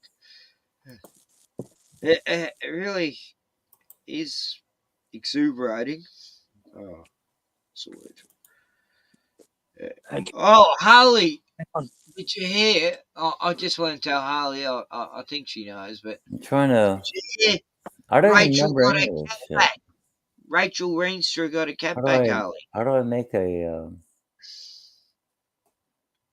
And it was the best news I've heard. Switch to library. Until, well, you know, Molly the Magpie, he got Beautiful brought back to. screen. But no, Gordon, Rachel lost the cat for like 3 months, 3 weeks, and thought it had been killed by this landlady who threatened to kill it. And Right, yeah.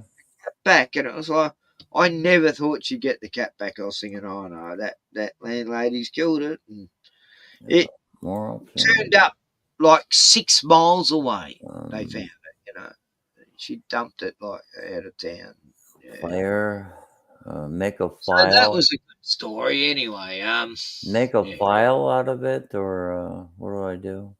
What the fuck are you doing? Allow audible playback. Fuck. No, I can't show you. Anyway, so I'm watching a.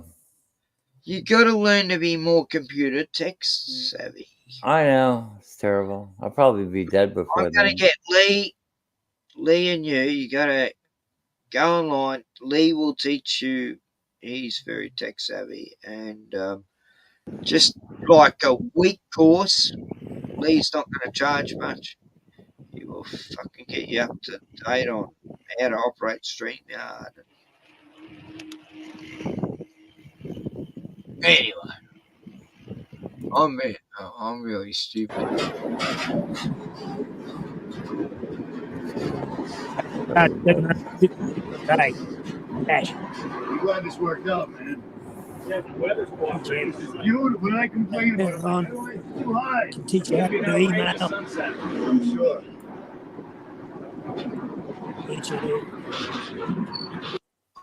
I'm getting a bit scared now. This is getting a bit intense, this video. Yeah, you could roll it here. Could roll it. It's a bit top I heavy. know. It's like death any moment here.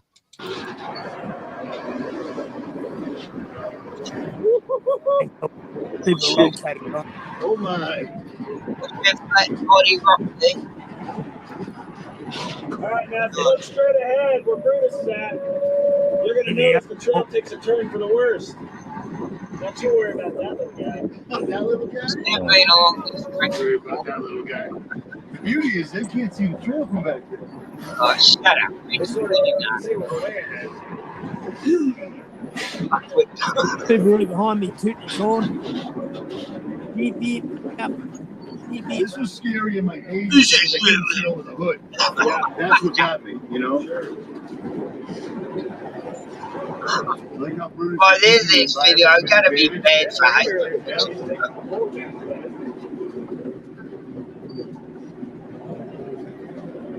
Oh yeah, for that little tweet. What for a second, Mountain? Richie's a static. Maybe we should never have come We there. are now approaching Dead Man's Drop. What? Dead Man's Drop. Here we go, Dead Man's Drop. Oh, wow. Just go looking. It's not real. It's not really called that. I just think it sounds sporty. Well, regardless of what it is called, good luck. Maybe I'll be ever in your paper. Right, so the guy confirmed that Richie just made that term up, you know. Anyway. Also remember your training. That's right.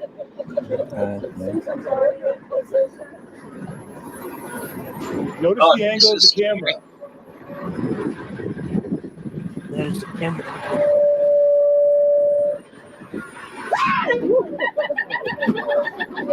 Alright, so maybe it's not that big a deal. But you can imagine if it was, right? I nearly died then. Mike screamed and I shot a lil. What's that mean? What does that mean? What's a lil? Gordon, you're American. Do you know what a lil is? Yeah, a little. Jacques a little. Just a little. He says he's shot, which I imagine shits himself. Shot, shit. A lil. No, I only know Jacques a little. Shot here means you shit yourself. So he shat a little bit in his duds. a lil. Yeah, a little bit. You know, a little. Mike screams at him to tell him to shut the fuck up because his voice is starting to irritate him, and then he shat a little. I have no idea what you're doing here. I'm just super analysing this. Sorry. He pooped a little in his pants. Yeah, that's what that means. Anyway. It's, I shit myself. I got my white ass. Only a little bit. I had some self-control over my anal muscles, and I, only that little bit. I'm just trying to do basic Like, shit. Imagine that. They have to clean the seat after Richie's been sitting there because he's such a pussy. He shit himself. What? All right, so maybe it's not that big a deal. But you can imagine if it was, right? Dude, you scared the shit out of me. That scared me a little bit too. The agility of this truck and the ability of the driver is absolutely. Oh, look at this. There's no one that comes close. And I know I've said that about others, but here's the deal. And everybody should understand this. When you're doing things like this, any type of an off-road trail, the smaller the vehicle, the more agile and easy it is to do. Right. The larger the vehicle, the more ridiculously dangerous it gets. And now you've got other people's lives hanging in the balance. And you see that? Everyone's life's hanging in the balance here because it's the most ridiculous, dangerous thing scary ever. This is just look at this scene. This is like danger ready to happen. It's just horrific. I'm really scared for those people on that truck. That dog's worried too, you know, the boxer. No, this is getting very suspenseful. Mike makes it look like a walk in the park. I asked him why he stopped flying helicopters, and he said because of the stress. He said because people like you. No. This to him, like he said, is simply a walk in the park. This truck, on its 53-inch tires. Hey, go for a walk in the park with me, Richie, you know, and avoid the tiger snakes and the crocodiles and you fucking wimp. Anyway. Handled things that other vehicles would have a really hard time on. This particular drop he's doing right here, your truck, any average vehicle ends up doing a nose stand on the front bumper until you finally fall out, unless you do it wrong and then you crash.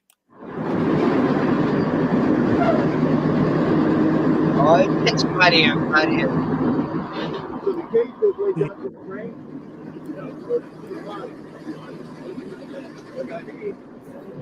I know that. I remember that. There we go. Come on, Bones Canyon. Look how good all the. Yeah, right. I remember that.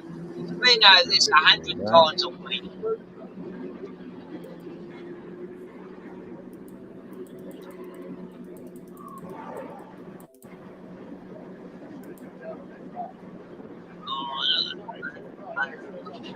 The bush round turn.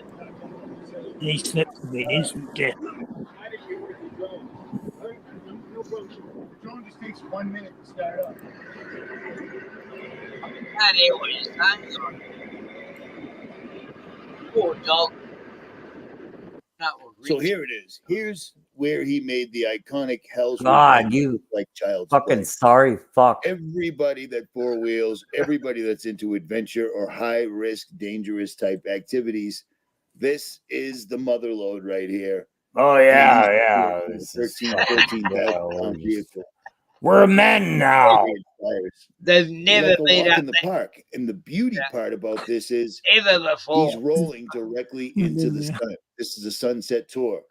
So I'm kind of Right, freaking out because I'm sitting right next to him and I can't see a thing. Yeah, so I cannot see a guys thing. that- The sun's directly in his eyes, but he's prepared for it. Yeah. And like he had said previously, this truck is an extension of himself. If Right. you've driven any type of a vehicle of this caliber, of this nature, If you you've understand driven after a while, this things just caliber, become second nature. like- And if you have the So Richie's saying the guy thinks this is an extension of his cock or something. What? Yeah, if you've like driven a vehicle of this caliber, Ken, you just understand that we're just like men, and we're men, and you're look. just boys. And the boxer can keep ahead of the car, no worries all the way. Hurry up. type of a mindset where you can learn how to fly a helicopter from books and schooling on your own simply because you want to. You are Everybody- usually above most others. You know what I mean? People that That think little loud dog exhausts are isn't having amazing, any people that trouble. don't, No, I don't know. It's running That's just a along there different like type of it's guy. every That's all there day. is to it. For some I'm gonna reason, leave these it at big that. vehicles are This really is the bread struggling. and butter, and I got as much footage as I possibly could. Yeah. And some Lint to The me. We'll dogs call it don't that. How hurry about that? up. I'm For the waiting. people that want to, you know who you are. Also, once he gets You know to who his you are. objective, which is the dinosaur tracks, he does a tour and gives a very comprehensive, very well-spoken Dinosaur. portrayal of what the people are standing on, what they're looking at, and what it meant in our history. The And dog we'll is get to that like, in a little come bit. on. I'm putting all this footage in because this footage took a God, lot you of work, guys are so it is what it is. You Dog can is skip like, this I haven't had a video, Scooby snack, feel you free. bitch. Or don't. But this is amazing I wanted stuff, to have a good run. and nobody else can say they did this. Look at that. Doing There's this with a nothing big camera there, man. is cool, but it still is not a Yeah, Bob okay. 6x6 Oh, at God, they all. can't There's just keep no up two with ways around that. I guess So they there went it up is. 100 feet just to go down the other side. You know, it's like the fuck. Quit clowning Look with at the me. grey there. They've been over that track so many times. That actually looks difficult right there going down. Richie's driving. But, oh my God, this is so gay. Gravity. More different. Anyway, I thought it was over, but apparently it goes on. So, anyway, we'll get back to part 3. My God, he This is just went intriguing. over a little hill. And This he's is like, fucking intriguing. I mean, look, there's actually a traffic sign. Stop it right there. There's a fucking traffic sign right there. Is there a girl peeing behind it? No, they're showing that this is so. I mean, I knew I recognized it a little bit. yeah, it's such a used road that they got signs there. Yeah. Yeah. They got a traffic fucking sign there. I mean, I know I recognized it, you know, but they have these postcards. It's Well like spotted, I wouldn't. people were trying to get me to go out and ride my bike in Moab. And it's like, yeah, they showed, I think they showed that exact same bridge, for fuck's sake. Richie from Boston exposed once again. Anyway, hopefully he's got a trail cam set up. I just got to, you know, that was really good softboard he showed her. Well, you know, how is he going to get a woman if he doesn't set up a trail cam? You know what I mean? It's like, no, they just have to turn up his cameras on. He's not there.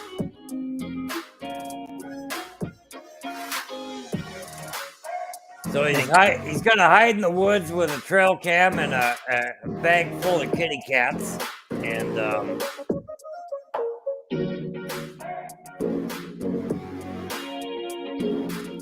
God, that is gay as fuck. This music, I swear, you know how Sandy Hook happened? That was terrible what happened to those people. But so I was just hiding in the woods with a bag full of kitty cats, you know, and with my trail cam. And this woman happened along and she happened to take a pee. And, you know, it's like, I'm Richie from Boston. Please like and subscribe. And yeah, I know I just showed a woman peeing in the bush, but you know, people say, "Why do you breathe like this?" And it's like, I know I sound a bit funny. I sound like I'm a child molester. Hide me on the bush with a bag of lollies and a bag of kittens right near a school, but it's only because I've had my nose broken 17 times, you know, and. Don't ask me how my nose got broken. It just used to happen a lot. I don't know why. Maybe because I was hiding behind the bushes with a bag of kittens, but right. Who knows how that happened?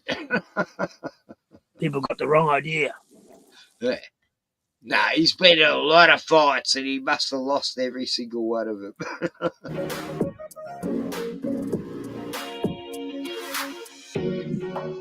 Oh, what I was going to say is the music reminds me of David Hogg.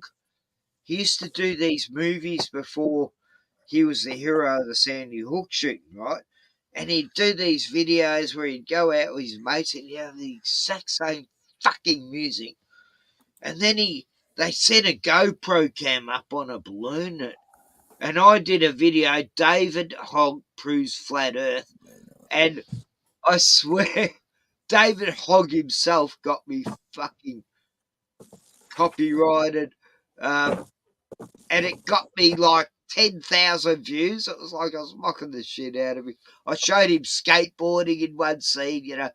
Like I showed him skateboarding, going, "Oh yeah, I'm so," and then he goes out with his mates, and they do this weird video where they're acting about being killers and shit. And, it's just weird shit that I managed to get back, and yeah, that video.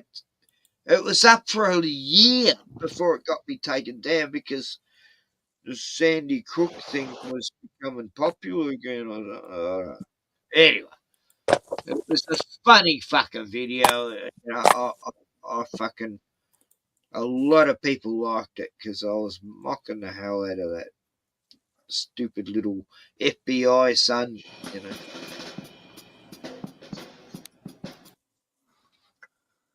Anyway, Richie's only got another 20 minutes to go. I wish I could show you this. I don't know how though.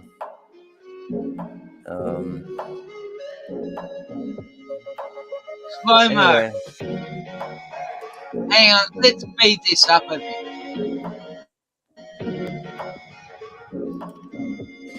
This is way too slow.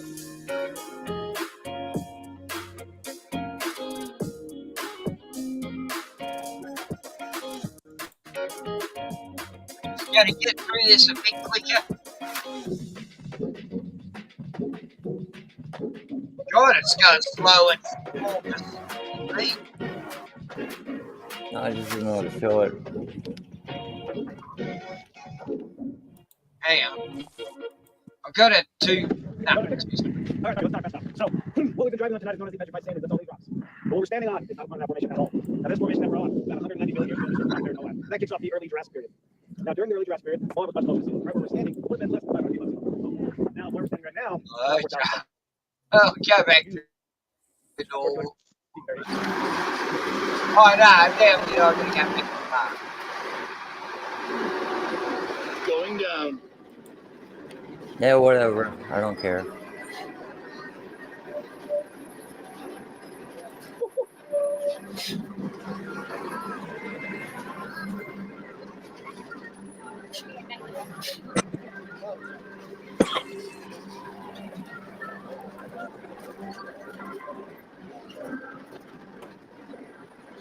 I've got Windows Media Player, but I don't know how to make a file and show it, so fuck it.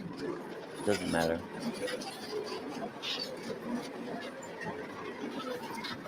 If you need to upload the SD card to your computer to your photo library, right? Well, you don't need to, but that's probably the best way to do it. I don't know shit. Fuck it. That's how. Oh, Jordan, you need help with Movie Maker? I'm the fucking expert on that. I'm looking at photos I've never seen. I mean, I don't even remember half of them. It was so long ago, but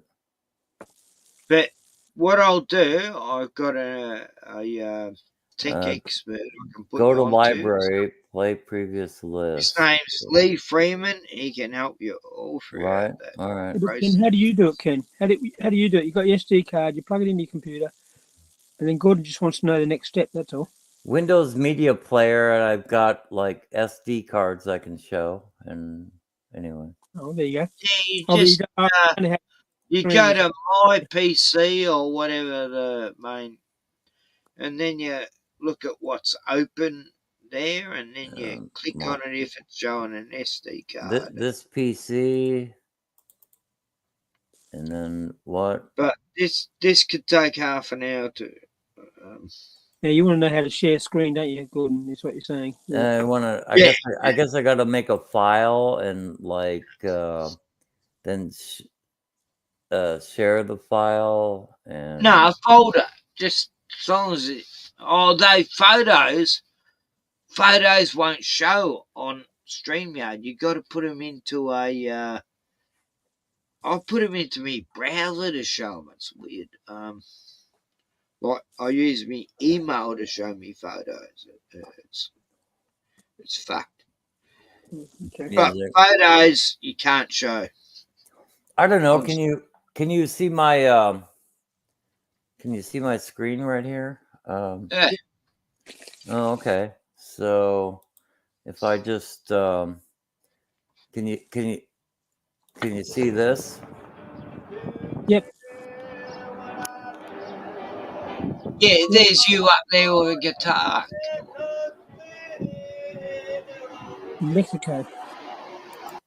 Is that you, Gordon, or? I don't even remember this shit. I don't. We're sharing it old man style. Can you see this? Yeah. Yeah, that's me looking at my camera. And Continental Divide, elevation 5,800 feet. Wow. And then That's higher than our highest. I have no idea what I'm looking at. I think I was sleeping under a fucking bridge here. Then You old troll. yeah.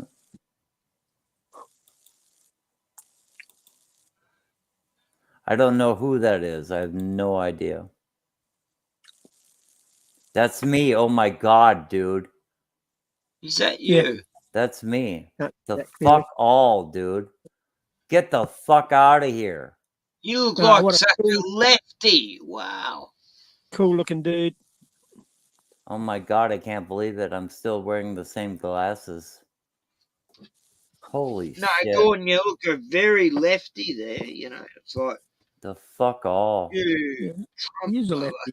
That's like 10,000 miles of riding, dude. Then Looking good there, Gordon. Like you're in your prime there, about 30 odd, 35 maybe. it's good goings. I was riding my bike up until 20 years ago into town. there I 20 took miles away. I took a I used to be very fit 20 years ago. I took a selfie of myself and Oh god, did I hate bicycles? I still have that shirt. You've seen me wearing it, right? Mm-hmm. And then I attacked a few bicyclists. yeah, right. Okay. Cyclists. Because they tried to knock me off a path and I'd knock them off the bike and shit like that. I know, I just Oh, well. And shit, you know. I don't hate all bicyclists. Oh, look at this. That's a hawk. Richie, eat your heart out. Oh. Richie, you never caught a hawk on screen, you fucking wimp. Yeah, he's beautiful. I love eagles and hawks and falcons. Where are we here? In Montana or somewhere? I thought we were in Australia at first because we got the same birds, you know.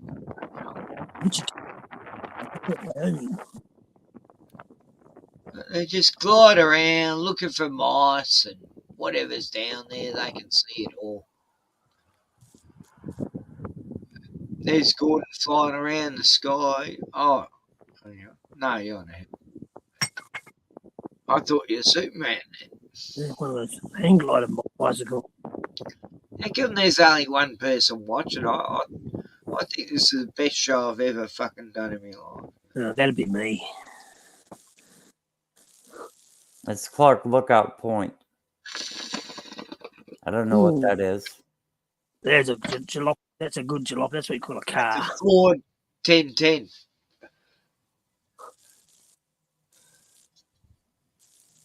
God, Gordon, I would have ran you over in Australia. Yeah, can I get a fat, Wearing that stupid, stuff. lazy, ignorant, arrogant American burger, please? Yeah, I just want a fat, stupid, lazy, ignorant American burger, please. You don't have one. It's not on the menu. What? Vicious onslaught of puppy antics. Oh, that was funny. How could one possibly survive such an attack? Yeah, Bruno does that The sometimes. puppy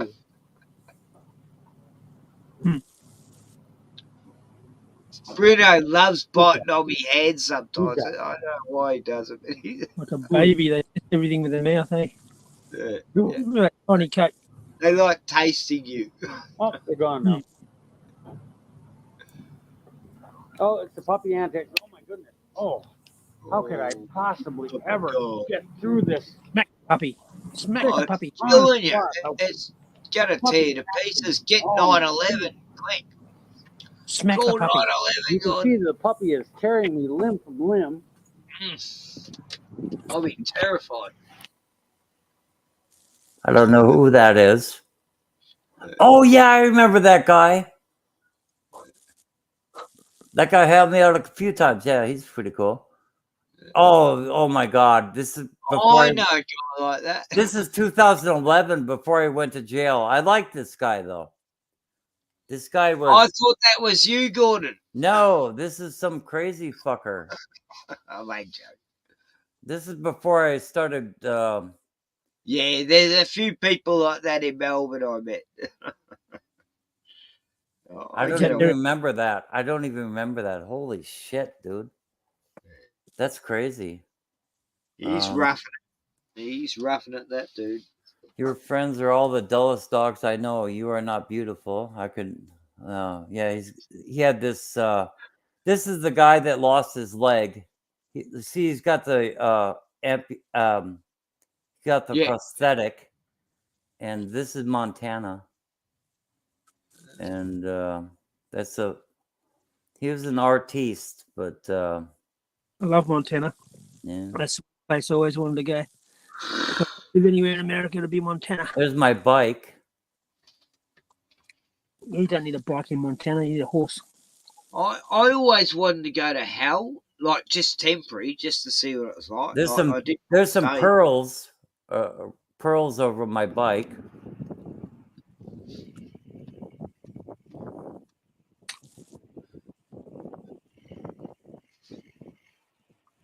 Ram him.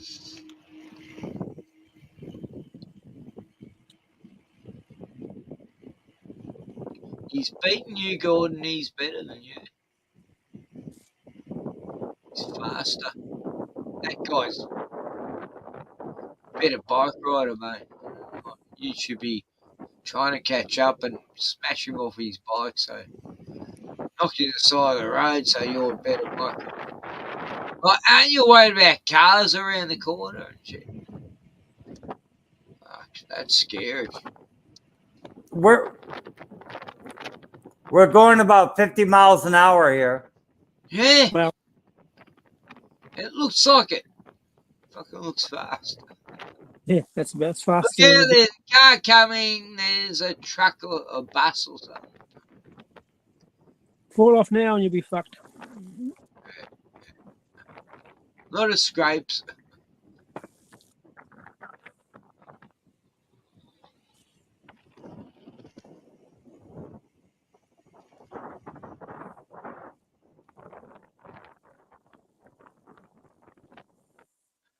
Yeah, wow. What sort of camera are you using for that old? Oh, it's just a cheap old thing.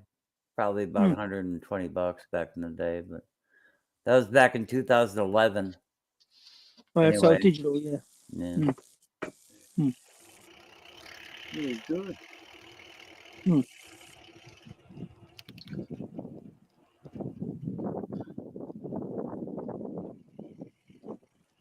got to hold out your beer, though.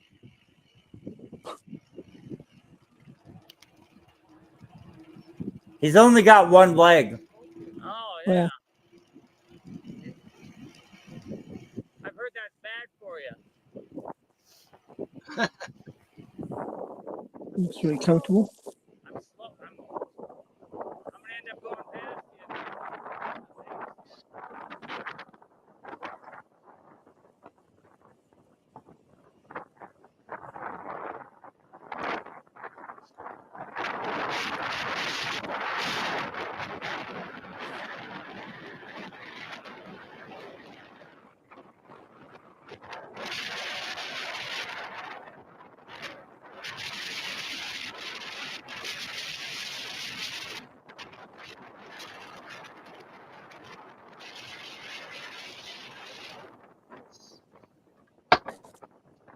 Wow.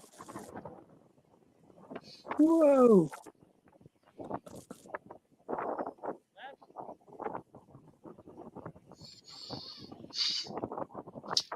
I've had people, I've done videos like that, and I've had people go, that's very dangerous what you're doing there. It's like, yeah, it looks more dangerous on film. You know. I had that. I was filming Drive Me 4-wheel drive, and I had the camera pinned on the front, and I sped the film up like 4 times, and all these comments in the video going, how dangerous you are, you've got a dog in the car. Yeah, how irresponsible. It's sort of sped up like Yeah, you irresponsible bastard. like you couldn't tell that. It was 4 times, you know, like I'd be driving along the highway and I'd speed it up, and then I'd be in the bush and I'd do this big track and speed it up. Yeah, I'm people going the fast, job. they couldn't see it. I'm going like 150 in the bush, you know. Oh god, just mental. Best one I did was going through the forest with a lightning storm and hailstorm. It was unreal, and I'm just driving fairly slow up the rough, one of the roughest tracks here. But it's great footage, but I can't find it now. I set it to some music, but yeah, the lightning flashes and the hail and the rough road and all that is. Yeah.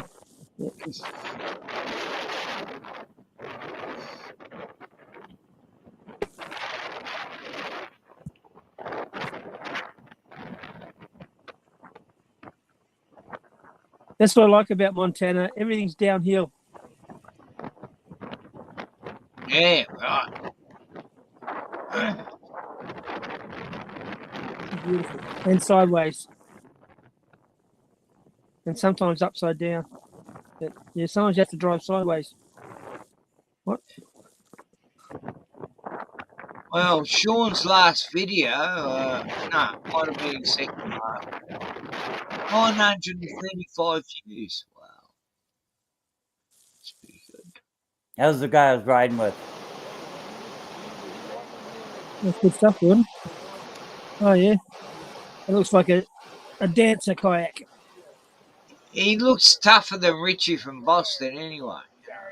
Yeah, those kayaks, they'll call a dancer. Yeah, I always wanted one of them. Little short, stubby. Yeah, wow.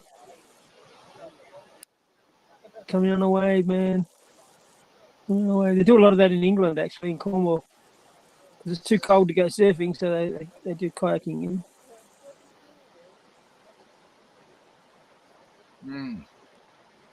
Oh, well done, mate. You survived that. Twisting and turning. This is a bonfire. This is my bike. A bonfire again. Hung out at a bonfire for a few days. Kind of a Burning Man festival. I don't know. There's some friends I met. We're all kind of partying at the top of the hill.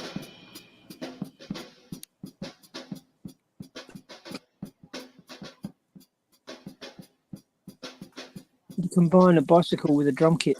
That'd be good.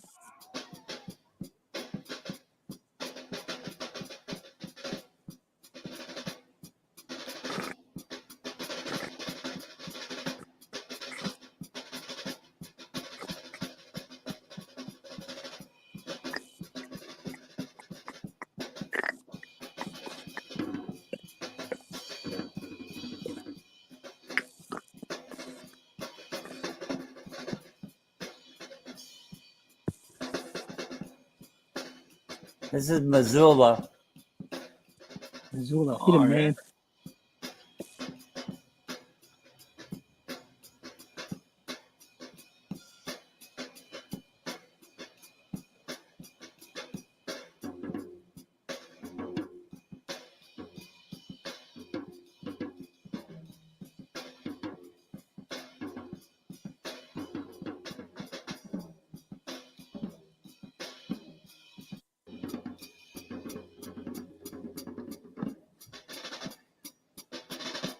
I recognise the tune. It goes on like that for an hour. Cool. Anyway, let's pause that. Oh, yeah. Just get your penny a bit. There's my one-legged friend. I hung out with him for a couple of months, and you can see his prosthetic leg. He was a great athlete for a while until he lost a leg climbing a normal obstacle. And that bike of his, that's electric. That's an electric bicycle. You can't see it because of the bags on there, but anyway. And there's my fancy bike on the left. You know, it looks like it's made of water pipe. Huh?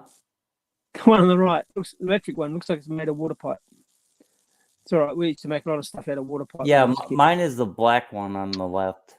Yeah. No. Is it on the left, or do I have my camera mirrored? Yeah, no, yours is on the left. Yours Okay. always got the real long pole on the seat. Yeah. Yeah. Anyway, next one. You got pretty fat tires on there. What's the next one? That's a Dark Knight. I don't know. I don't remember who she was. Wait a minute. Hold on. Let me back up. Okay, this one. I don't remember. I don't remember that guy. He's in the Illuminati, mate. He was kind of drunk, I remember. But let me see. He's Illuminati, or he's lost a couple of fingers. Yeah, I don't remember who she was. Oh, she's lovely. Yeah, we talked for a while. I thought she was wonderful. She's got a cat. Would say she's lovely. Julia. Who? Julia Henderson. She's famous in America. Yeah, I don't know. I liked her red hair, so we spoke for a while. She was just she was just hanging out on the sidewalk. I'm like, are you okay? Kind of, what are you doing? And she's okay, I guess. Anyway, I don't know what the hell was going on with her, but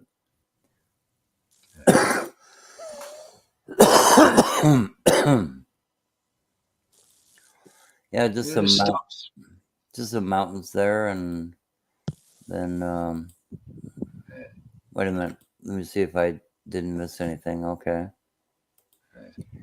And I guess I'm going downhill again. Yay, go downhill. Yay. Brainy boy. That was a powerful fire.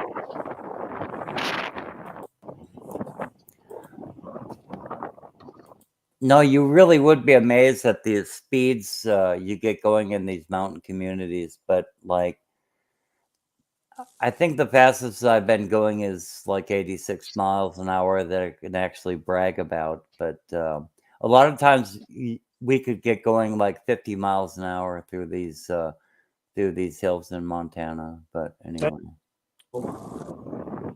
Julia.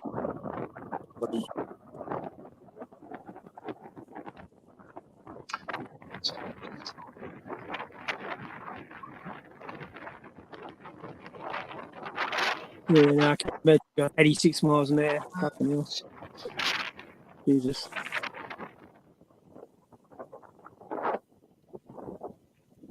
I get scared doing 20 now. This is a whole lot of shit.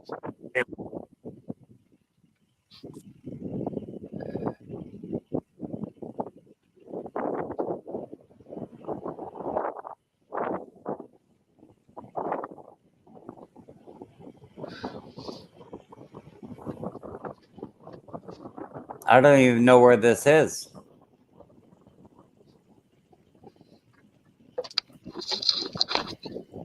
I think I'm in Butte. Butte, Montana.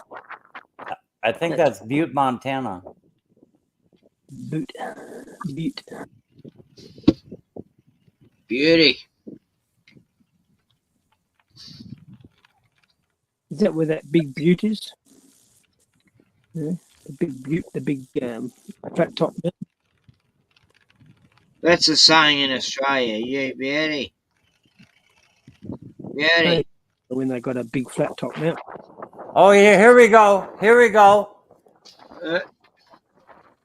Here we go.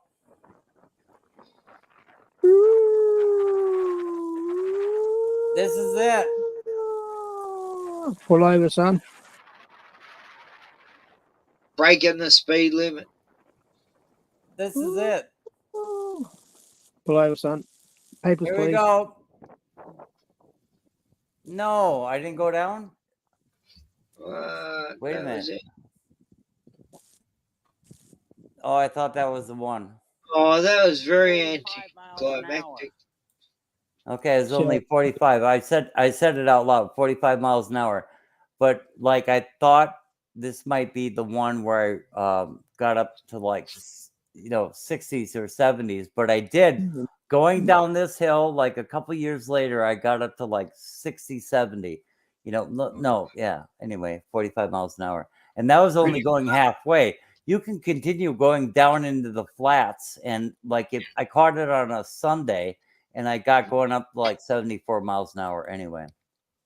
And all on the wrong side of the road as well. Right, yeah, exactly. That's why we roll here, I don't know what that is. Oh, that is the best hotel in it's the oldest hotel in Butte, Montana. But anyway. Oh, the old cat house, eh? Yeah. I can't figure out why this video I watched the other day, it's just not showing up. And I watched a whole lot of it's like, what? I watched a bit of it on my phone, then I went to the computer and I watched the rest of it. And it was the most intriguing story about a guy who built a bunker in the bush. And I cannot fucking find it. It wasn't that long ago I was riding that. Then I changed them out for I changed out my copperheads for CST comp. And I had a shave and I need another shave, so it must have been 6 days. God, that wasn't so long ago. I didn't even remember that I grew my hair that long. I thought I was clean shaven even back then. Well, they don't allow bicycles in Texas, do they? Pretty sure.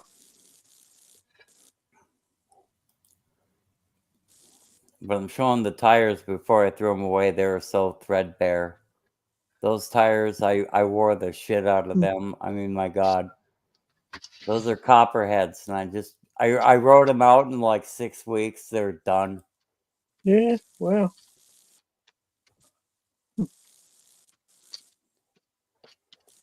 I get at least 10 years out of a pair of tyres. I think I only ever wore out one pair of tyres. I usually wear out the bike before I wear out the tyres. Oh, that pit bull. Yeah, he attacked me. Yeah, anyway, kind of cool. This is my bike, I don't know, next to a tree. I don't know. But yeah, my lefty. And then I don't know, some random parking lot, and then there's some bums I met here. Yeah, there's the bums, and they're friendly, and we drank some beers, but this is like this is squalor, dude. The fuck. You're lazy bums. Yeah. Anyway, nice car. What the hell is that? An old Thunderbird, yeah. I had a car like that. Ford. Look at that. Yeah. Anyway, I don't know. Learn to play, you cunt. Some random guy playing. Some random guy playing a banjo. That's cool. Nah, look, I never put shit on musos except the other week when. No, I was putting. We were streaming a few weeks back, Gordon, and I was actually making fun of Ray from Boston's rap music and shit. And I was listening to a stream, and it wasn't that It was just bad sound quality because someone was filming on their phone. It sounded really shit. And Scott Level turns up going, I was the one on the drums. And I go, yeah, I was thinking the guy on the drums is great, you know. Anyway, I re-listened to it today because they were replaying it on Ray's stream. And no kidding, Scott is a really good drummer. I could tell. I was going like, he's the best musician there. Like, wow. He's really good on the drum. Like, Cammy used to be good on the drums, but yeah, Scott's, you know, I'll give it to him. And I was saying, who's that guy? You know, I put in the chat, who's that guy playing the drums so great? You know, like, I knew it was Scott, but It's gonna yeah. pop it. Ray was singing and that. Like, Ray needs to. Anyway, Ray's having fun, and I got nothing against them dudes. All getting together playing music, and I think I've showed you about everything, though. Well done. Yeah, That's good. I've showed you about everything. What a handsome-looking man. Yeah, I know. And that was only. You must have been fighting the chicks off. You'd be going, Oh, yeah. I've got 3 girlfriends, get away. Yeah, I had, they're all lined up, and I had to beat them off with sticks. Oh, I used to do. And that was only. Some of them like being beaten with a stick. Look, I can only handle 2 girlfriends at a time, not 5. Come on, get away. Yeah, everything I just showed you is from 2011. So. Yeah. That's pretty good footage for back then. You know, like, I had a camera from then, and I've got 2011 footage, and it's terrible, the quality. I haven't even seen it until I just showed it. I haven't seen it since. I think I glanced at it in 2014, and then that was it. But I have 2 more, but that's for later. You know, later. Okay. Yeah. At intermission. Yeah. Right. Very good. Right. I like old school. I just want to show a video about how to make a little habitat in the bush just by digging. It's only going to cost you 40 grand, but this guy, he had to cut all his material up into this mountain. He's very dedicated. Anyway, I found this story very fascinating. I never even heard of it, but yeah, I just thought, you know, it's a break from comedy relief like Rich and oh god, I got the hiccups. I need vinegar. Fuck. Real bad. Is vinegar a cure for hiccups? I don't know. Yeah. Like, when I get hiccups, within 30 seconds to a minute, they're gone. And yeah, I just gotta have that. I've had this bottle for a year. It's starting to look a bit swillish. But fuck it. That's a long time,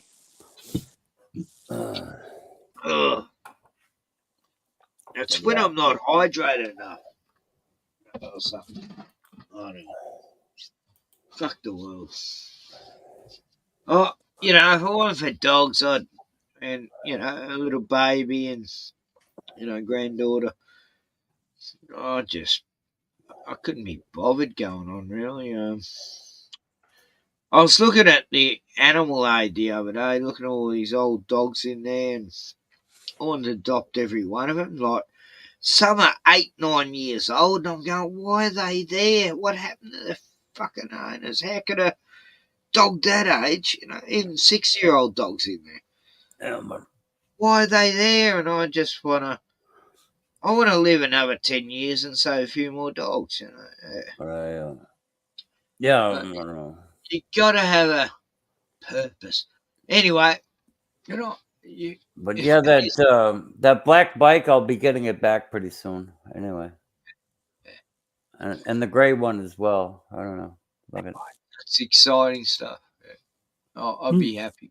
Yeah. All right. So how do you feel feeling? We haven't done the part that I'm not looking forward to. It's my husband's great. Oh, He really is. He's very respectful to me.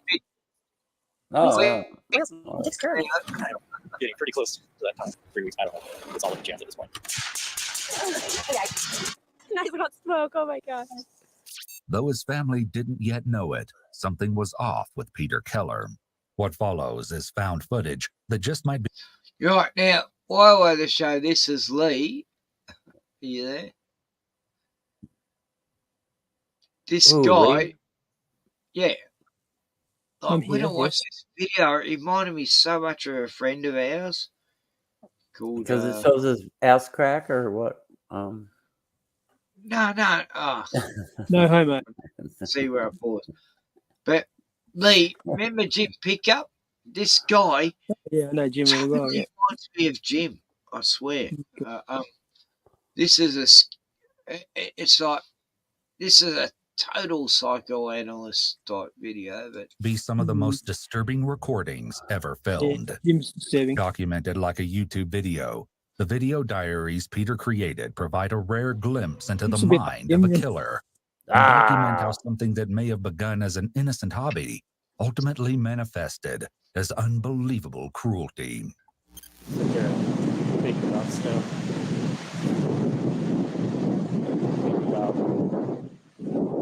How did I get so? The majority of the following footage has never been seen before. It has been analyzed by a licensed professional counselor. Okay. Looks like everything's working. Just checking the camera out. Since this is the first time watching myself, I hate watching myself. I hate watching you Man, that's too. the way other people see me. So it's going to take some getting used to. Not used to talking into a camera. Let's see. So here you can look at the trail. There's not much of a trail. I try to keep it as hidden as I can, so other people will stay off of it, which has worked so far. It's pretty far out. This is like 101 off the grid living, right? But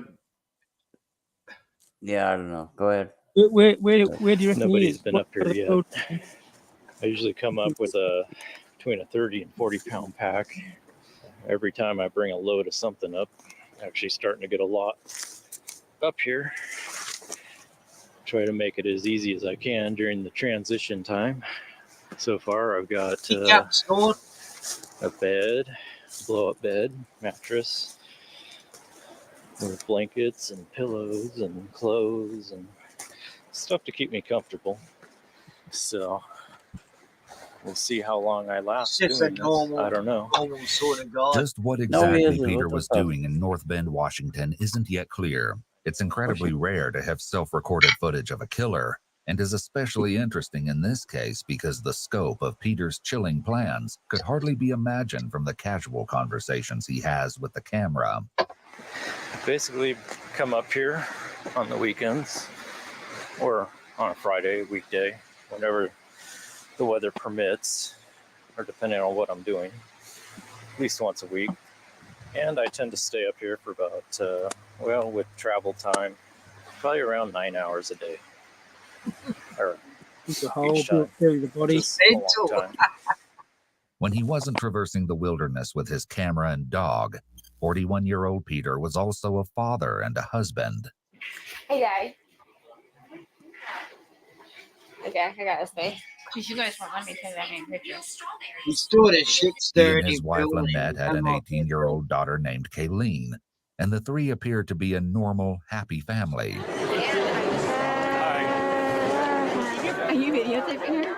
Yep. I just do a lot of videotape, and then I just cut all the junk out. However, Peter's mysterious project in the woods would eventually take a terrible toll on his day-to-day life. Kayleen Keller.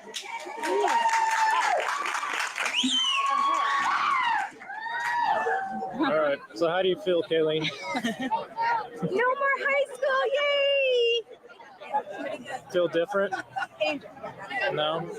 You don't feel different?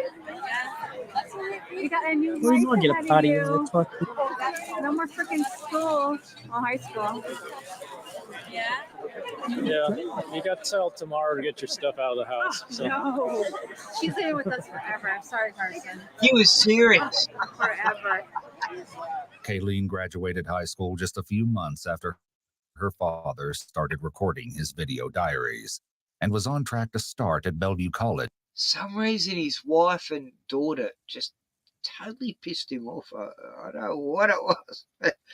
It shows what their wife's getting up to, what he's getting up to, and that she's happy as fucking Larry, but he's going through deep depression. In the fall. In addition to her interest in environmental preservation and gaming technology, she also appears to have shared her father's interest in cameras and dabbled in the hobby of videotaping as well. Can you take a picture of me and sell me on eBay? Uh-huh. What are you doing? Bill, I could have used your support. I came straight from the airport as soon as I heard. Yeah. He's pushing it right after his Come on, face.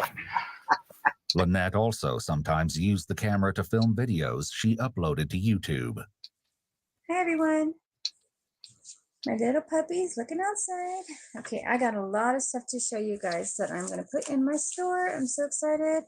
This is bag 2. And I had so much fun making these too. You guys got a lot of products in here. I want to first show you, look at Dino. He just got a haircut a couple days ago.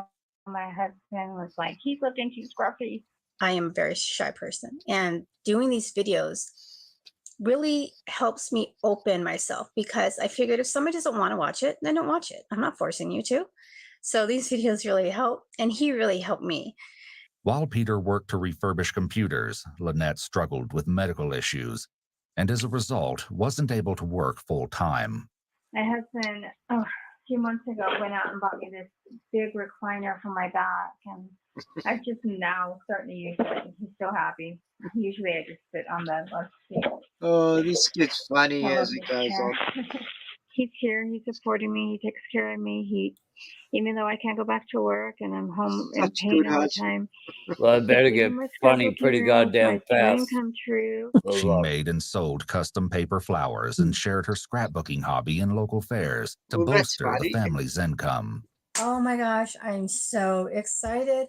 Pretty much, this is my anniversary present. I wish I could make money I'm so selling thankful paper that my husband was able flowers. to give me Oh. that so I could stock up Good, on it's supplies big for me. game. And I also got some stuff for you guys too. Even my husband was looking at this and was just like, oh my gosh, look at the detail. From an outside perspective, it appeared that although the family faced challenges, they were sticking together and making things work. But as later events would reveal, all wasn't going as well as it appeared. Yeah, you can watch me open this thing. This thing's always so heavy. Oh shit. But works good. This impressive structure, affectionately nicknamed Camp Keller, was what kept Peter occupied in the woods for so long. Disguised as part of the hillside, the only thing that might give its presence away is a temporary tarp stretched over part of the roof, but Peter took care to conceal that with brush. This is something I wanted to do probably since I was a teenager. Yeah, So you're make a a home sick- underground somewhere. sick so I twisted can live fuck. around people. One of my projects today is to take all this wood that I've cut up recently and stack it up, pull it down, so if somebody stumbles out here, it not as noticeable. It's just now I have the means, I'm able to actually pay for it. I've spent a lot of money on this so far, thousands of dollars. Wow, you're a sick fucker. Thousands more on guns and other stuff. Well, guns are okay, but I don't know what you need that bunker for. I Everything I can think of. The bunker was a shocking feat of engineering, considering all of Peter's supplies were either gathered from the forest around him or carried in from his house, which was about an hour's hike away. This is kind of an outside look. It's a long way to haul stuff. My wood pile on this side. He was dedicated. Yeah, good job. Got water. In addition to the tools and materials he needed to build the bunker, Peter carried a significant amount of food, drinks, and creature comforts into the camp. He brought enough to set up a kitchenette, complete with an emergency vodka stash. He's supplying The entire booze there. complex was powered with a generator, which Peter somehow managed to bring up the mountain. He even went out of his way to engineer a wood-burning stove made out of an inverted metal garbage can. That was He his rigged a big chimney mistake. to funnel the smoke up and out of the residence. This smoke would ultimately provide a valuable clue as to the camp's location. Other highlights of Peter's stash include multiple 5-gallon buckets, which could not have been easy to move, heavy-duty chains, and a Oh yeah, hacksaw. I've heard this story actually. But as impressive as the And there's wilderness his butt construction again. may be, the question remains I've as heard to the why story, but Peter I built haven't it in seen the this first footage. place. I just feel like I'm getting knocked back Tragic, but every time financially. Oh no. My wife is just gonna suck all the money out that I have. And Oh, I'm so no. excited because I can actually afford and then it these, shows the wife and these, she's so these excited, deals. My all the money husband, she's getting. he gave me some money to go in here, so I'm like so excited. All right, I'm getting ready to move one of these big beams in. This thing is pretty heavy, soaked with water, which makes them very heavy, makes it a real.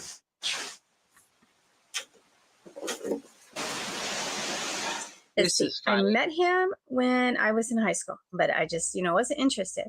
And then I met him again, and he was so sweet. We became like best friends. He said one of these days he wanted to get married and have kids, and he asked me what I wanted, and I said, "Oh, I want to get married." So then my sister, we were getting along at the time. She really liked him, and she said, "Well, you gotta just, you're gonna regret it if you don't." So I was like, "Okay." You got it. Crazy. What is this? Then 3 months later, he started talking to me about marriage, and I was like, "Dude, I told you I don't want to get married. Stop pressuring me. We've only officially been together for 3 months." He actually started within a month, and I was just like, "No, you got to stop." So finally, a little over 3 months, he asked me to marry him. I was like, "Of course I'll marry you," and I grabbed the ring and put it on my finger. I was just so excited. That ring looks so good. Yeah, the ring. Yeah. I'll marry you because I like this ring. Yeah. That's my story of my husband, who is my husband, who's the love of my life. At this point, I don't know what's going to happen. I may get caught right away. I mean, I could basically be dead in 2 weeks or 3 weeks. I don't know. It's all up to chance at this point. So I don't think anyone knows where I'm at. But if they put it together, who knows? At this point, I have to take that chance. Oh my God. So it's just going to be a point of, go as far as I can. I do have my escape, and that's death. And I'm okay with that. So that's a worry. I'm getting to the point where bug out. Just trying to live, We start to think pay like bills, that. and live as a civilian, and go to work. He's a great guy. He's a great guy. He stuck around with me. I'm, some guys are kind of leave when you get that. He's doing these videos up in it's the part of hills your while vows, she's but- doing these.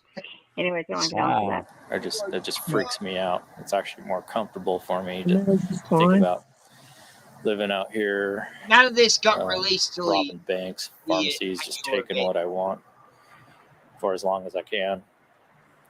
At least it'll be exciting. It won't be boring. And I don't have to worry about Lynette or Kayleen. And everything will be taken care of. It'll just be me. Peter's complaints are all too common, but could indicate the presence of major depressive disorder. Additionally, Peter is doing a lot of fidgeting in this video, signifying that despite what he's saying out loud, his thoughts might be giving him a lot of anxiety. Perhaps this stems from the fact that, as some of Peter's cryptic comments end, there's a much darker aspect to his fantasy than he lets on. Well, I wanted to get a video log in because we haven't done part that I'm not looking forward to. I'm getting pretty close to that time. I'm guessing probably a couple months away, maybe 3. So yeah, I know I can, once I do this, I could either die then, maybe something will happen, or a few days or weeks, or maybe even years.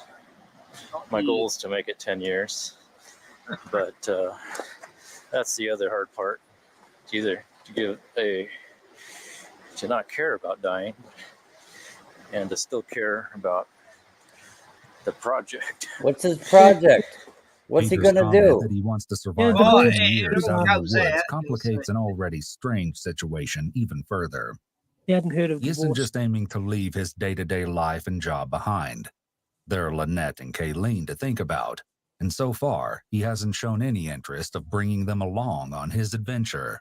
Go ahead, open us. Oh my goodness. You are so sweet. You guys, sorry, I'm whispering. The husband's sleeping and our little doggy's sleeping with him. Last time I was doing a video, I was talking too loud and he woke up and came out here. Part of me has a hard time even imagining doing what I'm going to do, but as I think about it, I always come up to the same conclusion every time. I'm starting to get more okay with it.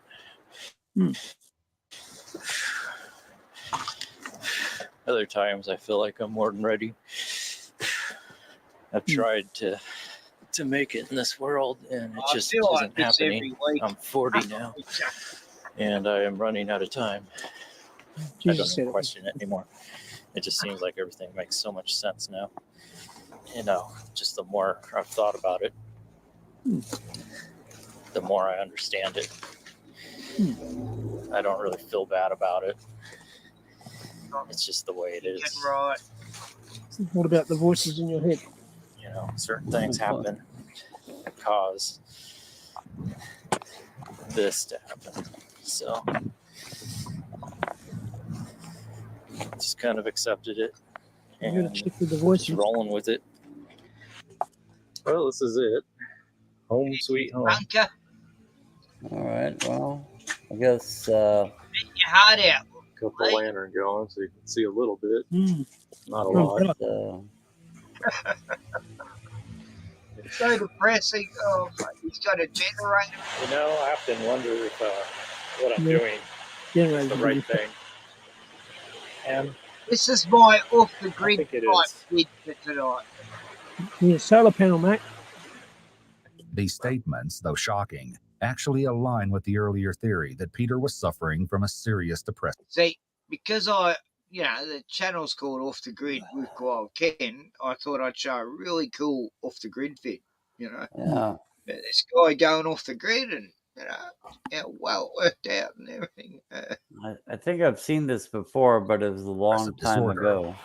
You know, as I do this for hour on hour. Yeah, that like is think about stuff.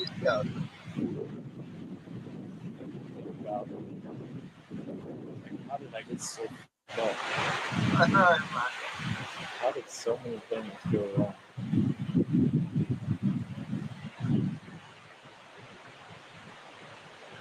I can almost see Huck doing this. Yeah, well, some blokes go fishing, Some blokes fix cars.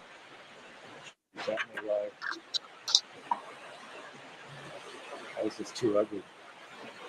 Nobody cared. Peter's recollection of feeling off also supports the depression theory, as it's the common fuck for is this symptoms to emerge during adolescence. Additionally, it's known that individuals with unresolved trauma can become stuck developmentally. This could very possibly be what happened to Peter, as he previously mentioned that he'd wanted to build a camp like this since he was a teen. If he became emotionally stuck at that point in his life, it could explain his apparent resentment for his family, along with the continued desire to depart from society. Yeah, basically last year has been really tough on me. I've been coming to terms, realizing just how pathetic I am. And there's just no hope. But it's tough. wasn't interested in anything anymore. But I feel a bit motivate like that, myself. All I did was work on this. This is the only thing that can make me feel better. I'm interested in much. But I think I've come to terms with it. I think Jim was I like don't scared. plan on doing anything crazy. Starting to feel better now. I'm not quite sure why exactly. If it's just that I'm getting this further along, or maybe I've just come to terms with what I am, my situation, and kind of working through it. You know, I've tried. I always keep going back to the same person I am.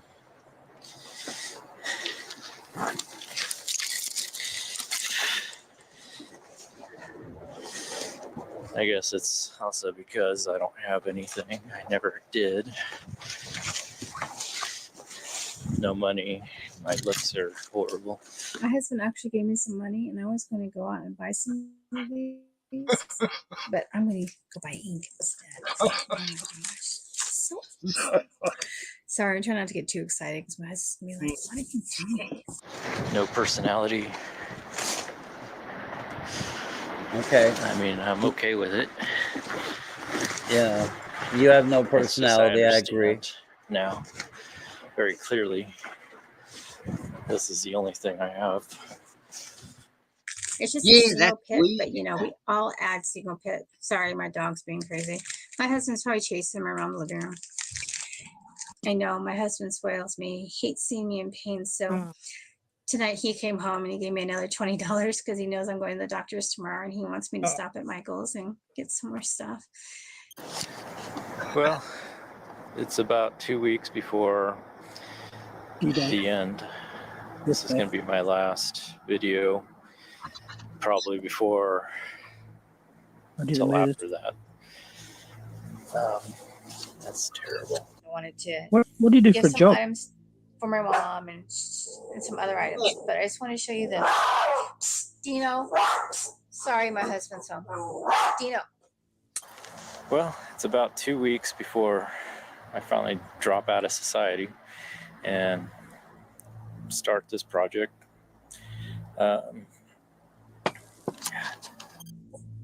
Sorry. The cute little puppy, right? So these are the items that are in there now. They're hard plastic. Stop. Well, it's about 2 weeks before we finally drop out of society, fully commit to this. This is probably going to be my last video until after that. Here we can see that Peter actually does retakes instead of being fully candid, like other videos suggest. This, along with the comments he's made about his appearance, seem to indicate that Peter cares deeply about how people view him. The retake suggests he's purposely curating how he appears to anyone who views these tapes. He wants to make the best possible impression. Again, this could tie back to major depressive disorder and childhood trauma. Teenagers often act as though they have what's known as an invisible audience, the idea that people are watching them all the time and judging their looks and actions. From what we see in the videos, Peter seems to still be acting like this at age 41. This type of behavior can also be found in individuals with narcissistic tendencies. Here we go. The question of Peter's intentions would be one of the first mysteries police faced when they became involved in the situation on April 22nd, 2012. It was a quiet day in the mobile home park where the Keller family lived when, seemingly out of nowhere, several neighbors heard what they believed to be an explosion. When they saw flames coming out of the windows of the Keller home, the neighbors summoned the fire department. Firefighters swarmed the home, climbing on top of it, even as the blaze ate through the roof. They had no idea just how seriously they were risking their lives. You know, Gordon there said narcissists have a inferiority complex. You know? Right. Yeah. I mean, that's, yeah. And this whole case proves it. It Right. totally 100% proves it. You know? Yeah. Yeah. I like this from a psychological side of things, you know. Lives until later. Once the fire was doused and investigators entered the residence, they discovered Peter Keller was nowhere to be found. Iwu spoke with Cindy West, a retired police sergeant who worked on the Keller case, in an exclusive interview. I was actually the public information officer, and I think it was a weekend, because I was actually heading out of town, and I got the phone call. So I turned around, came back into town, and arrived up there in North Bend, and then the investigation started there. And as the investigation went on, it just snowballed from what the heck happened to, wow, this is bigger than I think anybody thought at the start. For those of you who aren't familiar, a public information officer handles all inquiries about an active case, providing private citizens as well as the media with information that's been approved for release. As such, Cindy was intimately familiar with the inner workings of the Keller case. The day of the fire, tracking down Peter became the police's highest priority. In just a few hours, they located his vehicle parked downtown. The keys were left inside, but there was no evidence as to where he might have gone. When they entered his workplace to ask where Peter might be, all his coworkers could offer was that Peter had already left for the day and had stated that he might be back tomorrow, next week, or possibly never. Police also discovered that Peter had recently withdrawn $6,200 from the family bank account. Everything suggested that Peter was either in danger, running, or both. For now, police had no idea where he could be hiding. But they weren't clueless for long. Police got lucky when searching Peter's home and unearthed a hard drive containing Peter's video diaries. Combined with what else was discovered in the residence, the investigation went from serious to downright bone-chilling. Well, before, a while ago, I used to sit here and think, this whole thing is just crazy at times, and then I'd think about it, and it would make sense, and it's like, okay, this is what I got to do. Peter's decisiveness in this clip, paired with the horrific details of what police had found in the remains of his home, would likely be shocking to even the most seasoned law enforcement official. They were at a complete loss when it came to explaining how and why this had happened. Only time would reveal the haunting truth. When it came to the video entries, they supplied more than just a record of Peter's thoughts. As it turned out, other entries in the video diary and the accompanying photographs would become the key to tracking Peter. Retired Sergeant Cindy West was able to share the creative technique the police ended up using. They had photographs that Keller had taken on the mountainside as he's constructing this bunker, from nothing's there to a little bit more to a little bit more. In one of the photos, you can see, I couldn't see it, it looked like a power line in the distance. So you're looking off the mountain toward, which would be North Bend, the city. You can barely see this power line and something else. Again, I didn't think it was a power line, but our detective Mike Mellis says, I think that's a power line. I think that down there is probably the city. And then according to these other photos, there's a couple streams nearby. So he does a lot of investigation and says, well, it's got to be in one of these 2 points then. And I'm like, I don't know how he came up with that, but he was exactly right. Combined with reports of Peter's truck being regularly parked at a specific trailhead, this was enough. Despite the fact he thought, what, he was going to burn all the video evidence as well. That's weird. But they got it. They retrieved it all. Well, they got his computer at his home, which leads them to the exact location. It's like, what the fuck? Yeah, but it must have only burned half the house or something. I don't know, because how did the computer survive? Why did he film this and then burn the house down to destroy all the footage you wanted everyone to see? That's the weird thing to me. Anyway, I'm not saying it's a conspiracy or anything. It's just like This is all fake, mate. It's all fake, yeah. It's all I don't believe it. Yeah, it's all just fake. CGI generated. Yeah, look at this. That's green screen. Enough information for police to start canvassing the area to search for Camp Keller. It took 6 days, but eventually they succeeded. The smoke visible in this footage came from Peter's makeshift chimney. If you're off the grid, you don't want any smoke showing, right? That's the first thing. Fucking learn, let alone a flame at night, like you don't want to spot you don't have a fire going. Right. And all these videos always tell you to take some matches out into the bush. You don't need fucking matches and shit and fire. If you're hiding, you don't have a fire. You got to sort out another system of heating. Yeah. Anyway, just my observation of off the grid living. This is all about living off the grid. This channel. And was instrumental in leading the police to Camp Keller. However, rushing in and making an arrest wasn't going to be an option. They had no idea how many people might be inside or what their intentions were. Remember, Peter had been stockpiling weapons and ammunition at home. And thanks to his videos, which were discovered when police reviewed the recordings that were not destroyed in the house fire, they knew he likely had firearms at his camp. Little did they know what else they would uncover. They also knew that there was a chance they could be dealing with a hostage situation. A direct approach could endanger Peter's life if he was being held captive, or spook him if he had hostages of his own. They needed to make whoever was inside come to them. You guys on the number 3 side, can you get to that window and break it out or throw a gas in there? Brian, there looks like a slot or a window that's propped open in the back, directly towards the dirt wall, but I couldn't see it. You got something over it. Maybe you guys can throw a log through it or something. But if we throw a number 2 in that ditch, send in the neighbor. That's exactly what they decide to do. The Cluster response bombs. team keeps the bunker surrounded in the hopes that the gas canister will drive those inside out of the bunker and straight to the waiting forces. But after about 10 minutes, nothing has changed. Yeah, it's dissipating finally. The first one you sent in is dissipating. You want me to throw a 98 under the window, the open window where we first got?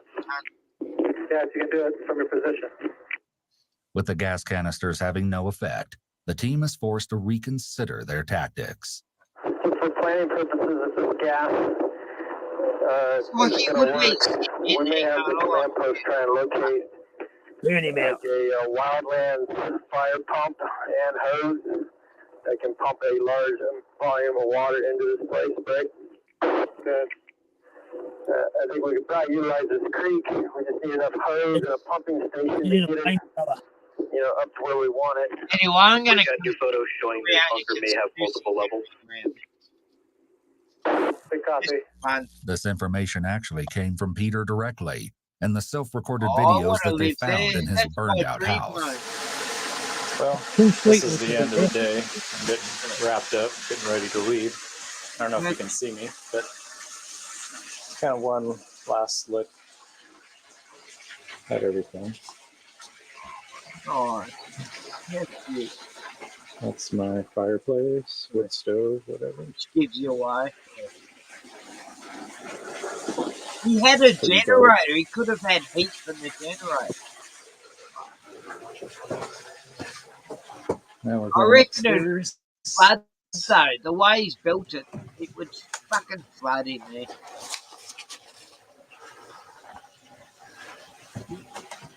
It cost him $4,000. This is where most of my supplies are.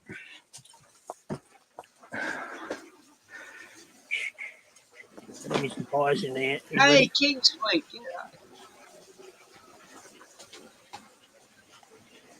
Pretty well stocked up. My window. The buckets there for his sugar.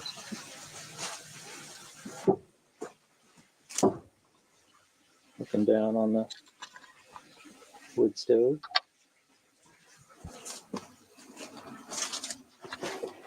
And that pretty much wraps it up for the day. Finally, police resorted to throwing a grenade towards the bunker. When even an actual explosion failed to get results, police knew that they would have to be the ones to approach. After a full day of besieging the bunker, they decided to break through the roof. No worries. You might be wondering why a house fire investigation demanded such an extensive response. As a matter of fact, it didn't. After assessing the situation, investigators concluded that they were dealing with arson, but that would all change when they made their way into the home and stumbled upon a disturbing discovery. They're calling their home. It wasn't a subtle attempt either. The remains of a red gas can were found melted onto the stove, where it had been placed in a skillet to heat up until it ignited. Police found several other gas cans throughout the residence, boxes of ammunition, and a homemade explosive device. Investigators could only assume it was meant to be triggered by the fire in order to destroy the house and everything inside. Wow. Had the fire team arrived just a few moments later, it could have gone off while they were on the roof, potentially costing them their lives. Wow.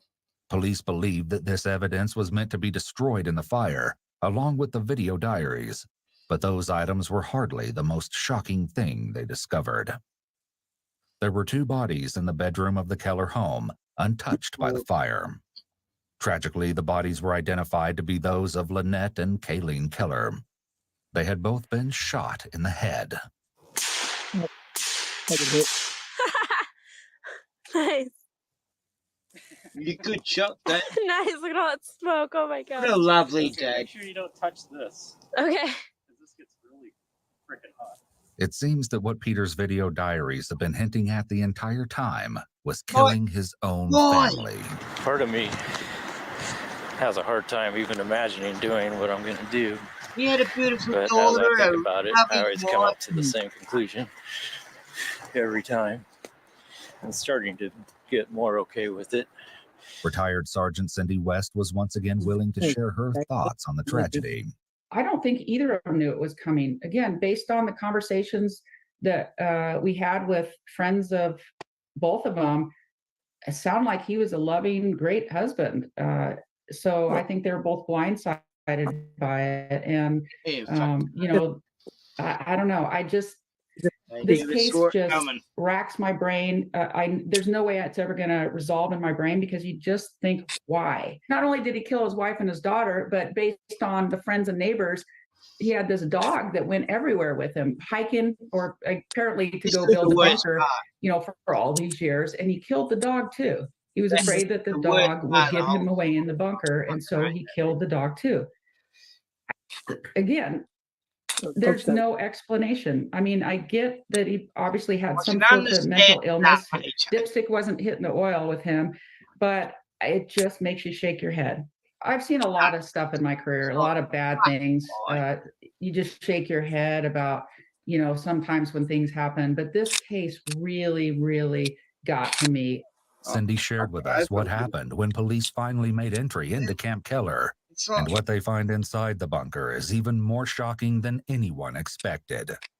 When our TAC 30, aka SWAT guys, discover the bunker, of course, they surround it and make sure everybody's safe, let everybody know what's going on before they hail to him saying, hey, you know, come on out with your hands up, yada, yada, all that. And it was just a short time after they initially tried to make contact with him that they heard a pop.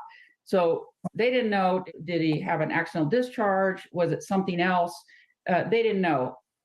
When the walls of Camp Keller were finally breached, police discovered that Peter had stayed true to his word and ended his life when faced with capture, soon after the police surrounded his stronghold. Perhaps this was Peter's only intention all along. He wanted to achieve this teenage fantasy of living out underground in the woods before he died. But he had no end game other than his own death. Well, the fact that he was found was significant. We were worried what he might do to somebody else. If he's, you know, brazen enough to kill his wife and his daughter, then what's he going to do to somebody else? But I think there was a sense of relief that it was over, that he had been not apprehended, but that he was finished with his crime spree, that nobody else got hurt. There was so much potential for injuries to citizens and all the officers involved that it was definitely a sense of relief. The camp was turned over to King County Department of Natural Resources, who eventually destroyed the bunker. Peter's cash hoard was donated to a memorial scholarship established in memory of Lynette and Kayleen. They could have just patched up the roof and sold it. King Sweet, listen. Oh, come on. Oh, God. Nah, look, this woman thought her husband loved her. He was just tricking her. Here, honey, here's some more fucking money. What he called them, two less disgusting narcissistic skanks in the world. What? I don't know. I fucking hate them, Rot. What's he talking about? Yeah, they have what? Yeah, perhaps they were what? I don't know how to even respond to King Sweet here. They completely messed with his head. All women. It's like cops. Not all women are bad. Okay. Yeah, evil bitches. Yeah, he must be drunk or something. I don't know. King Sweet. I don't know how many beers have you had? Yeah, King. That's all he did for them. He gave her $20 one day. I can be as misogynist as the next guy, but and he says they're all bad. It's like No, look, half my friends, because most of my male friends are dead in me real life, are females left. It's like, psycho. Fuck, I'm left with all the, women live longer than men, and that's why most of my friends are women, because they outlived all my male friends. I mean, I came up with the word simp in it, and that there might have been, yeah, she was. I don't know. I just can't go that far as to say they're all bad. And anyway, that wow. was my off the grid vid of the night on my off the grid with Koala Ken vid. So I always like to show an off the grid vid, and I think that's a really. I think King Sweet is building a bunker and planning a massacre. I don't know. But did you see him try to get that log into? I don't know what he's doing with that log, but oh fuck, it looked like he's having a hard day. But I swear, Jim Picker, Jim, our mate Jim, he used to think a little bit like that when he was younger, but he grew out of it. He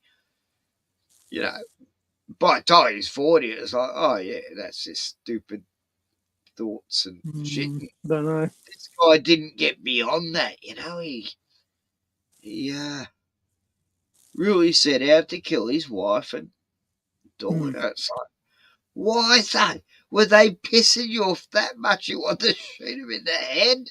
Like they were like smiling and happy and thinking Dad's great, and the daughter's put the camera right into his face, and he probably thought at that moment, I'm going to kill you. Oh my God, that's a mysterious one, that one. It's like, even with all the footage, you still don't get why he wanted to kill him. There's no reason. Why don't you kill yourself? Why wouldn't you just kill yourself, and why would you want to take him out as well as the dog? The dog? What the fuck? Oh, God. That story spun me head out. It was like, it made no sense. It's like, I couldn't figure out how. He had issues. I know there's psychopaths and narcissists, and they could do that shit, but he didn't have any. When you study what he's talking about, King Sweet needs to get here on the couch, and we'll give him some psychoanalysis, Freudian style.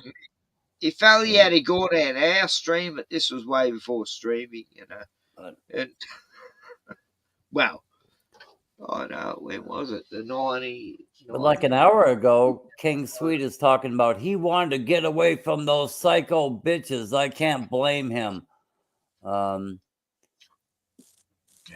And then he said it could be worse. He could be down at the bar getting drunk all day. Wouldn't that be better than killing people? I mean, I don't know. She's selling pussy. Look, any decision in my life, if Look it at his involves killing comments. someone or doing something else, I always will do something else. You know. Look But at King Sweet's comments. I don't know. What think there's pharmaceutical medications are you taking at the current time, King Sweet? I don't know. Gordon, you pussy. Yeah, I know. You It's like, pussy, man. what? Behave yourself. It's just admiring the guy's building ability. That's all. Yeah, right. Bunker building it was ability. dedication, but you know, it was all for Look at nothing. this. I think you're a simp and a pussy. I don't know who he's talking about, but probably I'll just assume it's me. I'll give Yeah, your pussy arse a curb stomping. Dude, you could not handle what I've seen. I don't know who this fucking guy is. Who is King Sweet anyway? I mean, he's like all on board. Well, he's a king, so you got to show him some respect for that. I just I've known King for about 10 years on the Kev And he's Baker. sweet. He's sweet. Have you ever seen him? No, I can't remember. Tell him to come on the show. He's a Yeah, Scotsman. come on, show King. Yeah. Tell him to come on the show. Scotsmen are allowed to wear dresses. I don't know why you're picking on Gordon King. Anyway, I don't know if I don't know who he's picking on. Good fun to pick on Gordon. Yeah, it's good fun. Yeah, it's always good. It's either Lee or you. He wanted to, no, King Sweet says he wanted to get away from those psycho bitches. I can't blame him. It's like, what the fuck? Like, you've said the same before, you know, so it's like you're on the same team. But you still love women. Like, you know, I think they're one of God's greatest creations, and they are meant to make us think. You know, they're good for brain exercise because you got to work out how the. He says I would live in a hole in the ground like that. Fucking rent, fucking rent sucks. It's like, what the fuck? I don't get this shit. Truthfully, that dude's bunker is nicer than my ghetto arse apartment. I mean, they should have kept it and they could have rented it out to King Sweet, eh? Yeah, they could have. Would have bought it for $1,000. Anyway. Oh, look, you know, you should have made a business making bunkers in the bush. I'll tell you what, King's right about that. Millions of people in cities wishing they could live like that, really. So city will drive you mad. And when they are living like that, they go, "Oh fuck, what the fuck am I doing?" About a year or two, and you start to go, "Oh, maybe the city wasn't so bad." I've known people off the grid, and it's like they get too old for it, and they're going, "Oh fuck, I can't do this anymore. This is fucked. I'm too old for this." ROTTMAN is a man's man. You a cunt. You know what man's man is in the States here? You know what a man's man is here? Yeah, it's gay. Anyway, I hurt his fuzzy feelings. So I don't know. I don't know what this dude means. Anyway, he's got slang I'm not used to, or we might use the same slang differently. A man's man in the States is probably not what most people think it means. You know. Yeah, like a gangbanger is something different in the States to here. He's a man's man. See, I don't even know. Then he says, I know you're a pussy. I guess he's King Gordon likes women. Lee likes women. I like women. So there's nothing less. That's. But then he doesn't say who he's talking to. Then he's like already saying, I know you're a pussy. So anyway. Who are you talking to? I hurt his fuzzy feelings, LOL. Who are you talking to? ROTTMAN is a man's man. Do you mean he's gay? He's not gay. I mean, you have no balls. Who are you talking to? You have no balls. Is that true, Ken? You're not gay?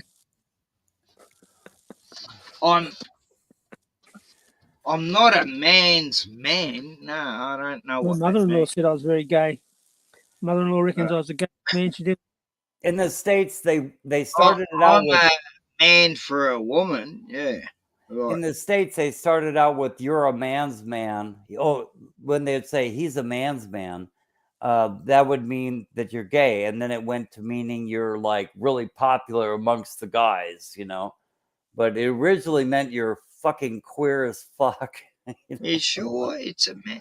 Yeah, I thought it meant something different And earlier. then it has gone back the other way.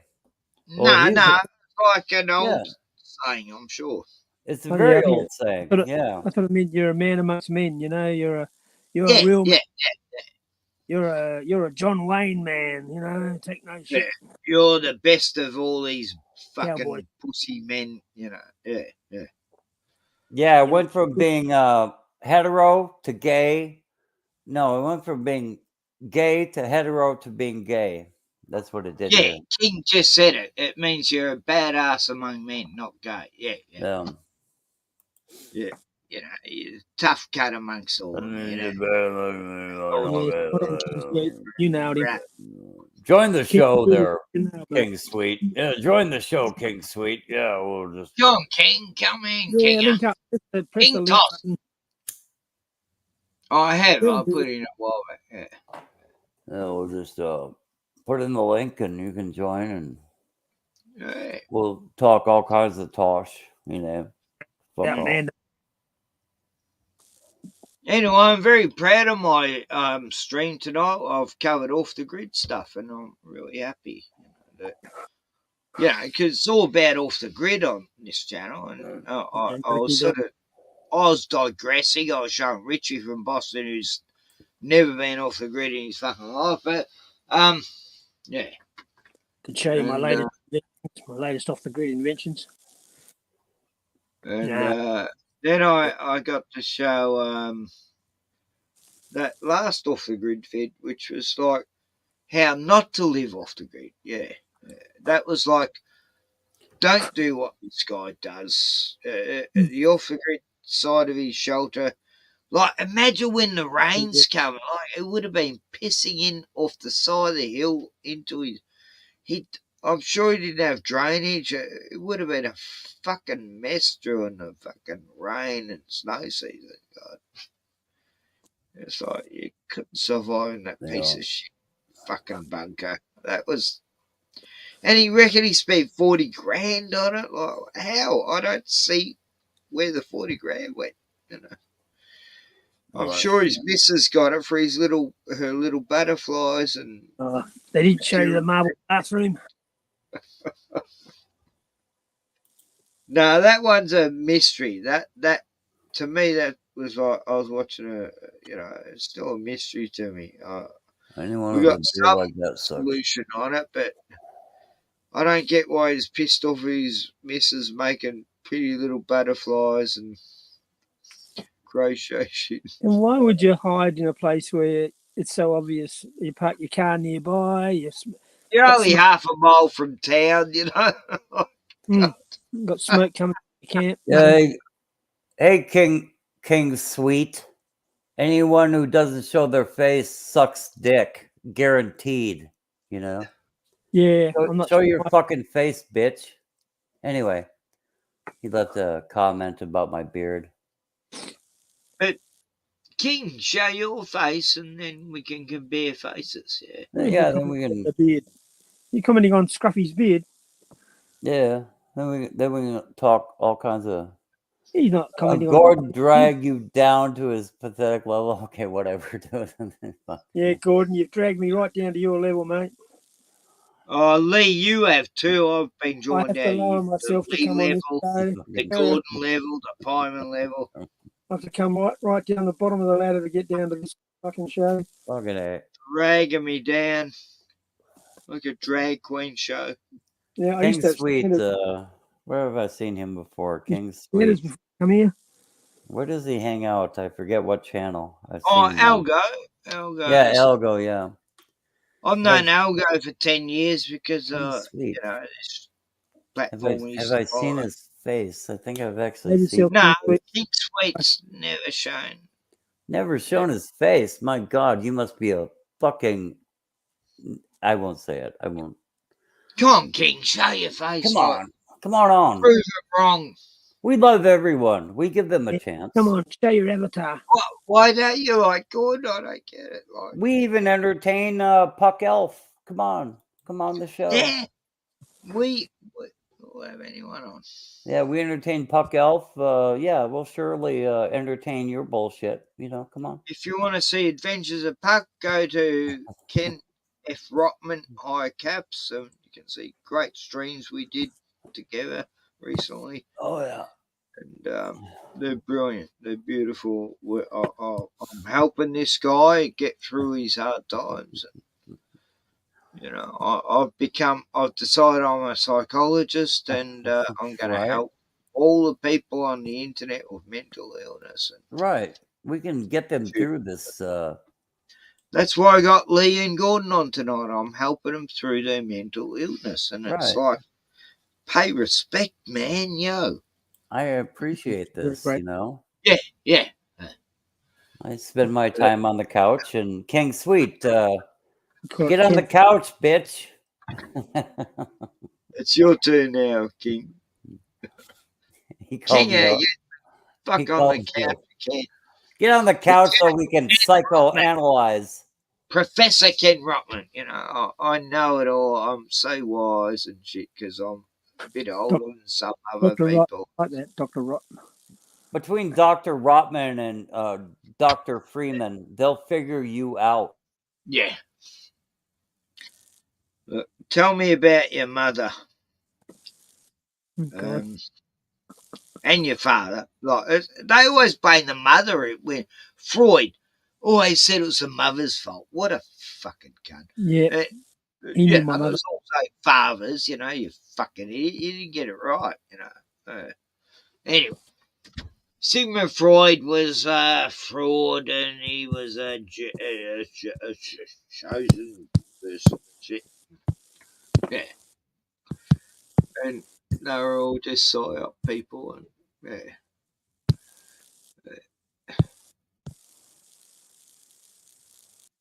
Gordon, I just got a good compliment and drinking that I'm a great man and you should take notes. There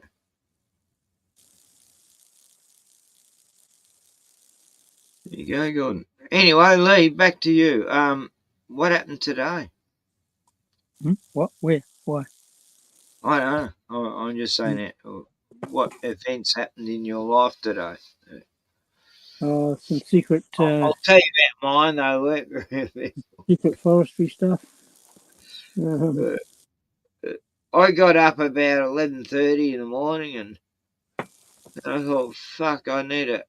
I can't be cooking food. I got no food anyway." And I said, "Bruno, I want to go for a fucking walk." I hadn't eaten. I couldn't eat, and then I went to the shop to get a hamburger with pineapple and all that. And then I get there 20 minutes before they close, and they go, "Oh no, we're just cleaning up the have a pie." And I go, "Oh, okay." I want a hamburger, and I got this shitty pie. And I got home, and I had not even a quarter of the pie, and I just felt sick in the guts. And it wasn't the pie's fault. It's just like my stomach was ready for a hamburger, not a fucking pie. And then I thought, I've got to eat something because I just can't fucking eat anymore. I've lost my taste buds. And then I had some yogurt with passion fruit, and I had half a tub. And then I had a cup of tea, and then I decided to drink some beer, and here I am. I'm on my last fucking beer. That was the adventure of my life today. And Bruno was walking very slow. It took us 25 minutes to get to the shop, half an hour back. He was really slowing down. It was really fucking freaking me out. He is. Every week he seems to be getting slower. Old bastard. Old bastard dog. Yeah. Bruno. I've seen so many dogs lately called Bruno. It's a very, very popular dog Yeah, name. I've met a couple in this town. Like, I met this guy and he's got this dog, and Bruno, the dog's just, they're walking along this little poodle terrier mix or something, and it's walking on its 2 feet with them pulling it, and its legs are going like that. It just saw Bruno, it just wanted to go to Bruno, and then I go, oh yeah. And it's just clawing Bruno and jumping on him and just love Bruno. And he goes, oh, what's your dog's name? And he goes, it's Bruno. And he goes, oh, my name's Bruno too, this guy says. You know, it's like, hey, Bruno, meet Bruno. And Bruno's looking at the dog like, he's jumping I all know, over Bruno him. looks so serious. Bruno looks like it's like a little kid going up to a dad. You know, sometimes they go up to you get a little kid and they'll run up to a man and grab your leg, you know, because he's like he looks like he's a stable rock of a dog, you know. And they think, oh, wow, look, a dad It's dog. like love at first sight. This dog just It's funny. Yeah, it's and so he was funny. so good. He's been so good with other dogs, you know, that I'm walking up the road the other day and this mate I'm going to see to get some fucking herbs. Anyway, you know, he's got his dog out. There's this other woman's dog out. They both just come plowing up to me and Bruno, and they're jumping on Bruno, and he's just sort of grumbling a bit, but he didn't give a fuck. But yeah, they just love Bruno. Both girl dogs. One's called Sophie. I forgot what the other one's called. It's just so funny. Bruno's like, okay, I have to put up with these women dogs jumping all over me now. It's good fun. And that's what I'm going to do. I've only got a few months left in life, so I'm going to take Bruno to the beach to meet all the dogs. And then we're both going to just walk out into the fucking lake and drown it, you know. Hey, see you later, you fucked up world. That's my plan for this next month. Anyway. Maybe 6 months. We'll just walk out into the ocean. Leave the world behind. Anyway, as soon as Gordon left, King Sweet left, you know. Like, what? I got a Gordon card. I'll show you some photos. King Sweet and him were having a bit of a conversation, and I think Gordon got.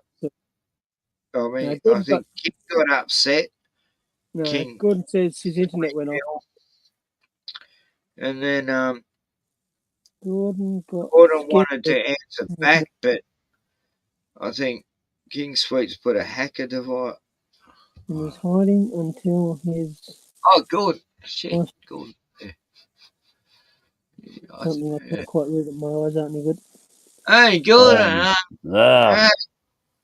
What's happening, man? We're having a great conversation.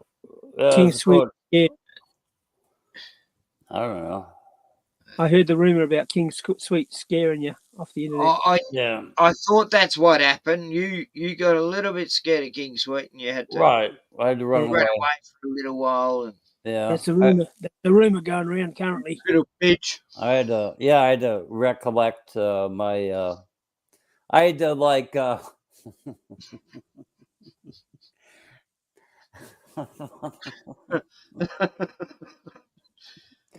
It's not.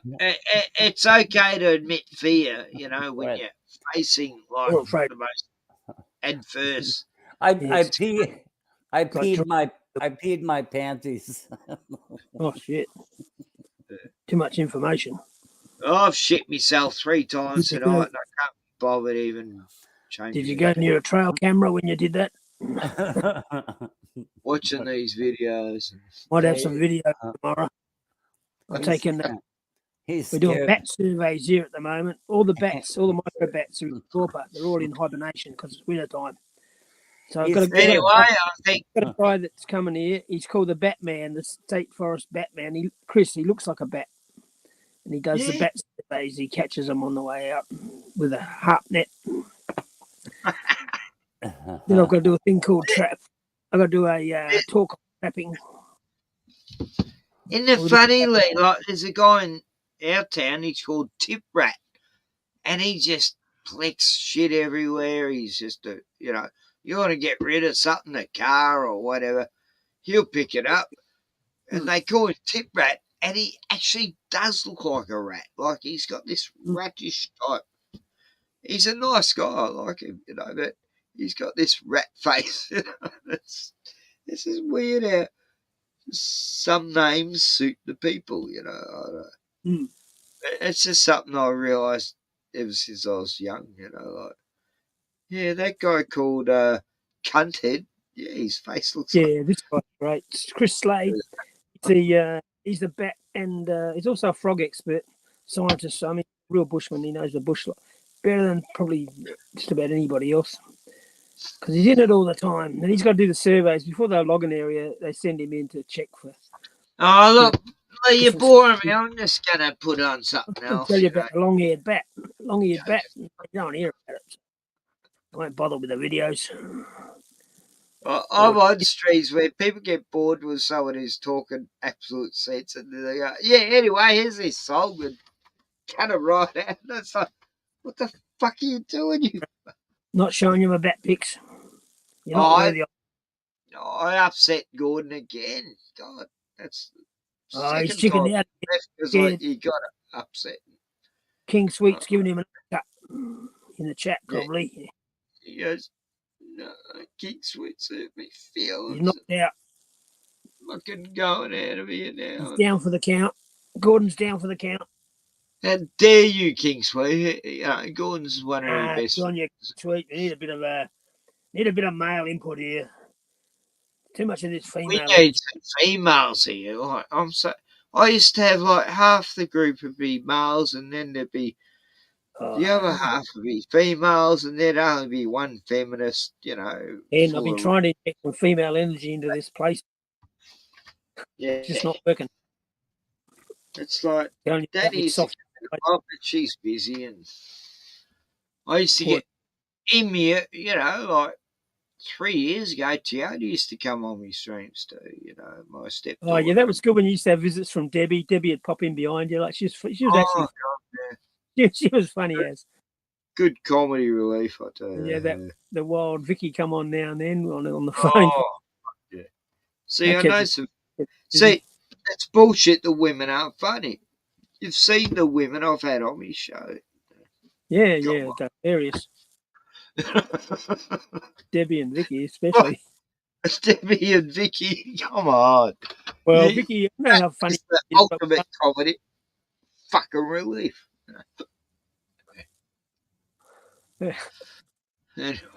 Vicky was too much. Vicky was too much fun at once. No, it's like okay, politics. Have you heard you what? Has she borrowed your ears lately? She can't ring me because she's on some shit phone plan, and she can't ring anyone. It costs her money to do text, and it's like, how'd you end up with that fucked up phone scheme? Nah, that's ridiculous. What? How does that even happen? Phone calls are free nowadays. Don't worry about it. Then I'll ring her, and then she'll answer. Yeah, we talked about 3 weeks ago. And I just let her have her say, and I had no comments or anything back, because I know it upset her, and I wish Gordon had come back and made this stream perfect. And here he is, Gordon. Yeah, I have to. Look, the stream was kind of shit there a bit with just me and Leah. We just talking about how you should come. Look out, Gordon. King's coming at you with a right hook, mate. Right, yeah. I got to do another operating system. I'm still using 8.1. Windows 8.1. Don't know what that means, but it sounds bad, yeah. Well, no, I mean, Yeah, they Lee, stopped doing updates for that. Means it's about 3 or 4 years behind. Yeah, it's like, but Windows 11 sucks. I don't know. I need to update my operating system. update it to Windows 7. Apparently, that works the best. Oh, Vista was great. Yeah, you know. Vista. Yeah, Vista. I Now, a go lot of people who don't want fucking viruses and shit I went thought back Vista to was trouble. Windows 7. I guess people can still operate that. I don't know how I can continue to do it without getting updates, but What was the one Look, before? That was a really good one. I really liked that. Whatever the one was just before Vista, because then Vista come along there, everything up. Macintosh. XP, I think. Um, About Windows here. Moon swing ding. That's the last one that I knew anyway, and that's way back, fucking 10 years ago or so. Oh, XP, Windows XP. Goodness. I know, Ken. Oh, Microsoft, bloody, what do you call it? You got to bring the X in and the P. You know, P equivalates to 9 upside down, and I don't know. I reckon every second system is good with Microsoft. They have a bad one, they have a good one. They have a bad one, they have a good one. Mm-hmm. Oh, And XP, thanks. everyone loved XP. I appreciate that. King's giving me good comments. It's the last. I'm the last real. Right, that's good. He loves you. So he's not putting shit on you, Gordon. He's saying, like, Yeah. Lee, You're a man, Ken. I'm It's the just that last. you're better, you know. It's like, yeah, Ken's a okay. manly. But Lee's like secondary. You got to say that at least. Lee's older than me, so he's better than me because he's, a Right. year. I've been more times around the moon. Right. Yeah. Or the sun or the pancake or something. The moon. I forget. The moon. I went around the moon. I chose the moon to go around. I didn't go Oh, around the sun. okay. There you go. I did the lunar thing. Yeah. Yeah, like Puck told us. He told me that I've been around the sun too many times, and I'm going, well. Yeah. You got too close to the sun, Ken. Trouble. Puck from where is he? Just near Sydney somewhere almost. Didn't saw your hair off. Yeah. Where is he? No, I think he's locked up right now. But anyway, that poor kid. He's only 40. No, he hasn't done a stream since over a week, and that's pretty unusual. Yeah, he said they were going to lock him up. They said they were going to put him away. I know. I think he has been. Yeah. And they should at least give him internet connection while he's in there, surely. When you're mental, they've done the same with, like, why is all my friends in Australia getting locked up in the loony bin? This is like, there's starting to be a pattern here. Okay, that's a good Why question. Warrior Bill, like, what the fuck is going on? I would be. Next thing going to come for me. I'd be doing some introspection if all my friends were getting locked up in the loony bin. Yeah, I'd seriously. How come all your friends are mad? Yeah. There's a conspiracy here in Australia, and they're locking up all the truthers, like Puck and Warrior Bill, and they locked up Nanya business for a month, I think he did. Yeah, you fuck around. He's never been locked up. Oh, that's right, he's a Jew. But anyway, who is this guy? Do you drink White Claw? Reporter in Australia got locked up, but except who is this King Sweet guy? He's a mystery man. King Sweet says, Gordon, do you drink White Claw and have a Dodge truck with a rainbow bumper sticker? It's like, what the fuck? Oh, he's got you nailed, Gordon. Yeah. Nothing to say gay like a Dodge truck. What about the rainbow bumper sticker, bitch? The fuck? Oh, that's pretty funny. I mean, okay. No, Look, truck. Everyone knows the rainbow got stolen from the Christians because we always saw it as a symbol of God will never destroy the earth, flood the earth, and then like ever since kids were kids, they were painting rainbows. And then suddenly the rainbow's changed into a political. You can say whatever about Dodge trucks and their quality has dropped off a little bit, but you know, you can say whatever about Dodge trucks, but it's not like rainbow Dodge trucks are pretty good. Oh. LGBT. I mean, who is this guy, King Sweet? I mean, show your face, dude. Show your face. God damn. I think he's American, damn it. I hope not. I don't want to claim him. You do have Dodge trucks here. They're usually run by Greeks. They're usually Greek concreters have a Dodge truck or an international truck. King, you're from Denver, aren't you? Yeah. I have to get a new operating system, but this fucking I bet if I look them up on another browser,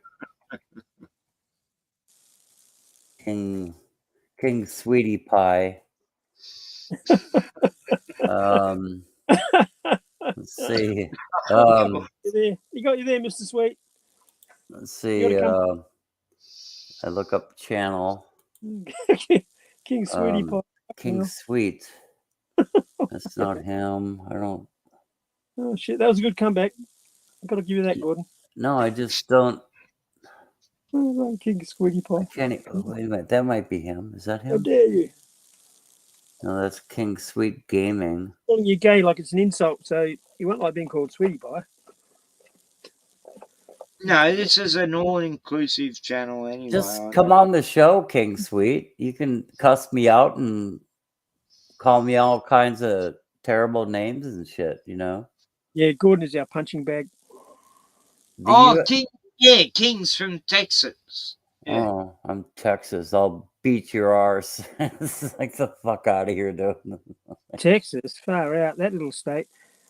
My home state is 4 times as big. I'm from Texas. I'm from Boston, you know. I'm from South Australia, mate. Yeah, I'm from North Dakota. I'm from Lockport. Yeah, take that. I'm from North Dakota. You want my street address, bitch? I'm from Tanger Forest. Right on. That sounds like a nice place. I've seen pictures of it. It looks beautiful. Anyway, King Sweet's coming at your ass. Go and watch it. I don't know how to get there. Take I-35 north. Yeah, Interstate 35. Just take it north up through Minneapolis and keep going straight till you hit I-90, and you know you'll be fine. If you get to Fargo, you've gone too far. You got to do Huey. I didn't call you names, you fucking bitch.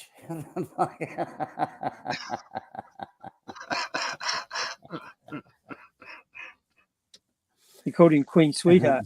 Yeah, right. Before, that's right. I didn't start calling you names. You're being called Gordon Gale the time. Uh-oh, you're in trouble, Gordon. He knows North Dakota. You're in trouble. Yeah, North Dakota's cool, you know. Yeah, Isn't that where Joe Dirt lives? No, he's in Minnesota. Joe Dirt's in Minnesota. He's over to the right. Same place. Yeah, same thing, really. Same parallel. They all thought were funny twang and shit.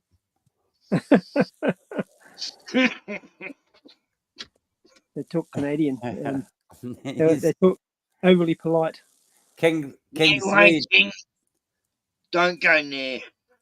King Sweet has done the mean streets of North Dakota for 17 years. Yeah, the mean streets of North Dakota. Yeah, we're pretty goddamn tough around here, I'll tell you what. Yeah. No, anyway, King, don't go to Joe Dirt's place. Yeah. Yeah, you end up like Trevor. Might not come back. But... Go up there with you get jingly spurs. Get out a mile. Like the Germans. He's just up the road 1,000 miles away or something.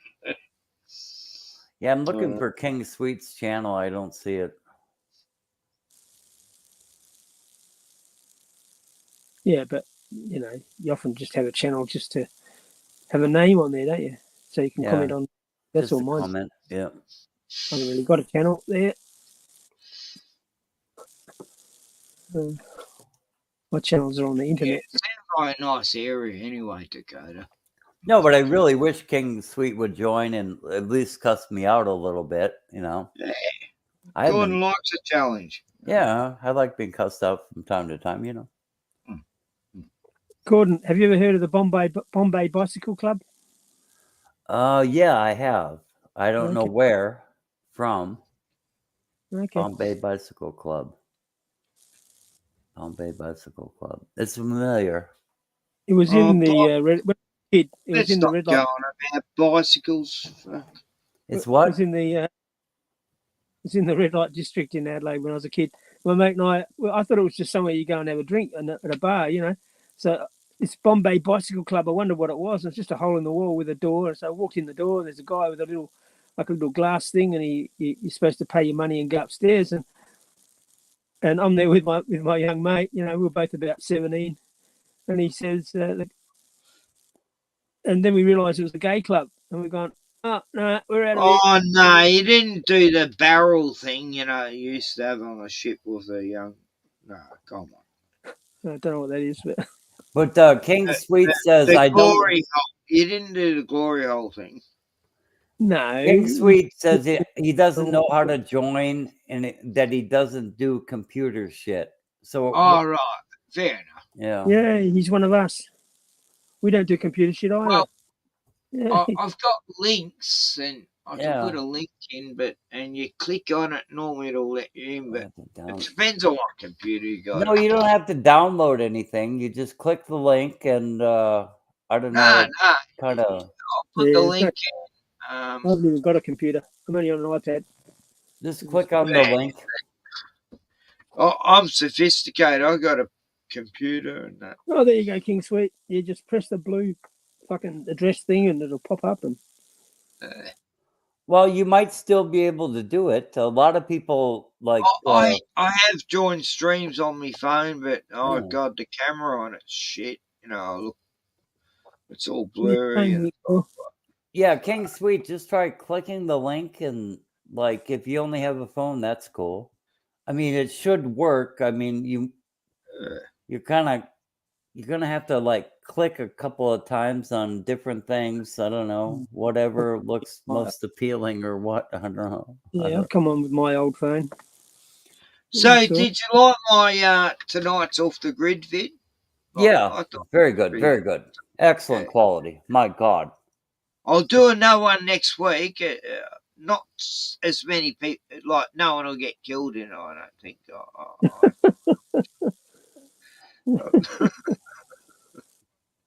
But I don't laugh at all until I show up and I talk to Ken and he's doing a stream with a jailbreak overlander and anyway, but fucking hilarious. I mean, I do laugh, but I don't know. Pretty scary. I try to find humor. It's so hard. Yeah. Pretty scary, some of them videos. What happened to humor? That's deleting it from our timeline. I remember I had like 15 children. You know, I was married. And then I woke up one day and they were all gone. And I was going, oh, thank God. You know? I've got freedom. Oh, God. Mandela effect's great. Yeah, Mandela. No, that's what a bush in this.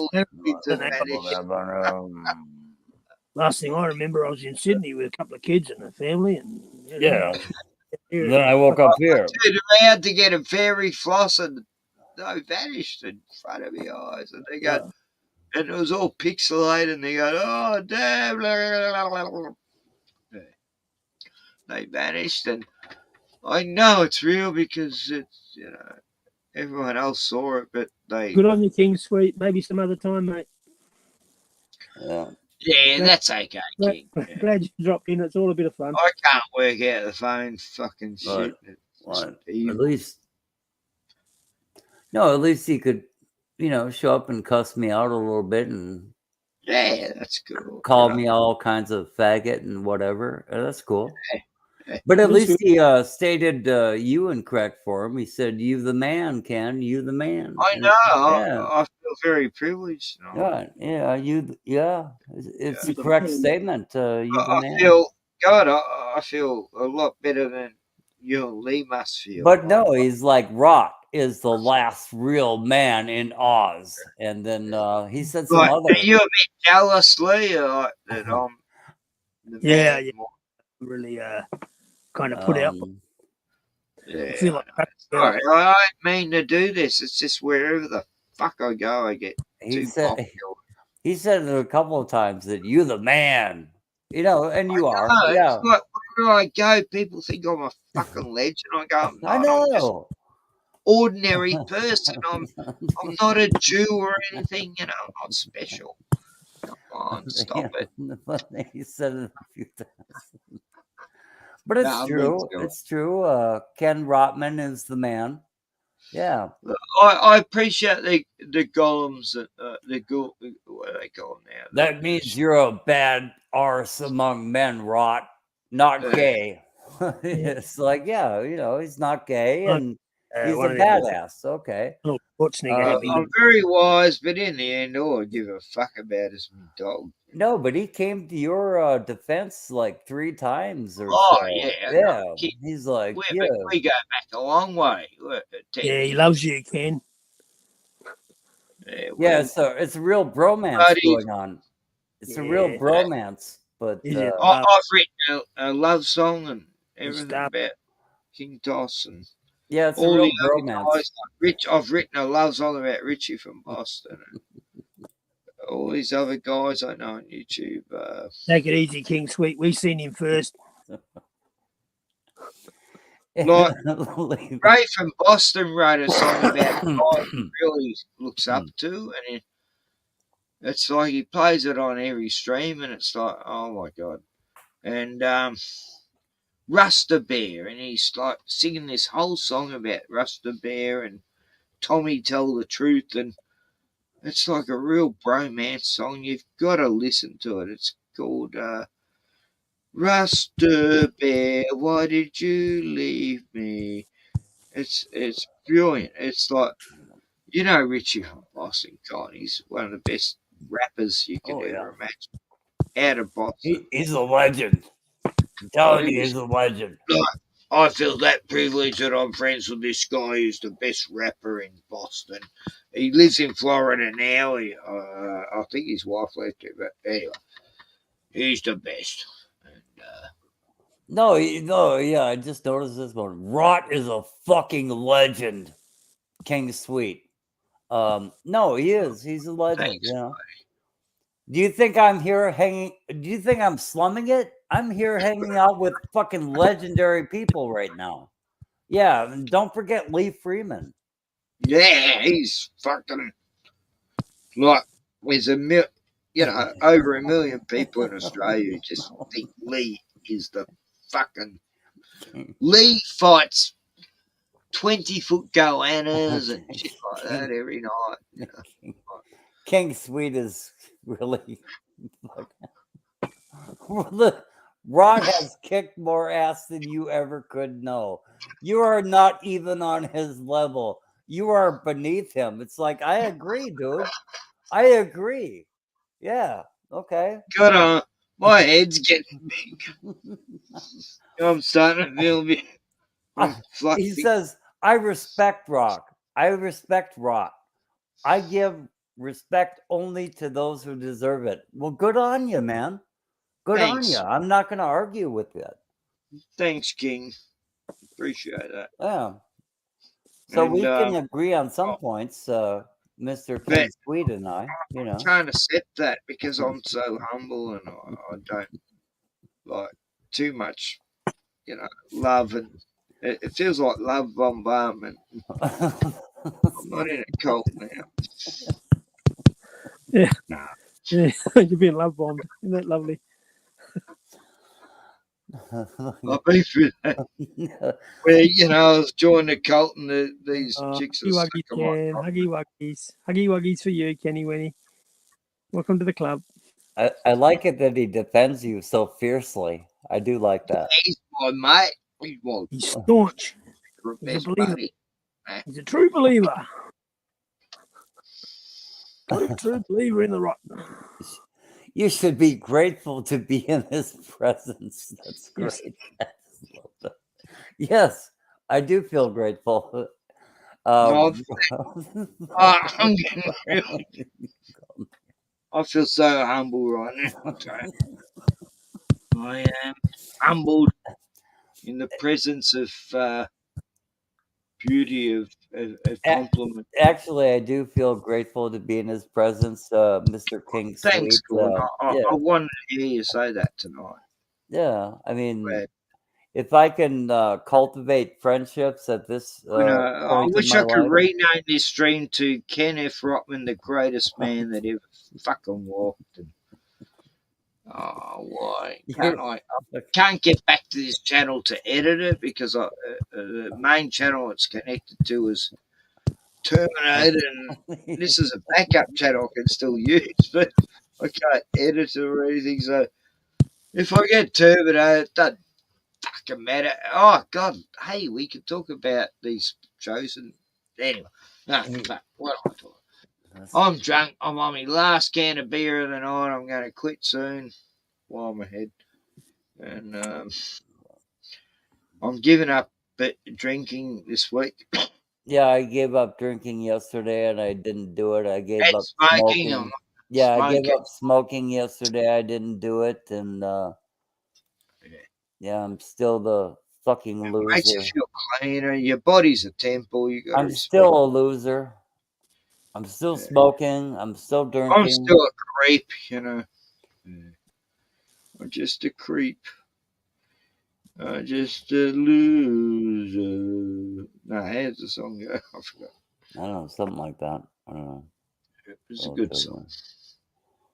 We We're able to play it. We're off stream before. What he changes his name every 5 minutes. Lee, disciple of the rot. Oh yeah, there he is. Good. He's good. Disciple of the rot. Oh my God, I miss these days because back in the 80s, I had people bowing down to me while I was sitting on a throne. I had this glowing crown that they made for me. Vale, Sean, all these others, they used to worship me, and people would come in and they go respect the what they call me, the Bhagwan. Yeah. Kissing rot to ring. ROTTMAN Bhagwan. Yeah.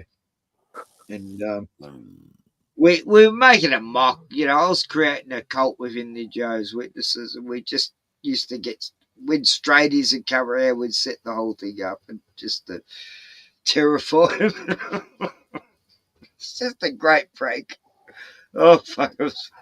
People walking go, and then they go. The elders go. They're starting the cult, you know, and they're into voodoo, and they had a effigy of me, and they were putting needles into it. And I go, hang on, no, that bit was added, you know.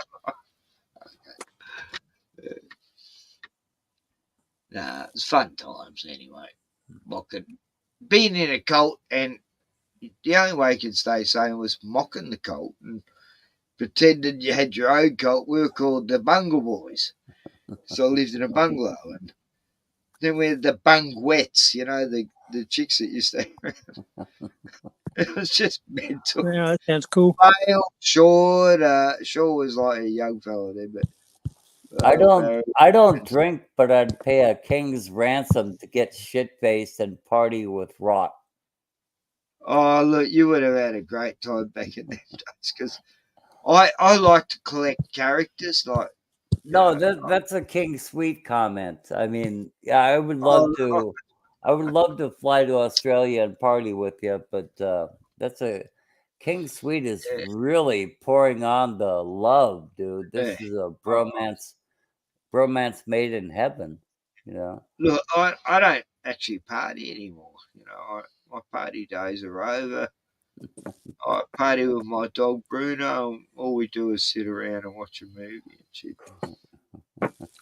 It's fun, but you know, we're both getting slow. Like, I was thinking, I used to walk Bruno going, I can't keep up with him. And Hanny, and now Bruno, it's like he can't keep up with me. He's walking slower. And it's like, fuck going on? Take it. Texas is a lonely place this time of year. Sorry. Anyway, it's winter here. King Sweet is fucking hilarious, dude.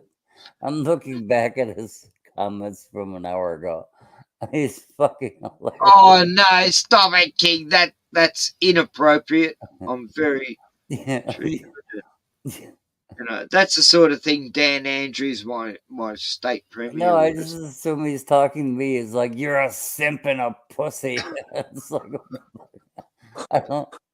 Nobody here on this channel is a simp or a pussy. Anyway, fucking pussy. Not you, Rot. And then he's just making all these comments too. It's so funny. Fucking, he's so funny. Nah, look, if I was gay, I'd still do women. I don't know. No, it's a person like this that I'd like to converse with, because I mean, he's probably okay. He's just crazy, you know. He's just a little bit insane, you know. So yeah. Well, we all go a little mad sometimes. Wait a minute. What does he say here? Narcissists have a false sense of self. They think no one is above them in any way. No. All women are narcissistic and or psychopaths. True, I hate them if they don't have a pussy. What the fuck? Yeah, I don't like that. I don't understand that comment. There's like that a bit creepy. Chicks with dicks. A bit creepy. Yeah, I mean, nobody wants that, but they think no one is above them in any way. No, narcissists feel very insecure in their person, and they think they must overcompensate, and that's why they must control everything. And even like rich people, and so, you know, there are successful narcissists, but they are of a feeling of inferiority, that they must compete and always try to defeat everyone around them. I think most people have like the false idea of what clinical narcissism consists of, but well said, Professor Gordon.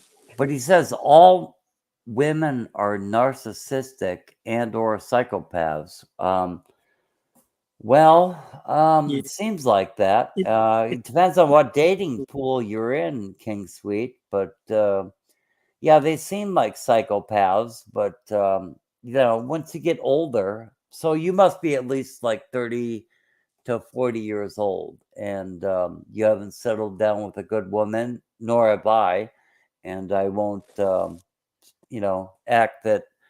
Yeah, it can seem that way, King Sweet, that all women are narcissistic and or psychopaths. But when you say I hate them, that's not nice. You know, it's like, you know, he says I hate them, and then he talks about because they got a dick. I don't know where he's going with that, but anyway, so I'll leave that alone. But well, you know, I love women, always have.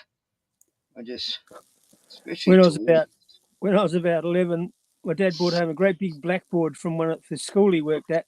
He was a plumber, you know. He put up this great big blackboard on the side of the house, big school blackboard, and plenty of chalk, so anyone could just draw on it, you know. Anyway, one of my sisters was out there with her girlfriends one day, a couple of her girlfriends, and they're sitting they got a couple of chairs there like it's a classroom. I said, "Oh, what are you doing?" "Oh, we're playing schools." I said, "Oh, yeah, can I? I'll join in, can I?" You know, okay. So I sat down, and then my sister just wanted to hit us with a stick. I was like, "Oh, forget this shit." It's like, your sister want to be teacher just... and hit going with this fucking stick, you know. It's like, oh, fuck off, forget that. She like being school teacher. Yeah, and it's sort of like, oh yeah, that's what they were in, right? That's what girls are all about, you know. Power games, control. You know. I understand. Yeah, I tried King, to play you with just sisters. haven't met the right woman, that's all. Tried to play with sisters a couple of times and it never worked out. Oh, God. I just had to go on with my boy stuff. Yeah. Except my older sister Diane, we used to go horse riding and stuff together. That was good. But my younger sisters were hopeless. They were girly girls. Anyway, listening to King Sweet's. I think my Debbie would have been very similar to your Debbie by the sounds of it, Ken. But my Debbie's a real wild. Oh, no, really? Yeah, but she's a real wild woman. She's more into the dark arts than that, though. My Debbie. My Debbie wouldn't know what spirituality was, or wouldn't know that. Yeah, she's very earthy. Is she a Taurus, like me, or what? Oh, I think she's very grounded. A bogan.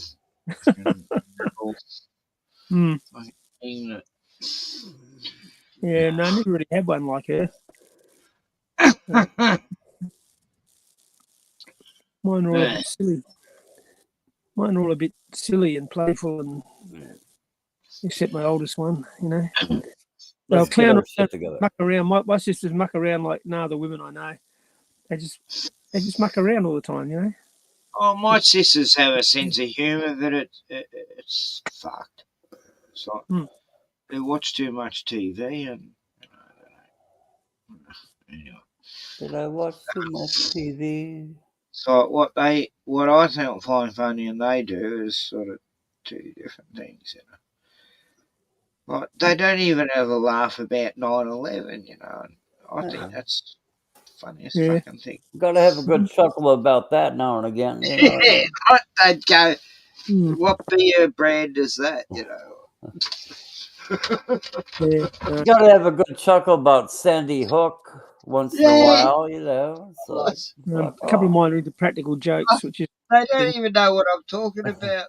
Like, hey guys, look at the chemtrails. It's funny as fuck, and they go, "What is got to that?" have a good chuckle about David Hogg and Sandy Hook, and fuck off. I've got a few David Hogg actually. Who is that guy from Sandy Hook? He's so fucking Danzig, Dan something. What? He's so fucking creeping. He's so creepy. I forget who's that fucking guy. I just want to have the children, and it just I don't know what he would say. Anyway, it's like he wants a. I want them. Oh yeah, I know the one. I just want to take children home and cuddle them. Right, that kind of thing. Yeah, but like a creepy uncle. Yeah. So who are these people who are not online yet? I don't get it. Where? What? How? Who? Oh, I don't know this. Who? What? When? This. Which? Mr. Sweet. Them, they, there. What? He's kind of funny. King Sweet. No, I didn't see the rest of your comment there, King Sweet. So I don't know how it said, how you finished it. But anyway, just kind of stupid. But anyway. Yeah, I don't know. If you can't show up on a live stream, I don't get it anymore. I guess I'm so out there. King Sour, there you go. Yeah.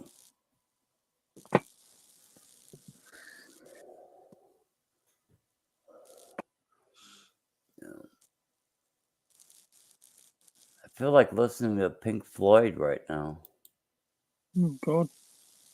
What yeah, the latest? I know. They haven't put out anything for 20 years, have they? I don't know. Get my words right. Let's see here. I'll go back to the YouTube stream and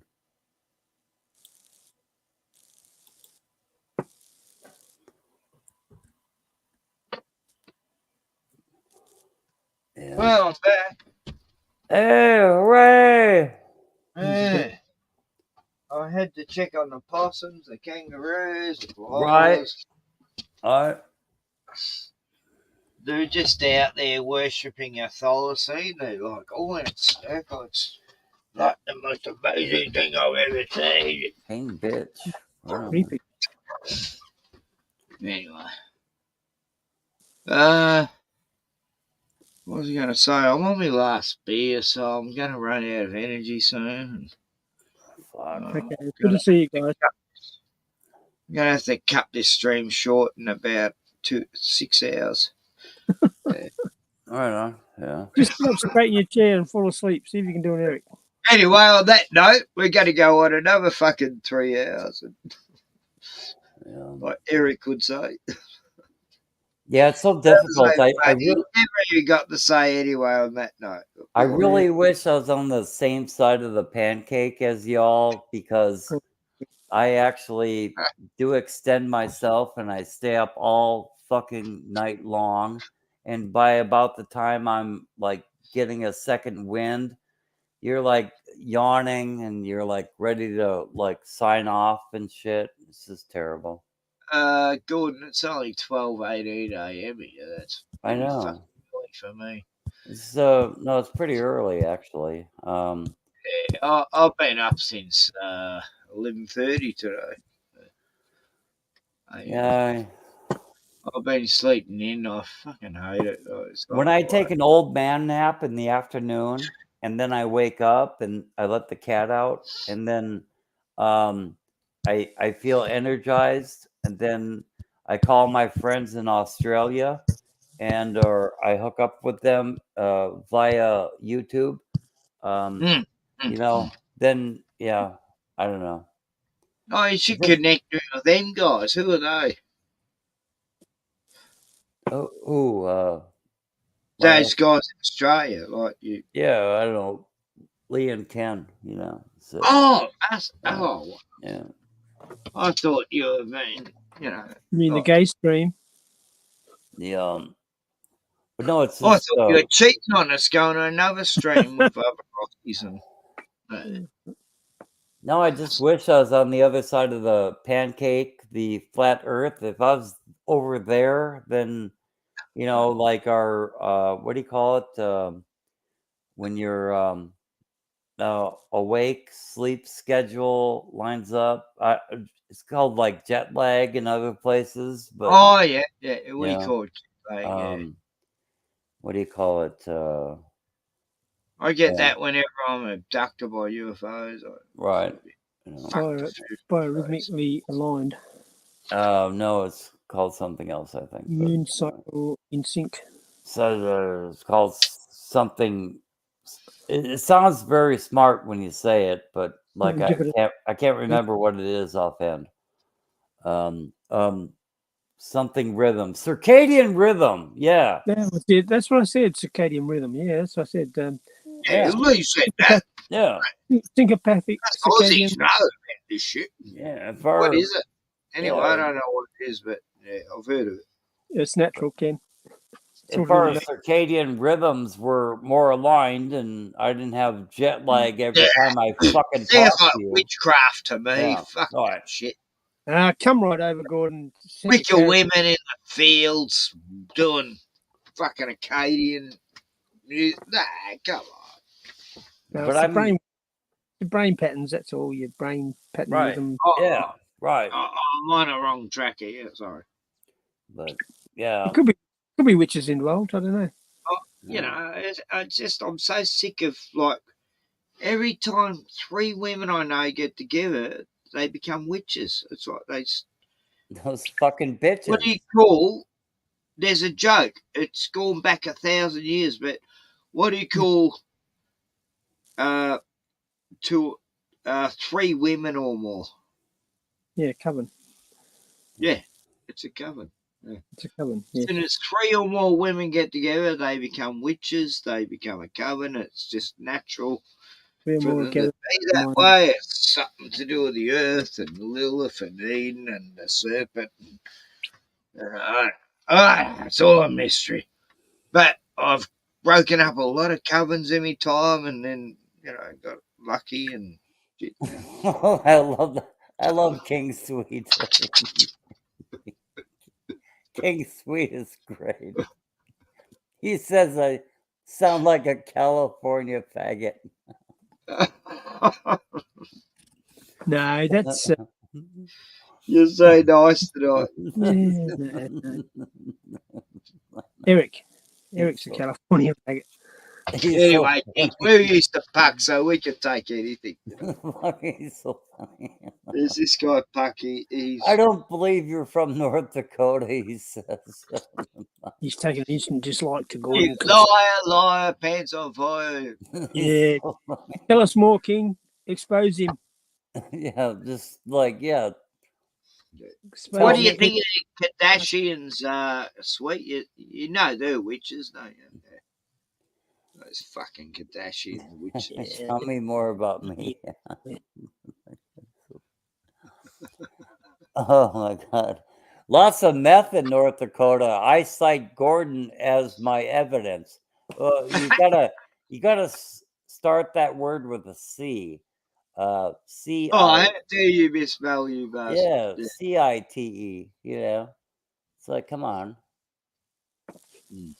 I cite Gordon as my evidence. Yeah, like, let's pick on his grammar. How is the myth there, Gordon? I have not tried it. Last time I tried meth was when was that? That was in '99. I did some cocaine and I did cocaine like 3 different times over the next like we didn't. 12 years. But all we had was speed and cocaine. It was great, but.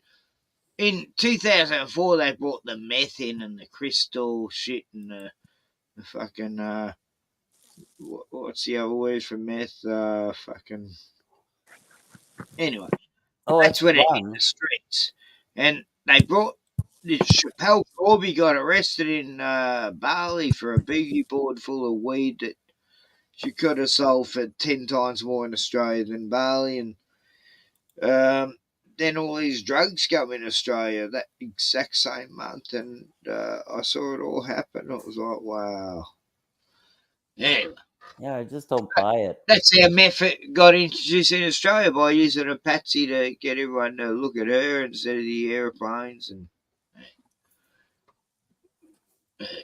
yeah, I just won't buy it. Yeah, I don't buy meth, so that's why I have money.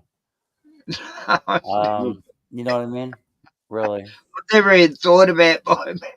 It's the furthest fucking thing from my mind when I see what's happened to people. It's like, why would anyone want to get on that shit? Oh, yeah, I get high on Milo. Yeah, I get high on fucking. I'm like Les. Get high on hot cocoa. Yeah. Yeah.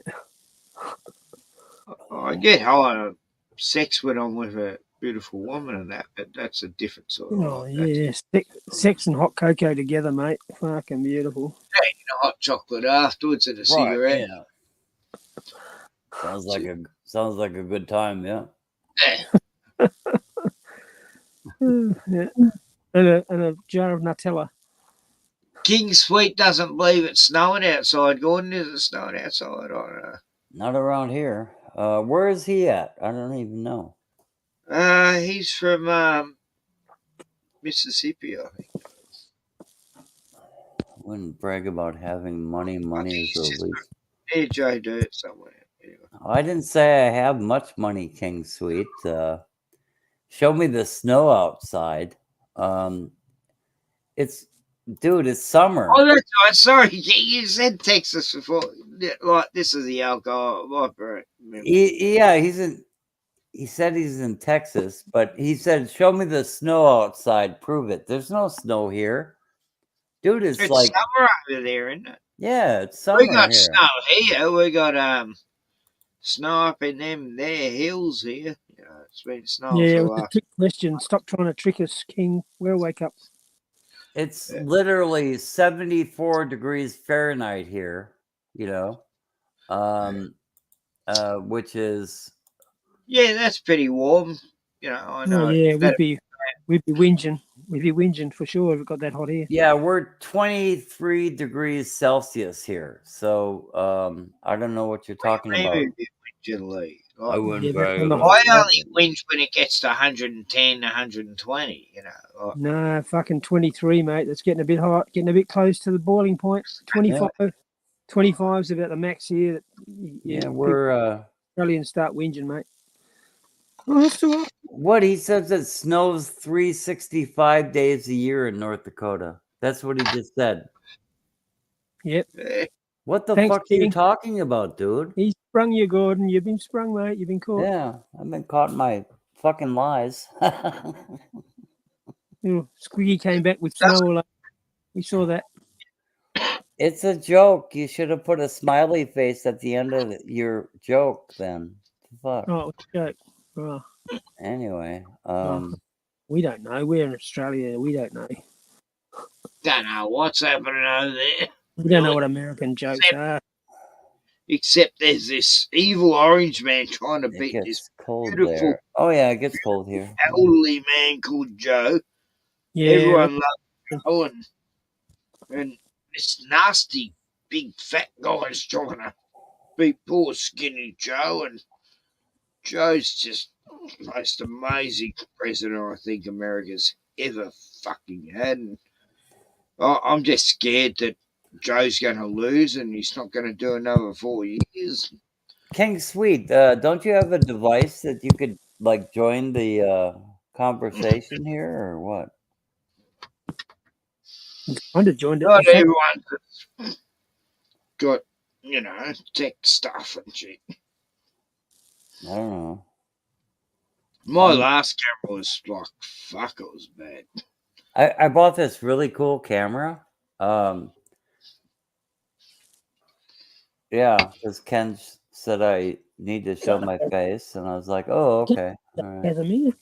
Sean sent me a camera, you know, and it's the one I'm still using, yeah, HD. Who? Here I am in high definition. Sean, he sent me a camera. Yeah. Good boy. He was sick of looking at me all blurry and shit. Yep. Like Rachel reads through me going, what are you filming on, Ken? A potato? And it's crazy. I used to go on Rachel's stream a lot, you know, back in her early days when she used to invite guests before she'd get all these pervs there going, oh, what a fat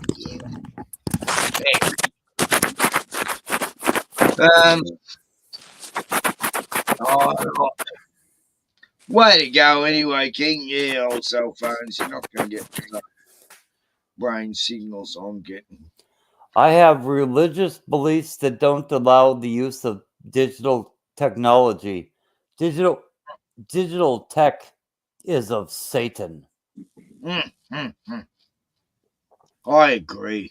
Well, I'm sorry to hear about that, King Sweet. Me too. I'm a procrastinator, but I still agree that it's all I for believe the in computers. I kind of wanted to meet you. AI and Black Mirrors and anyway, it's romper room, man. Here's my camera. Romper and stomper. Oh wow, that's amazing. I'm trying to show it like properly here. Oh, I see. Yeah. You might have given King Sweet the wrong idea of the pink mirror. Yeah, I know. It's pretty fucking gay, but that's the only color they had. Anyway, I'd like to use it to like you know, when I'm shaving the back of my head, you know, I want to see that because I don't want to be ungroomed, you know. It's like fuck. But anyway. Well, me, I don't give a fuck how I look anymore. You know, anyway, my camera. Fuck it, you know. I've had to chase them off every week this week, you know, going, get away, I don't need you. They go, but we love you, Ken. And I'm going, I know, I'm a guru, and I've dissolved this cult that I started. I'm sorry. My camera's watching you, Ken. And then all these women just committed suicide because I wouldn't get with them. And yeah, it was a real shit show, man. Yeah. Hey, Sean, g'day, buddy. Hey. Sean, what? Sean? Sean's here? Yeah, Sean's there. Yeah. Hey, Please. Oh, Yahweh to Hell. Yeah, okay, yeah, I remember that name. Hey, Sean, how you doing, man? Respect you. Yeah, right on. Oh, yeah, I didn't even, yeah. I thought that was one of your pseudonyms, one of your names. But yeah, Yahweh to Hell, that's Sean. Right on, Sean. Yeah, hello.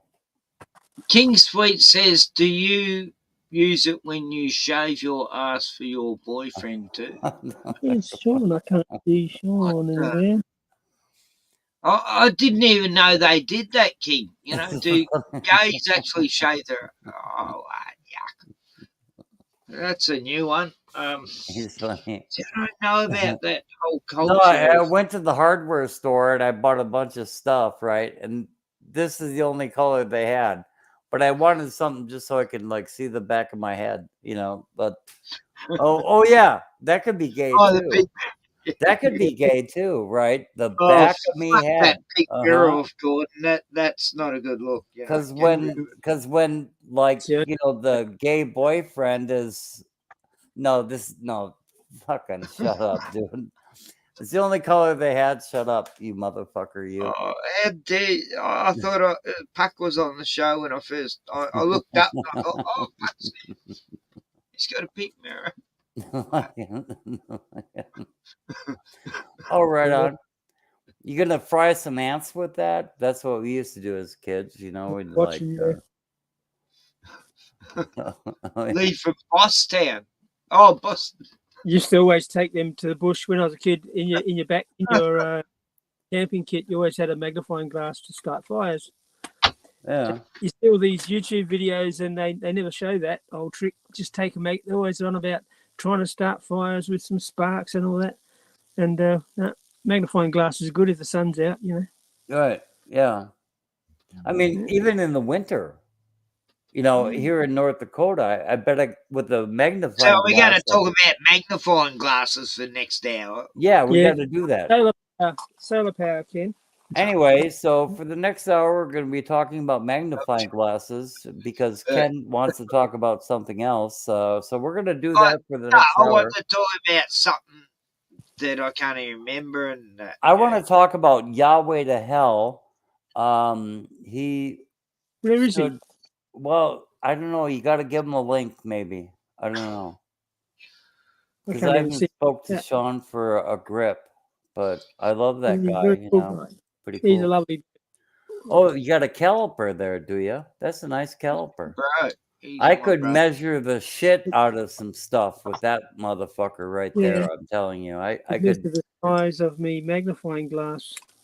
I could measure some serious shit with that caliper. I could measure that magnifying glass with that caliper. You think that's good? I've got a big remote control and shit. Yeah, but what can you do with that? Well, oh yeah, hey, wow. It does things and stuff. Measure anything with that? Yeah, it's pretty it's cool. like Godzilla of the trying to eat the globe. What else I got to show? I got this spray and you put on your glasses. And I ain't got nothing. It cleans your glasses. I ain't got nothing to show. This is my ashtray. It's like a old Coca-Cola can. Wow. That's pretty mundane. I got King Sweet, do you just piss sitting down? I actually do in the morning when I'm busted for a piss and a shit. Yeah, I have a piss and a shit at the same time. Yeah. I have to clean my toilet less when I just sit down on the toilet, so I kind of do that. Because it splashes. I use American standard toilets, and there's a lot. I try to wipe my ass most times when I go to toilet. European toilets were so far superior, but when I piss in America, I prefer to sit down It's just because primitive, yeah. there's splash factor, and Ah. I just have to clean my toilet less often, you know. This is fuck good.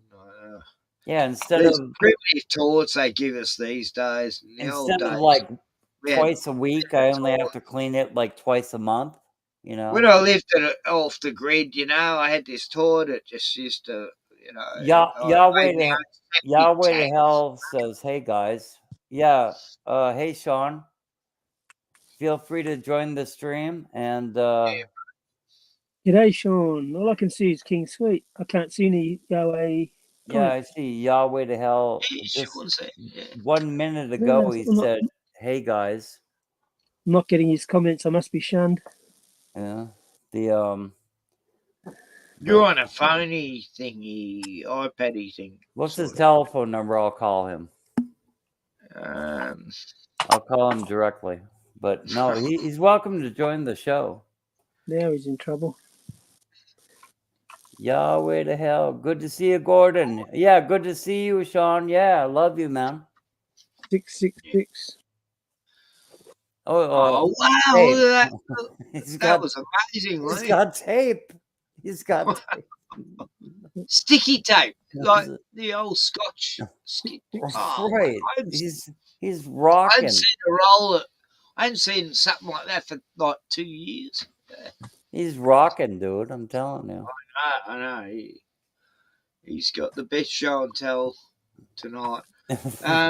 Sean, we have a show and tell session. Yeah, we do show and tell, Sean. We got influenced by another guy comes on the show. Yeah, he's a real dandy. He shows off all of his fancy clothes and bags and stuff. But so we started doing a show and tell on this stream. But yeah, he's. I want to break it up into like 5 sections where you have show and tell. What's we had some funny good on show YouTube, and tell though. Lee was just showing what is that glue? Lee, No, that's my meth and drugs. This is drugs. That's not drugs. What is that? Like some kind of glue or something? What are you doing? No, don't do the methane. What is it? Propel. I must have something good to show. Look, I got this. This is good for anyone with arthritis. I have tape. Turmeric. Look, I have tape. Put that in your food whenever you can. It helps with your joints. It's helping Bruno. But Bruno's Ken, I have tape. I have tape. Look, see? I have tape. My tape is kind of good. Wow. My tape is kind of good, you know. So, like, see, I can like even take off a strip, and I can like, Anyway, I don't know. I just thought you might want to see that. I've got a spanner. There you go. Yeah, it's a handy little size. Yeah, we call it a crescent wrench here in the States, but yeah. And I never showed anyone this, but it's a Gerber knife. Oh, wow! I have it's beautiful. I have a knife. I use it a lot. Just I don't know, peel on an apple. I have a knife nearly as nice as it. Open it. Yeah, it's in the It's in the house. My knife's better than yours. Right. Okay. Yeah. I'm sorry. I don't want to interfere. Nah, look, I'm trying to change my knife, and I'm trying to talk over you. Fucking. Yeah, I keep talking when you're trying to interrupt me. It's terrible. I know. I fucking hate this shit. I can't get it out tonight. What the fuck? You can't get it up tonight? What'd you say? You call that a knife? Well, that's a knife. Yeah, I know. I'm fucking scared right now. And I'm like, 5,000 miles, 7,000. How far am I away? I shave for this. It's so sharp. Look. I'm fucking scared right now. And I peed my panties, dude. Anyway. Yeah, I'm scared too. Let me see here. Get out of me. That's Like a Ricky, knife. like Ricky And from Boston. I pity him. you call that a knife?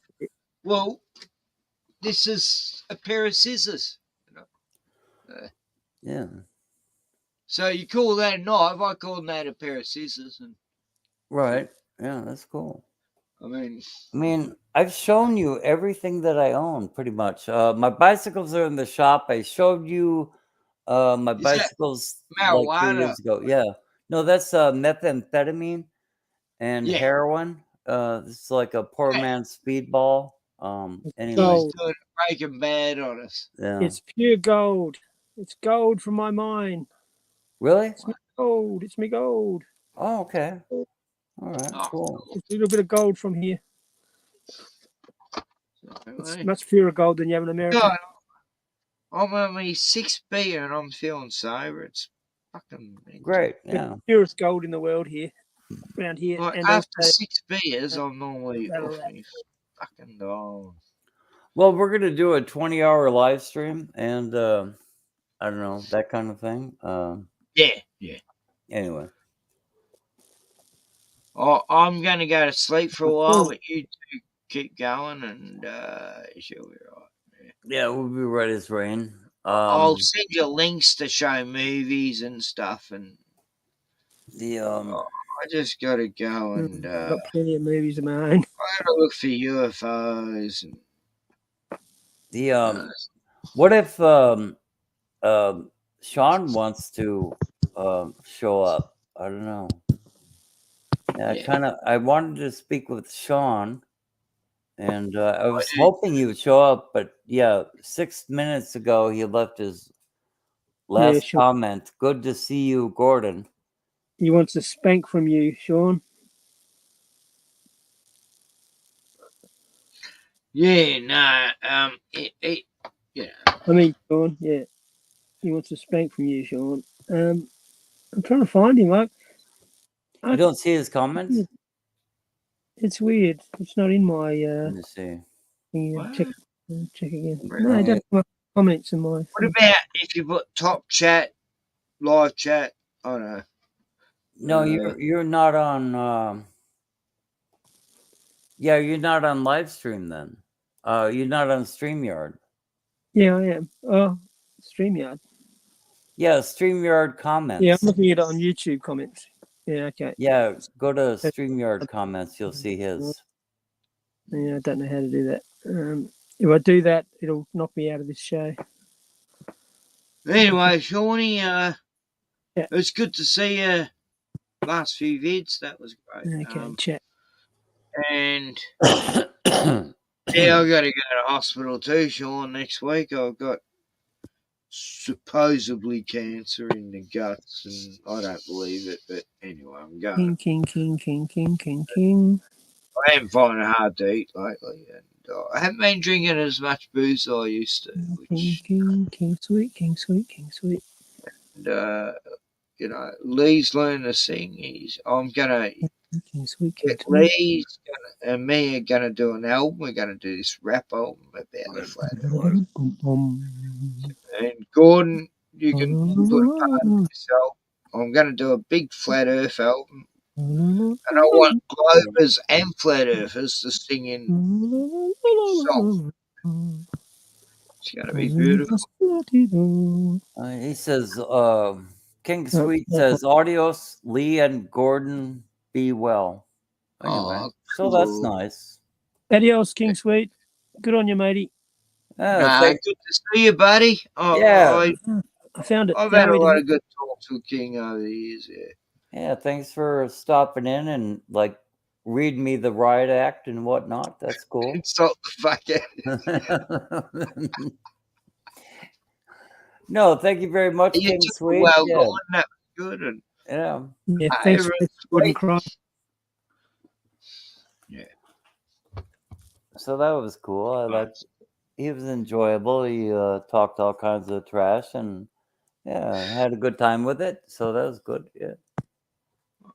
Yeah, I got to go to hospital next week. I'll be 50 minutes away from Melbourne. Yeah, next week, is it? Okay. Sean should come and visit me. And did Sean put a link into YouTube? Did Sean put a YouTube link in there? It's got a YouTube. Oh, really? Did you put a link in for Sean? Is the question. Is that what you're saying? Yeah, no, but it's next to Sean's comment, it's got a YouTube link. So what happens when you push that? I don't know. I don't know. Well, it's got Yahweh to hell, a comment, and all it's got is a YouTube symbol under it. You know, like he's made a comment, and then King Sweet's made a couple of comments, and then he's got a got a YouTube. That was the very first comment, and the YouTube link. He should have been able to see it. I mean, if he weren't, I don't know what you're saying. Anyway, it doesn't matter. See, that was just one comment where it's just a YouTube sim. He told me, yeah, I know. I just wonder what that YouTube symbol meant. I don't know. Yeah, it doesn't matter. No, I saw you. I saw Yahweh did a video yesterday. It was good. Got to say hello to the man. He seemed like a bit chipper. That was good. Yeah. Yeah, it was good. I want to go to Melbourne and visit. So you got to go in the next week, you said, Ken? Yeah? Yeah. Oh, wow. Thursday week. Yeah. Okay. Wow. That's only just 8 days away.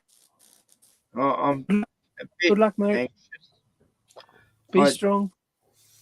So last time I went through this shit, I go, I don't want to go through that shit ever again, and here I ain't going through that shit again. Yeah. Be strong and come out the other side. Keep an eye on them. Make sure you count all your limbs. Oh, I'm going to sneak a scalpel while I'm there in case they try to inject me or something. Yeah. Make sure you count out your limbs. Is that what you said, Lee? I'll be lying on the table and I go, right, that scalpel, just in case they try to put a needle into me of something. Yeah, I don't know. every time you go in there, they try to kill you, Gordon. You know. Well, like, they tried to give me hepatitis last time I was in there. You know, like every time it's something, you got to watch them. Well, it wouldn't surprise me, really. You just got to watch them. They're wonderful people, but you just got to keep an eye on them because they're, you know. Yeah, I mean, they're only human. They double check. I don't have anything to worry about. I'm surrounded by Germans, and now they write your name on a little tag they put on your wrist, and then they write their name on the limb they're going to cut off or whatever. And they, you know, like they're more. The nurses have a technicolor. They what do you call when it? I was in Frankston, I had a T-shirt. Why am I surrounded by idiots? And people used to look at me a bit funny, you know, like, you know, arrows pointing all out in every direction. Yeah. I'm with stupid. Why am I surrounded by idiots? I was just surrounded. I was going to get a stupid T-shirt, but I wouldn't go. Why have I suddenly gone from the country to... Anyway, doesn't matter. What? Country to the city? So where are you going to? I had to wear that T-shirt. Why am I surrounded by idiots? You know? Oh, okay. One arrow point to was. T-shirt. So what are you actually going under? Are you just going under like some surgery where they you're not going under the knife where they cut you open, are you? I don't know how. They've already done this thing where they put this robot fucking tube thing up your ass, and then they cut these ulcers out. It just grabs onto them and cuts them off. It's like this fucking new AI technology. Now they want to put it further up my ass, or I don't know where they're going to put it, but then they're going to get these 4 others that they didn't get the last time. And they said they're definitely cancer, but they're really they're easy to get. It's containable. And then they're going to go, right, before we put you down, we're going to show you a Richie from Boston video. Bless you, and you're going to feel like a hero while you're... Oh, sorry. So are Are you nervous about the upcoming Oh procedure? fuck, mate! I'm terrified. Like, Okay. that's why I can't sleep, mate. Of course he's nervous. Fucking hell.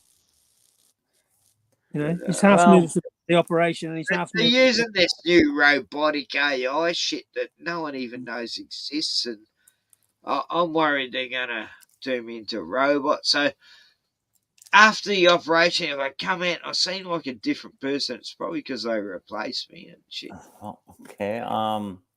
We'll be watching out for all that. right.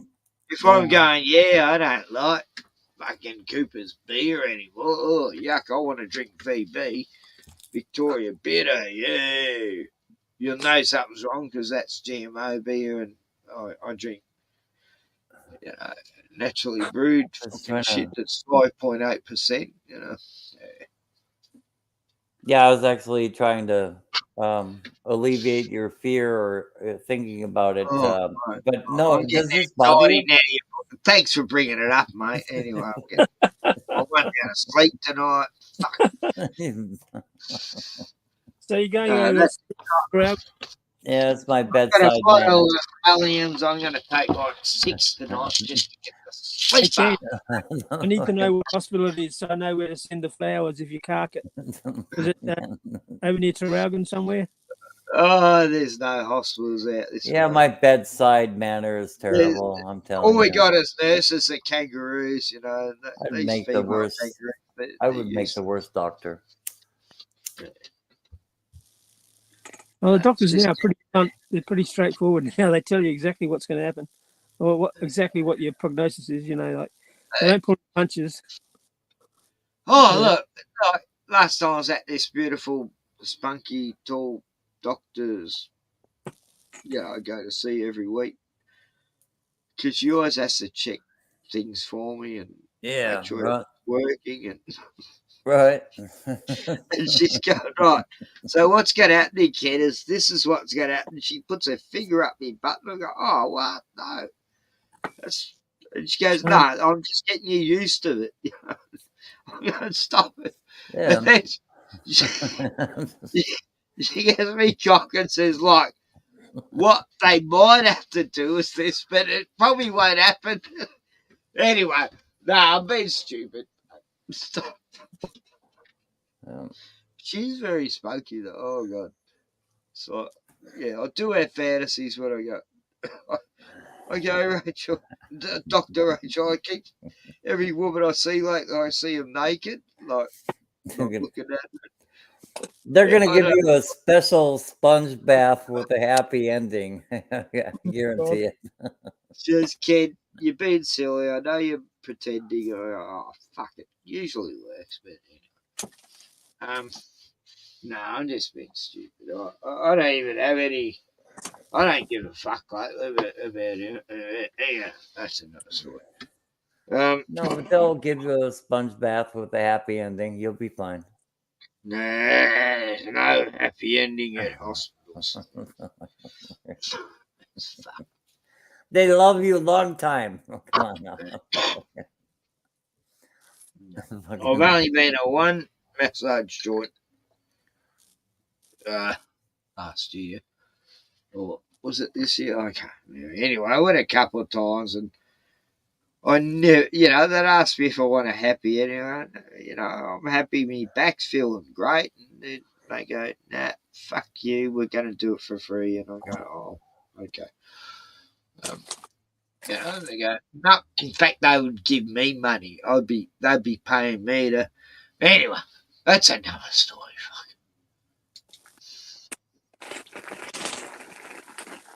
Now, I've never had a happy ending when I've been massaged, except for once, which was just the other week, I think. Oh, I've forgotten.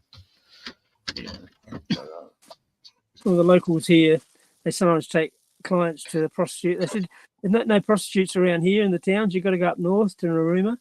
I think they take you to Puck's mum. Pretty sure. Must be. Oh, they do that? NDIS? Take up to Puck's mum for the afternoon. I get dropped off right outside one, I go, I could go in there, but fuck, nah, I'd rather spend money on shopping.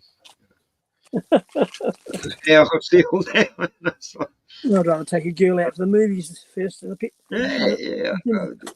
Myself, But that's just me. there is this nice Thai lady. Oh God, she's gorgeous. Anyway, she's like, 50 maybe. I don't know. She's mature, but still very attractive. And I'm invaded by Thai ladies around here. her name's Lola. They're all Thai ladies around here.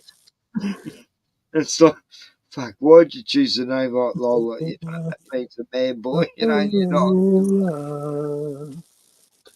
Anyway, strange that way shit goes, but yeah, I could get a fucking red anytime I wanted, each week, but I don't give a fuck. Just lost the drive. I've lost the. Yeah, it's kind of. That's what happens when you get to 65. You sort of don't give a. Will you still love me? Will you still fuck me when I'm 64?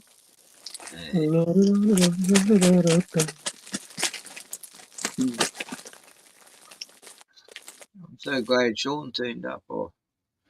Yeah, he didn't show up. Bro, he's like my little brother. He's out and about. He's let us know More he's out. I'm a younger brother. Anyway. Yeah, he never showed up though. Really, I got this. Can you hear my air conditioner running? No. No, it was only because you were here, Gordon. Yeah, my air conditioner is kind of loud. I don't know. I don't know how I'll ever survive here. Your voice sounds okay. It's not actually 75 degrees. Fucking hell. No, it sounds good. Yeah, it sounds fine. It's like you just got a little bit of a sound in the background. It's not distorting your voice. All right. Like, Cool. I've visited streams where they got a fan on it. It's making their voice reverberate. Shit like that. It's like, Yeah, I like to check my audio. Fucking caveman. Unlike Joe Dirt, yeah, he doesn't care about his audio, I guess. Oh, God, that was terrible. For how many months did we put up with that? Yeah, I just popped in a few Hey, times. Davros, how you going, you Dalek gut? Because he sounded like a Dalek,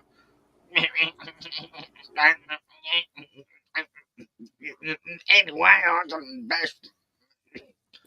Anyway, Joe doesn't turn up anymore. He thinks he's better than us or something. Yeah, what's up with that? Let me see. He Let me didn't go even to. turn up at Eric's when he lost his dog, or Let me last see. Eric Farm. Eric Farmer's last stream. When Eric didn't turn up for a few weeks, I was thinking, I hope he didn't lose his dog, and then he fucking God. The same happened with a few people I watch online. I can see what's happening. I can see the dog slowing down. Okay. It's like I'm getting all these signs that Bruno's. Yeah, I was wearing my. Bruno, fucking hell. Yeah, I'll have nothing to lose. 9 days ago, I showed up to a stream wearing my best shirt, and no one noticed. Wearing your best shirt. Wow. Good evening. Welcome to Weekend Update. I'm your host, Eric Farmer. yeah. Anyway, Bruni slowed down. Today is going like the slowest I've ever known. I was like, Bruni, you okay, buddy? He's just really taking his time. Getting puffed out by the time we got back. Let's see. If you. Well, you stayed on the stream for about. An hour? 7 hours? 7 I think hours. you stayed on Eric Farmer's stream for like an hour. No, I mean tonight I've been streaming for 7 hours. I know. This is my last StreamYard time. What? And all the others, my 5 other channels have all used up the StreamYard time. It's like what? And I just fluked finding this channel, like this email. It's like, oh my God, I've still got this email. I'm works. almost ready to buy StreamYard Time, you know. So, I ain't got enough money. You know, fuck. Medicare, the government took all my money. Took all my money, took my license, took my got this car. Eric Farmer guy. I don't know. They took my whole fucking life last year, the cunts. But anyway, must have well. What about here? Eric Farmer. Eric Farmer. I was showing him the last I streamed. Sleepy Joe. How do I do this? Oh, there he is. There's a man. No, it's here. There we go. There he is first. Oh no, he's still awake. There I am. See, I'm smoking a cigarette and You're talking giving smart. wisdom to Eric. Yeah. Yeah, I'm talking to Eric, and Eric about all the wisdom. I'm smoking a cigarette and acting all sophisticated and like, you know, I mean, how can you argue against these smoking cigarettes and talking smart? You know, it's like, Mr. Farmer, we're talking about your dead dog here, sir. And he's like, well, let me tell you about my dead dog. And it's like, well, I'm like using hand gestures, and that seems pretty smart, don't it? It's like, you know, you can see me there, like I'm talking to Eric Farmer. When you were talking to Eric that night, his dog hadn't died. No, his dog had just died, you know, and I don't know. Oh yeah, that's right. Now I remember. Sorry, Gordon. Because I was wearing my smart shirt, you know. I was wearing my smart shirt. Anyway. I come on in the Eric, end. and then see the hand gestures, you know, it's like I'm making a point there, and yeah, Eric is listening patiently. He's like, oh, he was lost that night. Oh, poor guy. I really fucking felt. When's he gonna stop? I had to go on there to talk to him after he lost his dog, and then, but no, I mean, you know, how many years do you have Dingo? Like 12 or 13. Yeah. Yeah. That's a long time, you know. And I only had Annie for 6 years, and I felt like I'd lost my best friend in the whole world. I've only had Squirrel Brain here for, I don't know, 6 years, so. Yeah. I only had Robin for 5 years. I still miss her. Who's Robin? You got possums there, Lee, at least, you know, the possums come. Oh, no, I've got wombats, mate, not possums. Oh. Possums are just they're just self-caring. The wombats I've got to actually do stuff with.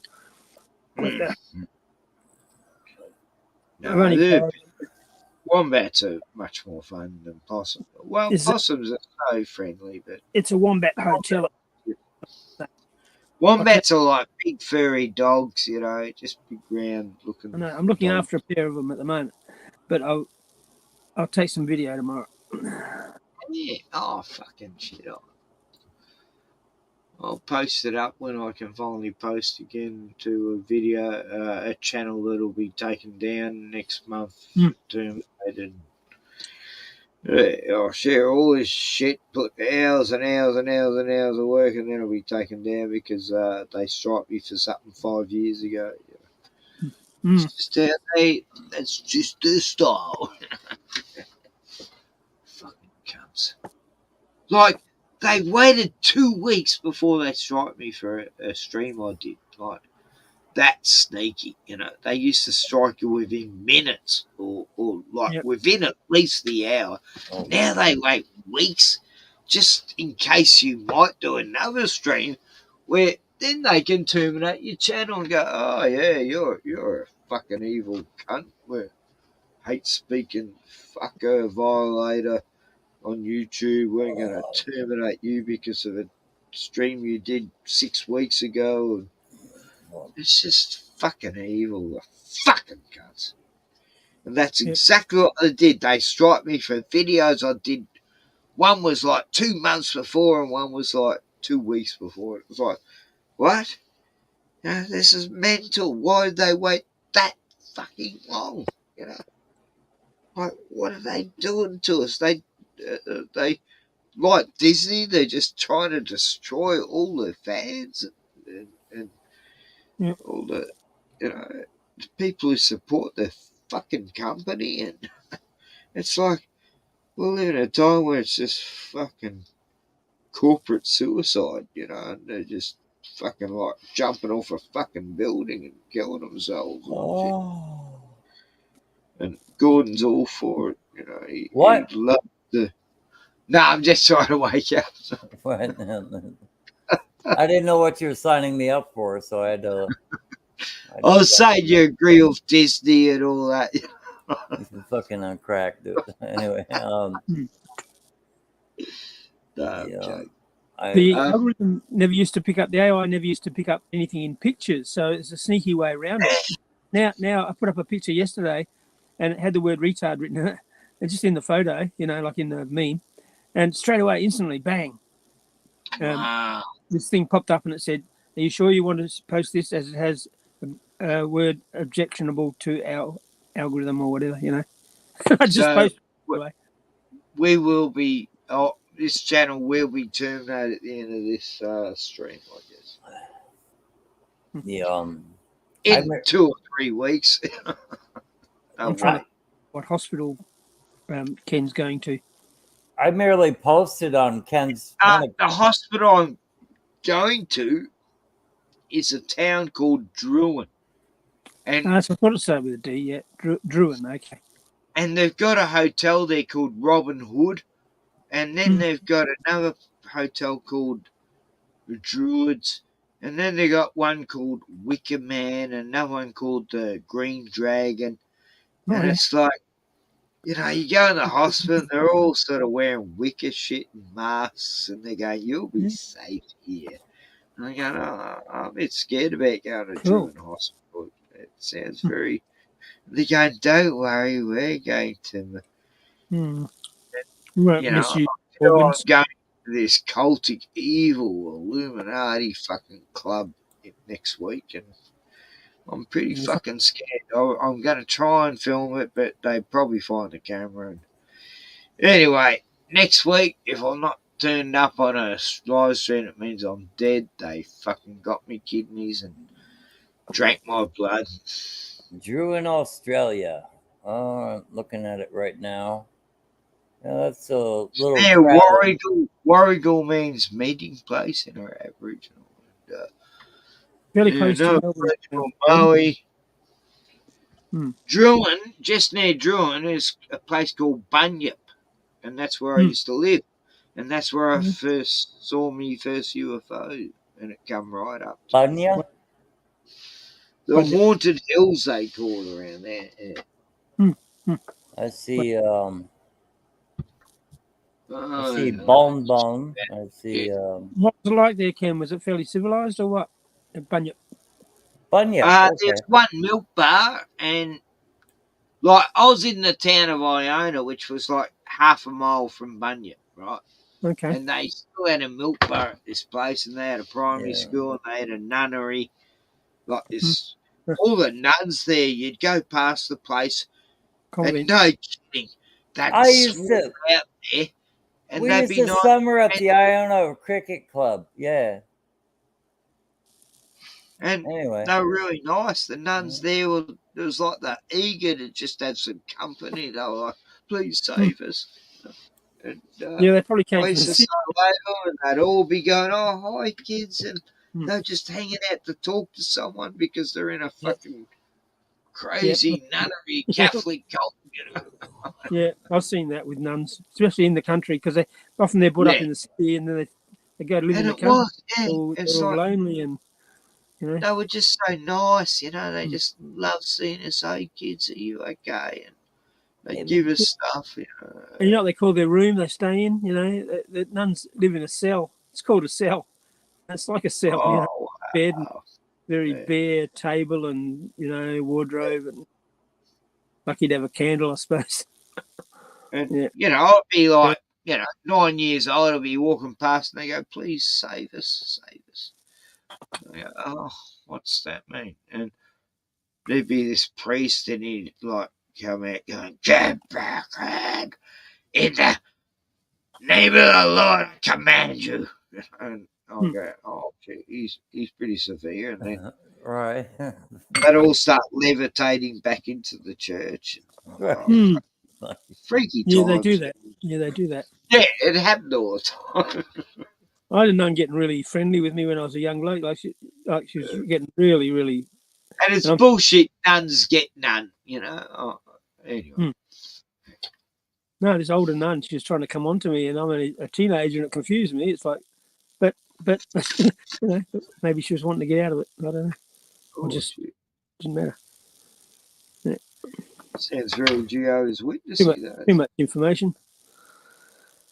Now, let's hear more details. How old was she? I've said too much already. Oh, she's probably in her late 20s or something. No, sounds good. An older woman. Okay, I'm just going to record this so I can reflect on it later.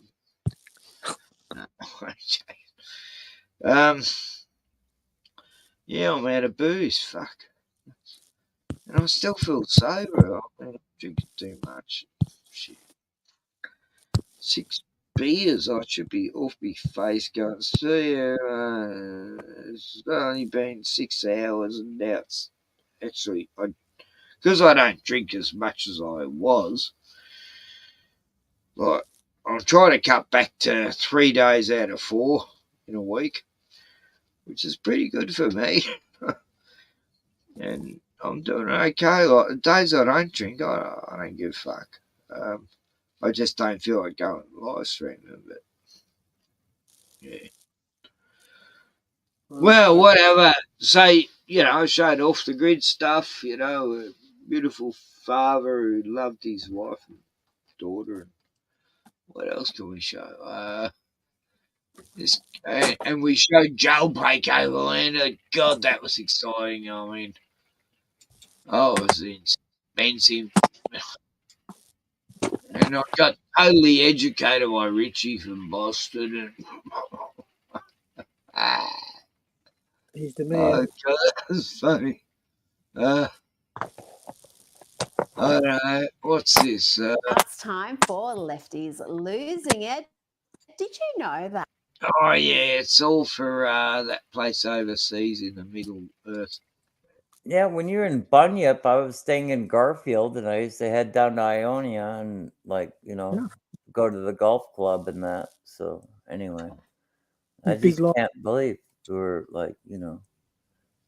stone's throw away in that. I know. Yeah. That was originally called Bunyip because all the indigenous, that whole area before it was settled, 500-600 years ago, they lie about history, but it was all swampland, and that's why they used to see bunyips and everything, because they love the swampland. And then they just, over the next 1,000 years, sorry, Lee, I'm stupid. But I used to go down to the cricket club in Iona. Yeah, you go to these places, all farmland. They filled in the swamp with soil or somehow. I don't know how they fucking did it. Because when you see how Bunyip all the way through Gippsland right up to where I am, it was like the most primitive swampland, and somehow they filled it in and made just rivers, and all the swamps left and all the bunyips left, and now it's just Aussie. I'm an Aussie from way back, It's like, yeah, I know, mate. I used to go down to I was living in Garfield. When you're living in Bunyip, I was down in Garfield, over in Garfield, and used to go down to Ionia and the cricket club, and Yeah, it was really a good time, you know. Yeah, Garfield's just up the track. Yeah, the Right. great potato growing country. Yeah, Right. Yeah. Garfield. You go to this store along the highway, and they got all the best potatoes you can buy in the fucking state. Yeah, Yeah, I was. Garfield potatoes. Yeah. Yeah, we used to summer in Garfield, winter in Garfield, because it's really cold here in North Dakota. But yeah, we used to winter in Garfield and go to the cricket club in Ionia. And Is it still on the map, Iona? I mean, it's what about Long Warry? Did you see Long Warry along that trip? oh yeah, I think I saw it on some road signs. That was and when whatnot. we had our first UFO encounter. Yeah, we go down to Vervale and visit some people my mother knew down there, and Vervale and No, Long Warry's about 20 minutes from Iona, which is where, first we see a UFO in Long Warry, and then we shift from there to Bunyip, like Iona, and then, yeah. And there was this like a really nice restaurant, down in Coral Inn, and I'm bored. Hang on, what? Anyway, but yeah. So yeah, we used to. They serve Cornish pasties. We used to really hang one on there in Coral Inn. Yeah. Coral Inn, is that near Mexico or? No, that's past Vervale, past Ionia. It's like you go. My primitive. Yeah, you go towards Melbourne. Yeah. Yeah, going towards Melbourne. Oh, you've been looking at Google Maps. I know, it's terrible. I'm fucking retarded. I am fucking retarded. I can't help it. I love Google Maps, but anyway.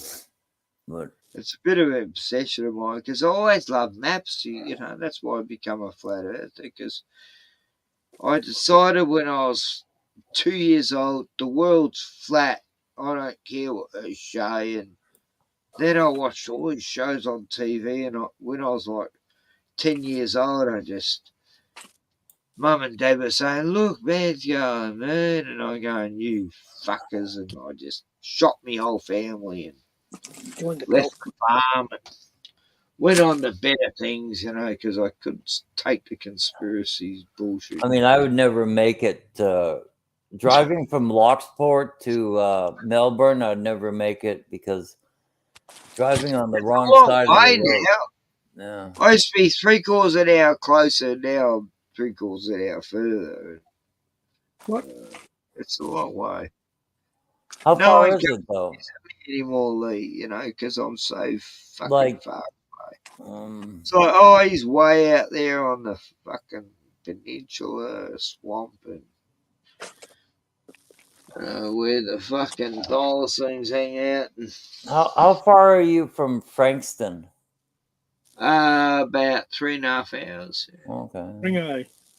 They call it Fringo. Fringer. Fringo, yeah. Fringer. Fringer means a condom. Anyway. Oh yeah, there's French Island right there in the middle. Yeah. Okay. I miss that place. I loved it. I got bad memories of Vanny and that dying, but she had a lovely time there. Good old Frank. I don't see any roads on that island. Oh, they won't show you the roads. You can't do like road view on French Island. They don't map it like that. It's funny. That looks like a place where Papillon escaped. Yeah, it was. It was like I felt like I was living Papillon, and I had this Dustin Hoffman looking dude next to me. Devil's Island. I counted the waves. When I was on there, I kept counting the waves, and every 7th wave. Yeah, you were going to escape and shit. Wait. There weren't any waves. Okay. See you, Russell. See you, Caveman. See you, Davey boy. I'm going to try and escape from here. And they go, "Oh, kid, please." I don't think you'll make it. The seventh wave, I had a raft made of coconuts. It fucking worked. I tell you, I got back to the mainland. It was only like 5 miles across anyway. Right on. Yeah. And then this ferry goes past me. Go, what are you doing? I go, look, I've got You to could have escape just gave my us a own few. way. I don't need a ferry, okay? I'll escape my own way. You could have They just go, gave you're us a few fucking dollars. mental. They started chucking cans at me. Go, yeah. And then I get back to civilization, and then it's just apocalyptic nightmare when I start meeting all these zombies that had this injections and shit. Just become like I lived the apocalypse last year, but then the whole Mandela effect happened again, and it changed everything. And I'm back in Locksport. I don't know how I ended up back here, but I was on French Island last year, but then Mandela effect happened. Suddenly I'm living in this back where I was a year before that. And it's like, wow. Locksport looks better though. I don't know. It is it is. Let me see, where is there isn't much to see on French Island. Like, it is. There's a few nice spots. You can go look at the bay and see the mainland everywhere you go around the island, but it's the only reason I liked it is, well, the main reason was no cancel, no cops, no law. So, what are you on there? You're on like a peninsula. Yeah, I know. Like, Well, you're on like Cape Fear or something, He's on a peninsula. Cape Fear, he says. You're so crazy, dude. I'll wait for Robert De Niro to come. Are you on Lake Street or we got a boathouse ready? You're further down from Lake Street. Let's see, where are you at? Oh, stop doxing me. Yeah, right. You're somewhere along Lake Street, I think. No, you're on like Campbell where the Street. Thylacines roam, You're remember like when Campbell Street. Remember when Hunter Thomas did a book, where the buffaloes roam? Oh, he's so fucking wild.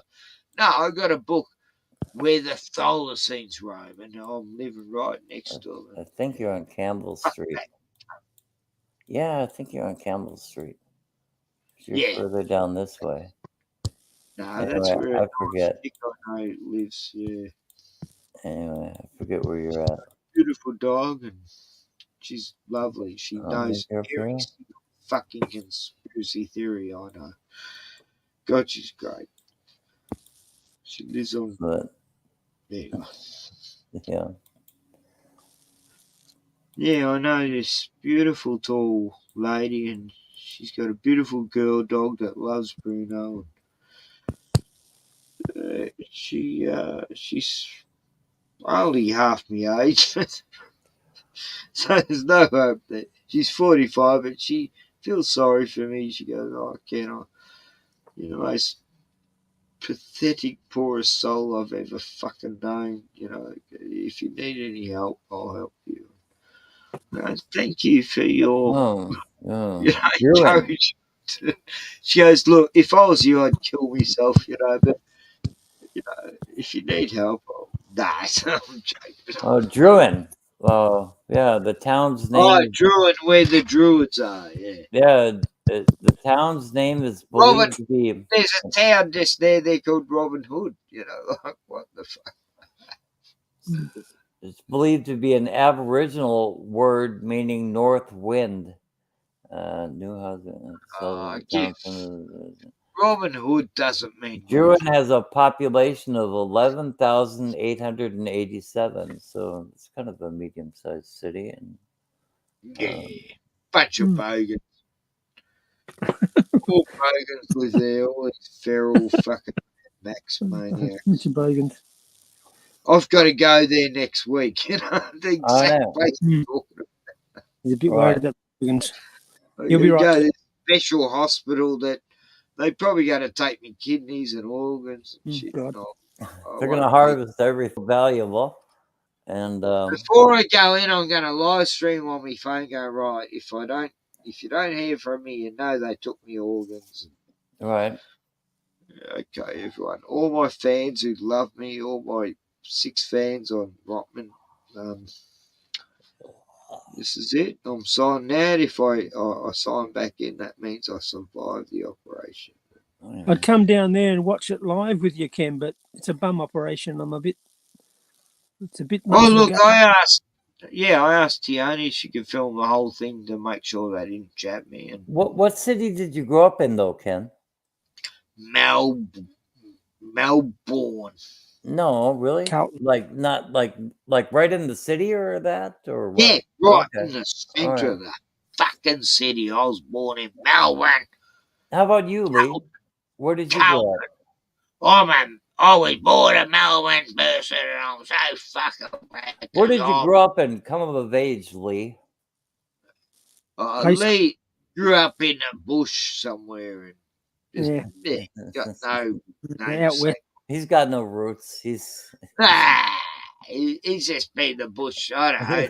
He stayed killing and eating kangas and surviving in the bush. Riding wombats to school. I never knew my mother. I just crawled around on the forest floor and made my way. I was brought up by wombats. Raised by wombats. I know. Like, they used to call Lee Wombat Kid at school. The Wombat Whisperer. He called me that, and all the wombats, like the 10 of them around him, would go, they didn't, you just got used to that. And they used to protect you. If any kid punched Lee, these wombats would attack him. And yeah, they're ferocious, I know, right? They used to be on the stage of the school, and the teacher was teaching. The teacher would be going, "Oh, please don't bite me. There you go. Please teach me something besides evolution, you fucktard." And that's just how it was in the 60s. Yeah, I found a piece of paper there that said my birth certificate was Adelaide. That's what it says. Oh, okay. Right. Yeah, that's further east or further west. Yeah. Yeah. Well, it depends on which way you hold the map, Yeah, hold the pancake, Yeah, it depends on which way. You were so lucky living in South Australia, Adelaide. All the serial killers there, like it's the most toffee and civilized. Adelaide. It's the most toffee and civilized sort of place in Australia. I know. All these serial killers killed a third of the population. Yeah, that's not in Adelaide though. Well, it is in Adelaide actually. Yeah, it is. They've got two kinds of people. You got two kinds of people there. You got the toffs and the. Lee was one out of 3 that survived all the serial killers in Adelaide. Yeah. I'm not even seeing Adelaide. They're highly Christian Anglican place, They didn't have any convicts go there, so they had to make their own, and they did a damn good job. I'm not even seeing Adelaide. The Free State of South Australia. Hey, do you know how to get? They are the leaders of Australia in a lot of ways, Oh, there it is. Wow, that's serial killers. Yeah, they're the leading ones in serial killers. The leading one. No, I'm talking about really the leading ones. Oh, other stuff, right? Yeah. They dragging Australia into the next century. That the best food comes from there and all that, because the best beer, like Ken always says, the best beer comes from Adelaide. I know. It's not just the beer; it's all the they have the best of it. Bloody Cooper's is South Australian. It's fucking the best beer. Yeah, not just there, but it's the chocolates. It's the best drinks come from there. Yeah, the best everything, but when it comes to food and that, but but if you go out in the bush there, if you go north of Port Augusta, gotta be careful. I was gonna say goodbye to everyone you loved, and yeah, we used to winter in Adelaide, just off Burlington Street, off the A10. Anyway. Yeah, the A10. No such thing as the A10 when I was there. Really? I don't know. The main road was still dirt when I left. Yeah, let me look for a street sign. What about King William Street? Oh wow, this looks. Everybody's on When the I right was in side of the America, the last time I visited America, it was probably 1880s or something. And I managed to save like thousands of Native Americans, and I joined Billy the Kid's gang. Oh, world. Right, cool. And we got to kill Custer. They think the Indians killed Custer, but no, we fucking slaughtered the cut. I'm looking at Smith Street. Yeah, I went to. That was back when I was a Time Lord. Yeah. Right on. Cool. I went to Honolulu. With the Brady Bunch. Yeah, when we're going through Honolulu from Waikiki to the airport, and you got Honolulu there, right? Which is, and I saw all these pine trees and big palm trees and all that in about a 5-acre area, right by the beach near I don't know, not far from Waikiki. And I said, "So what's that?" And they said, "Oh, that's where they filmed Gilligan's Island." It's all a fake set with fake palms, and I think they filmed Flipper on the same set too, like the same area. Yeah, right. But it was real funny to see. I was going to go and have a look at it, but yeah, it was all Remember fun. Gentle Ben about the bear? He was great. I love that show. Gentle Ben was my favourite. I'm looking at an Adelaide cop car, and it looks like it's a Subaru or something. I don't know what the fuck that is. Well, there you go. It just shows you they're very sophisticated people. Yeah, right. Absolutely. This is. They're very good at keeping Victorians out. They've got a love-hate relationship. They've got a love-hate relationship with Melbourne. Melbourne is kind of their sister city, like their big sister or something. But they hate the footy area, But if you want anything special, you had to go to Melbourne to get it. Like they never had any winter clothes in Adelaide. You wanted good winter clothes, you had to get them from Melbourne. It's kind of. Yeah, it's kind of weird, because Melbourne's big on manufacturing of textiles and that sort of thing. Whereas South Australia, that's where all the cars were made and all the heavy industry, all the refrigerators and fridges and all that were all made in Adelaide. Yeah. A lot of I don't know what they do now. I don't know what they do now. Old bludgers, I guess. I don't know. Last time I was in Adelaide, it was the 90s, and they gave me 24 hours to get out of South Australia. Yeah. Oh, wow, why do I feel like I'm living a Rambo movie? I can't wait to tell the cops in Victoria. What did you do, Ken? They found 2 grams of marijuana on a friend of mine. Oh my God, you should be ostracized. Lucky they didn't execute him. All because we had Victorian number plates. They wouldn't have pulled us over. I hired if a we car. had South Australian number plates, they would have left us alone, but they hate us. People were walking around the fucking city wearing T-shirts saying "Kick a Vic," that's how much they hated Victorians. It's like it's all about the footy. It's all about they steal all our good footy players. Yeah, it's just mental. It's like what ferals are they? I went there. The city itself is like.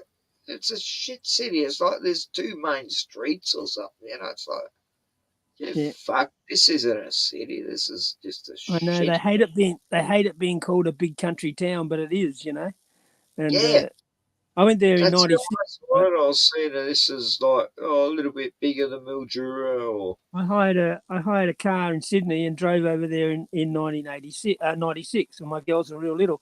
So they're in the back with the was a Mitsubishi Verada, it was called. They're in the back in their little car seats, and we're driving along. I'm driving through Adelaide. I would have went past your leg. 96 was when I went there. I would have gone past you. I was the one who was trying to run you off the road and kill you and that. Oh, you were that bloke. I wondered who that was because I was driving along. Yeah, I was driving along with my family in the car. We're all in a little conservative little car, but I forgot I had New South Wales plates on. Driving along, and this guy next to me is driving real funny, and I could tell he was going to try and run me off the road. And we're in a whole lot of traffic, And sure enough, I sort of eased back because I could tell what he was up to because I know what they're like over there. And so I've eased back, and he swung over in front of us like he real, in front of me, and then I just let a whole lot of traffic get between me and him. I just slowed down, let cars overtake me. Got about half a dozen cars between me and him, and I couldn't work out why. And then I realised it's the New South Wales number plate, and the number plate happened to be 666 on it too, which wouldn't help his mental state, and and yeah, and I was hoping my wife wouldn't see it, but she knew straight away that he was one of those kind of guys, but that's what they're like over there. Sometimes you get these crazy people, and I'm sure it was the New South Wales number plate. I'm sure that's what triggered him. Especially if it said 666 on it. Yeah. I know. Then I went and told all my Jehovah's Witness relatives off, it was all bullshit and all that. And then when I got back to Sydney, my sister, I got her on the phone, my young sister, and she says, I said, "Oh, look, I just realised I had a 666 on the plate." And she says, "Oh, we all thought you did that on purpose," like as a stir, and you can't do that on purpose. How can you hire a car with? It was just all the cars in Saudi Arabia and that, they're all 666. That's how they start. Yeah. Doing that Anyway, Middle East, all the Jewish places, all their cars have got 666 on them. I don't know why that is. I think Adelaide is so boring that people, I don't know, they get into kinky shit, But there's so much to do in a place like Sydney. You never have to be bored, There's always to do, Adelaide, their kicks are just serial killing and killing people and peasants and homeless. Well, never see any homeless on the streets of Adelaide because all the elites are murdering them and slaughtering them and blaming on some feral fuckwit family. Anyway, that's just, I'm going down. Keeps the streets clean up. Ken, how dare you besmirch Adelaide, the wonderful city of churches? Churches. It's the most righteous place in Australia. They got more churches than anywhere else, but they got highest number of serial killers. But anyway, it's full of Germans too. How dare you? It's very much like North Dakota. It's just a peaceful, happy little city. Looks pretty nice, really. I don't know.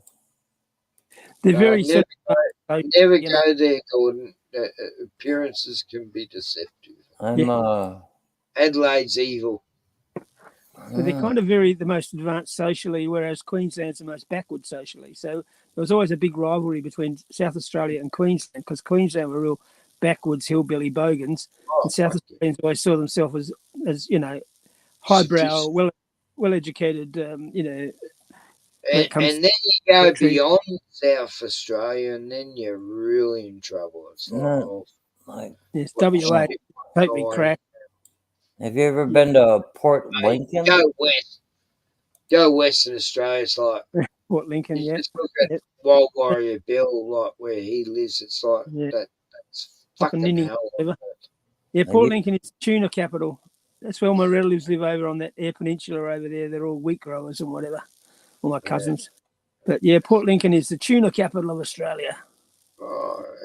That's where they had a great Australian athlete called Dean Lucan. He was a tuna fisherman and he was strong as an ox and he won the gold medal Olympics, beat all the Americans in that at weightlifting. So excellent. Dino Lucan, the big Greek tuna fisherman. Yeah, looks pretty exotic. I know about that, but yeah, Dean Lucan was a big. At America, we beat you at tuna fishing. Big Dean Lucan, he beat you, but then he ended up in jail for smuggling cocaine into the country through his tuna. But you've never driven all the way to Perth or anything? Yeah, I have.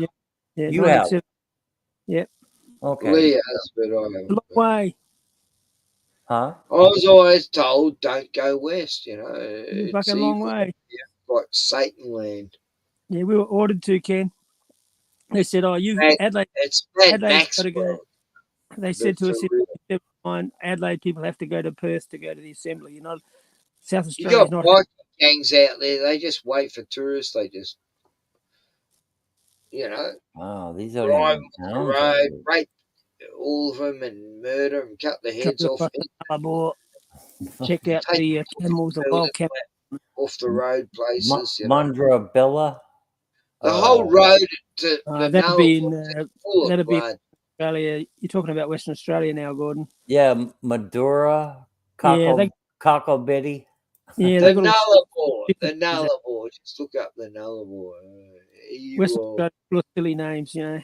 So many people going missing along there, and not just Like from where Europe. is what's the name of Billstown? Munkin Jingling Jing. Gumble. Oh, that's it. Dumbalingalong. Dumbalong. Yeah. Dumbalingalong. My sister's at Poppaninning. Oh, wow. All these stupid names out there. Yeah. Hundreds of stupid little. They're tiny towns over there. The towns get smaller as you go. Oh, you got a Dundas. Oh my God. Dundas is in Sydney. There's a suburb called Dundas in Sydney. It's like Western Australia. I don't know, a couple 100 kilometers from Perth, but Dundas. Yeah, I got a Dundas in down in Northfield. Other countries steal all our names. You know, America and England, they steal all our names all the time. Northfield, Minnesota has a Dundas. Yeah, they would have stolen it from here. These. They took our Dundas fucking words. Yeah, Americans copy everything. They same as the Brits. I know we got a lot of English names for places like. Oh, you got Norsemen though too. Yeah. City of Norsemen. Yowies, and we got. Looks like it's about 10 blocks by 3. Yeah, City of Norsemen. Oh, you're on Google Earth, are you? Yeah. Okay. Yeah. I walk around. I think we're losing the viewers. I think I had like 250 people watching. Now it's 4. Yeah, right. Charge your truck. I think it's your wheels. Yeah, I'm doing. I always do these Google Street Views. It's like, oh yeah, what about this or that place? I want to check that out. It sounds like you're circumcising Australia. Yeah. Yeah. Circumcised navigating. Let's do. Yeah, my blood is too thick for Nevada, so I don't think I'd make it in Australia. Thick blood. It's pretty cool here this time of year. Right. Yeah, I'd be all right now this time of year, but it's below 0 tonight outside. I doubt it.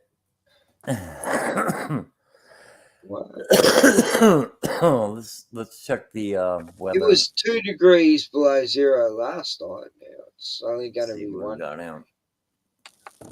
I'm showing Celsius. Celsius. Yeah, I'm showing 10 degrees Celsius in Locksport right now. That's bullshit. And, 10 degrees. Yeah, 10. I mean, even on my computer, which is 10 degrees out most of the time.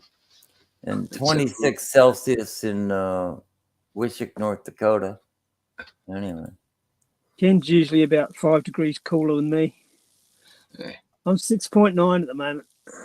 Is that right? In the Celsius, yeah. Okay. So it's pretty cool there, yeah. I got to check my phone because the computer doesn't give me a right reading. You're on 7.1, Ken, according to this. So I'm colder than you, Ken. Yeah, probably because 0.3 degrees. I tried to turn the phone on, my phone went dead. Hang on, it's only 3.2 here. It's updated. Oh, that's nice. It's getting there. Yeah. Getting down. Yeah. It'd be nice if Canberra's good because it always froze outside. So if you want to make some ice, you just leave a bucket outside. And I remember, yeah, it was always like I lived out Aubrey Donga Way, which is near always grass, like ice, grass. And, yeah, it was fun. Frost, yeah. Yeah, Canberra's we north. got that here a couple of times during winter. Oh, hang on, during winter. It's winter now. What am I? Yeah, Canberra wind. It's below zero tonight. Oh, Canberra. It's below zero at the moment. Yeah. I reckon people are very excited about this stream. They're going, "This is fucking amazing what they're talking about." Yeah, we should be sharing stuff. We should be telling more. Yeah, like videos or something. Yeah, it should be showing good videos. I give up showing you videos. You have to be prepared. Like I'd like to do. I'll do some live streams as well, but it'd take a day to prepare all the videos. Yeah, like got hundreds of subs. I'm the same. It used to take me like days to make a video, and now I can't be fucked. Yeah, but I'm saying just to prepare the ones that I like, out of the dozens that I watch every day, it's. Oh, it's 6 degrees right now here. Yeah, you got a strong wind warning coming up there, and I guess it's gonna get up to about. Lowest is 4 degrees. That's pretty good. It's actually saying your strong wind warning is because what? I mean, I'm not getting this. It says your wind could get up as high as 20 kilometers an hour. It's like, what the fuck? Oh, normally it's 120. I know. It's like, what the fuck? We just get. I thought this would be treacherous, It's like, what the fuck? We get crocodiles just flying from Queensland. Yeah, I think it gets like there where Ken is. Crocodiles flying through the air and shit. It's like it's all because of the natural weather system. It picks up fish and crocs, and then they float in the clouds and they drop them. No, that's. Well, let me see. I'm going to try to. Crazy. It's like I've never. It must be a Mandela effect because I never remember that shit. Try to click on it. Bruno and I try to fight off crocodiles. Strong wind warning from Wednesday 12 a.m. until Thursday 12 a.m. Let's see. Victoria Regional Office, Australian Government Bureau of Meteorology, affected area, Central Gippsland Coast. Let's see. Strong wind warning for Port Phillip, West Coast, Central Coast, and Central Gippsland Coast. And that's all it says. What the fuck? I don't sense that a big wind's coming up, but how is it?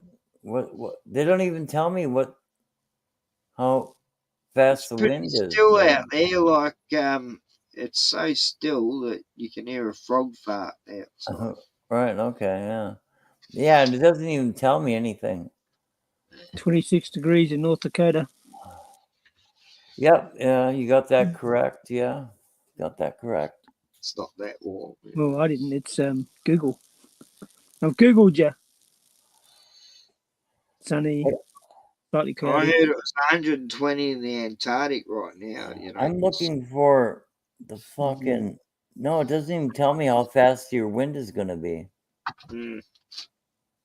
How strong? I only know 30 minutes before. Really, they're just guessing most of the time. Yeah. Hourly weather, Locksport, Victoria, Australia. Balloon, Ken. The guy up there a.m. with binoculars and a walkie-talkie, and he tells you. Well, it says it's 18 kilometers an hour, which is like I don't know. That's like a walking pace, isn't it? Let's see. Yeah, it's not bad. We haven't got that wind here, though. It still has outside. I don't know why. I just looked up South Pole weather, and it says no results available. There you go. Got no idea what's happening down there. Well, I know the weather down there. It's a secret. Don't tell anyone. That's it. Yeah, but they don't want us to know that they got beautiful fucking tropical. Yeah, fucking dinosaurs down there, mate. Yeah. You're riding on dinosaurs and T-Rexes. Like the Flintstones. Yeah.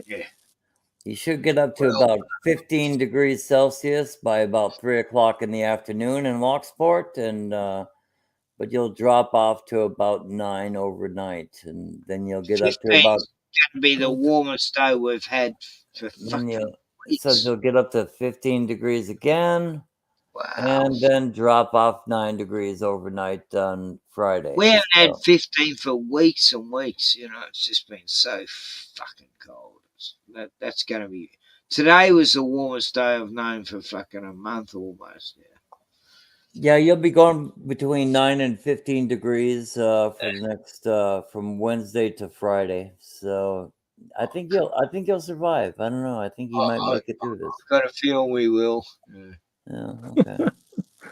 And, Tiani's gonna pick me up next week from the hospital, but she's getting morning sickness and shit. Oh God. Can we make prank phone calls to the hospital while you're there? Yeah. Oh, it'll be just ring up saying, look, I know he's got COVID, just make sure he has his vaccine while he's under.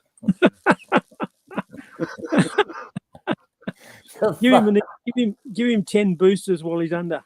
Yeah.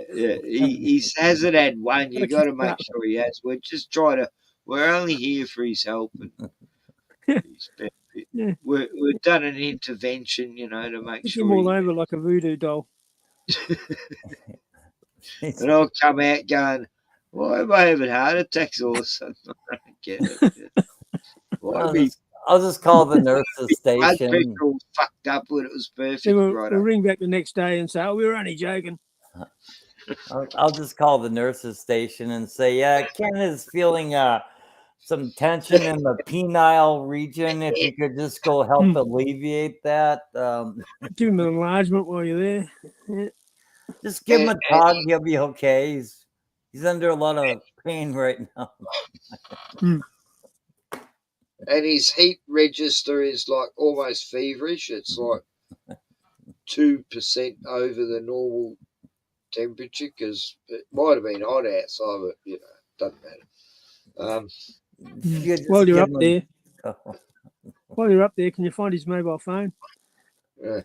It stopped vibrating about a week ago.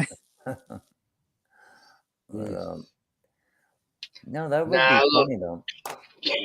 After next week, you won't know about me because my organs will be much more valuable than anything more I can contribute to society, I guess. I have a feeling you're going to survive. I can't add any more currency to this world, and so what better way to make out an old 65-year-old cunt dies accidentally and they can harvest the good organs I've got left. Well, if Joe Dirt lived through his operation, you're definitely going to live through this. Yeah, but they thought, we can still put him in cage matches and shit. Yeah, they might pump you off before you can get the pension. Yeah. Go, we're talking shit. They thought, I should finish it. Like, I'm using up all my valuable. This is my 5th account that I forgot I had. I was like, yeah, you should have taken it offline an hour or so ago. How much time left, Ken? Where do I go? Yeah. What do you do? How do you do this? How do I go offline? Do I click end live stream or how do I do this?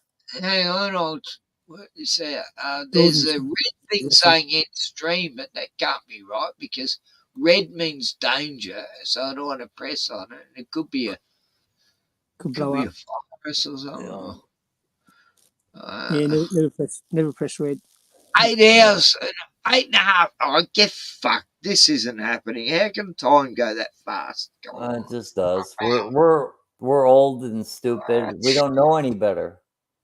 I don't know if this stream will last. We're old. We're retarded. We don't know any better.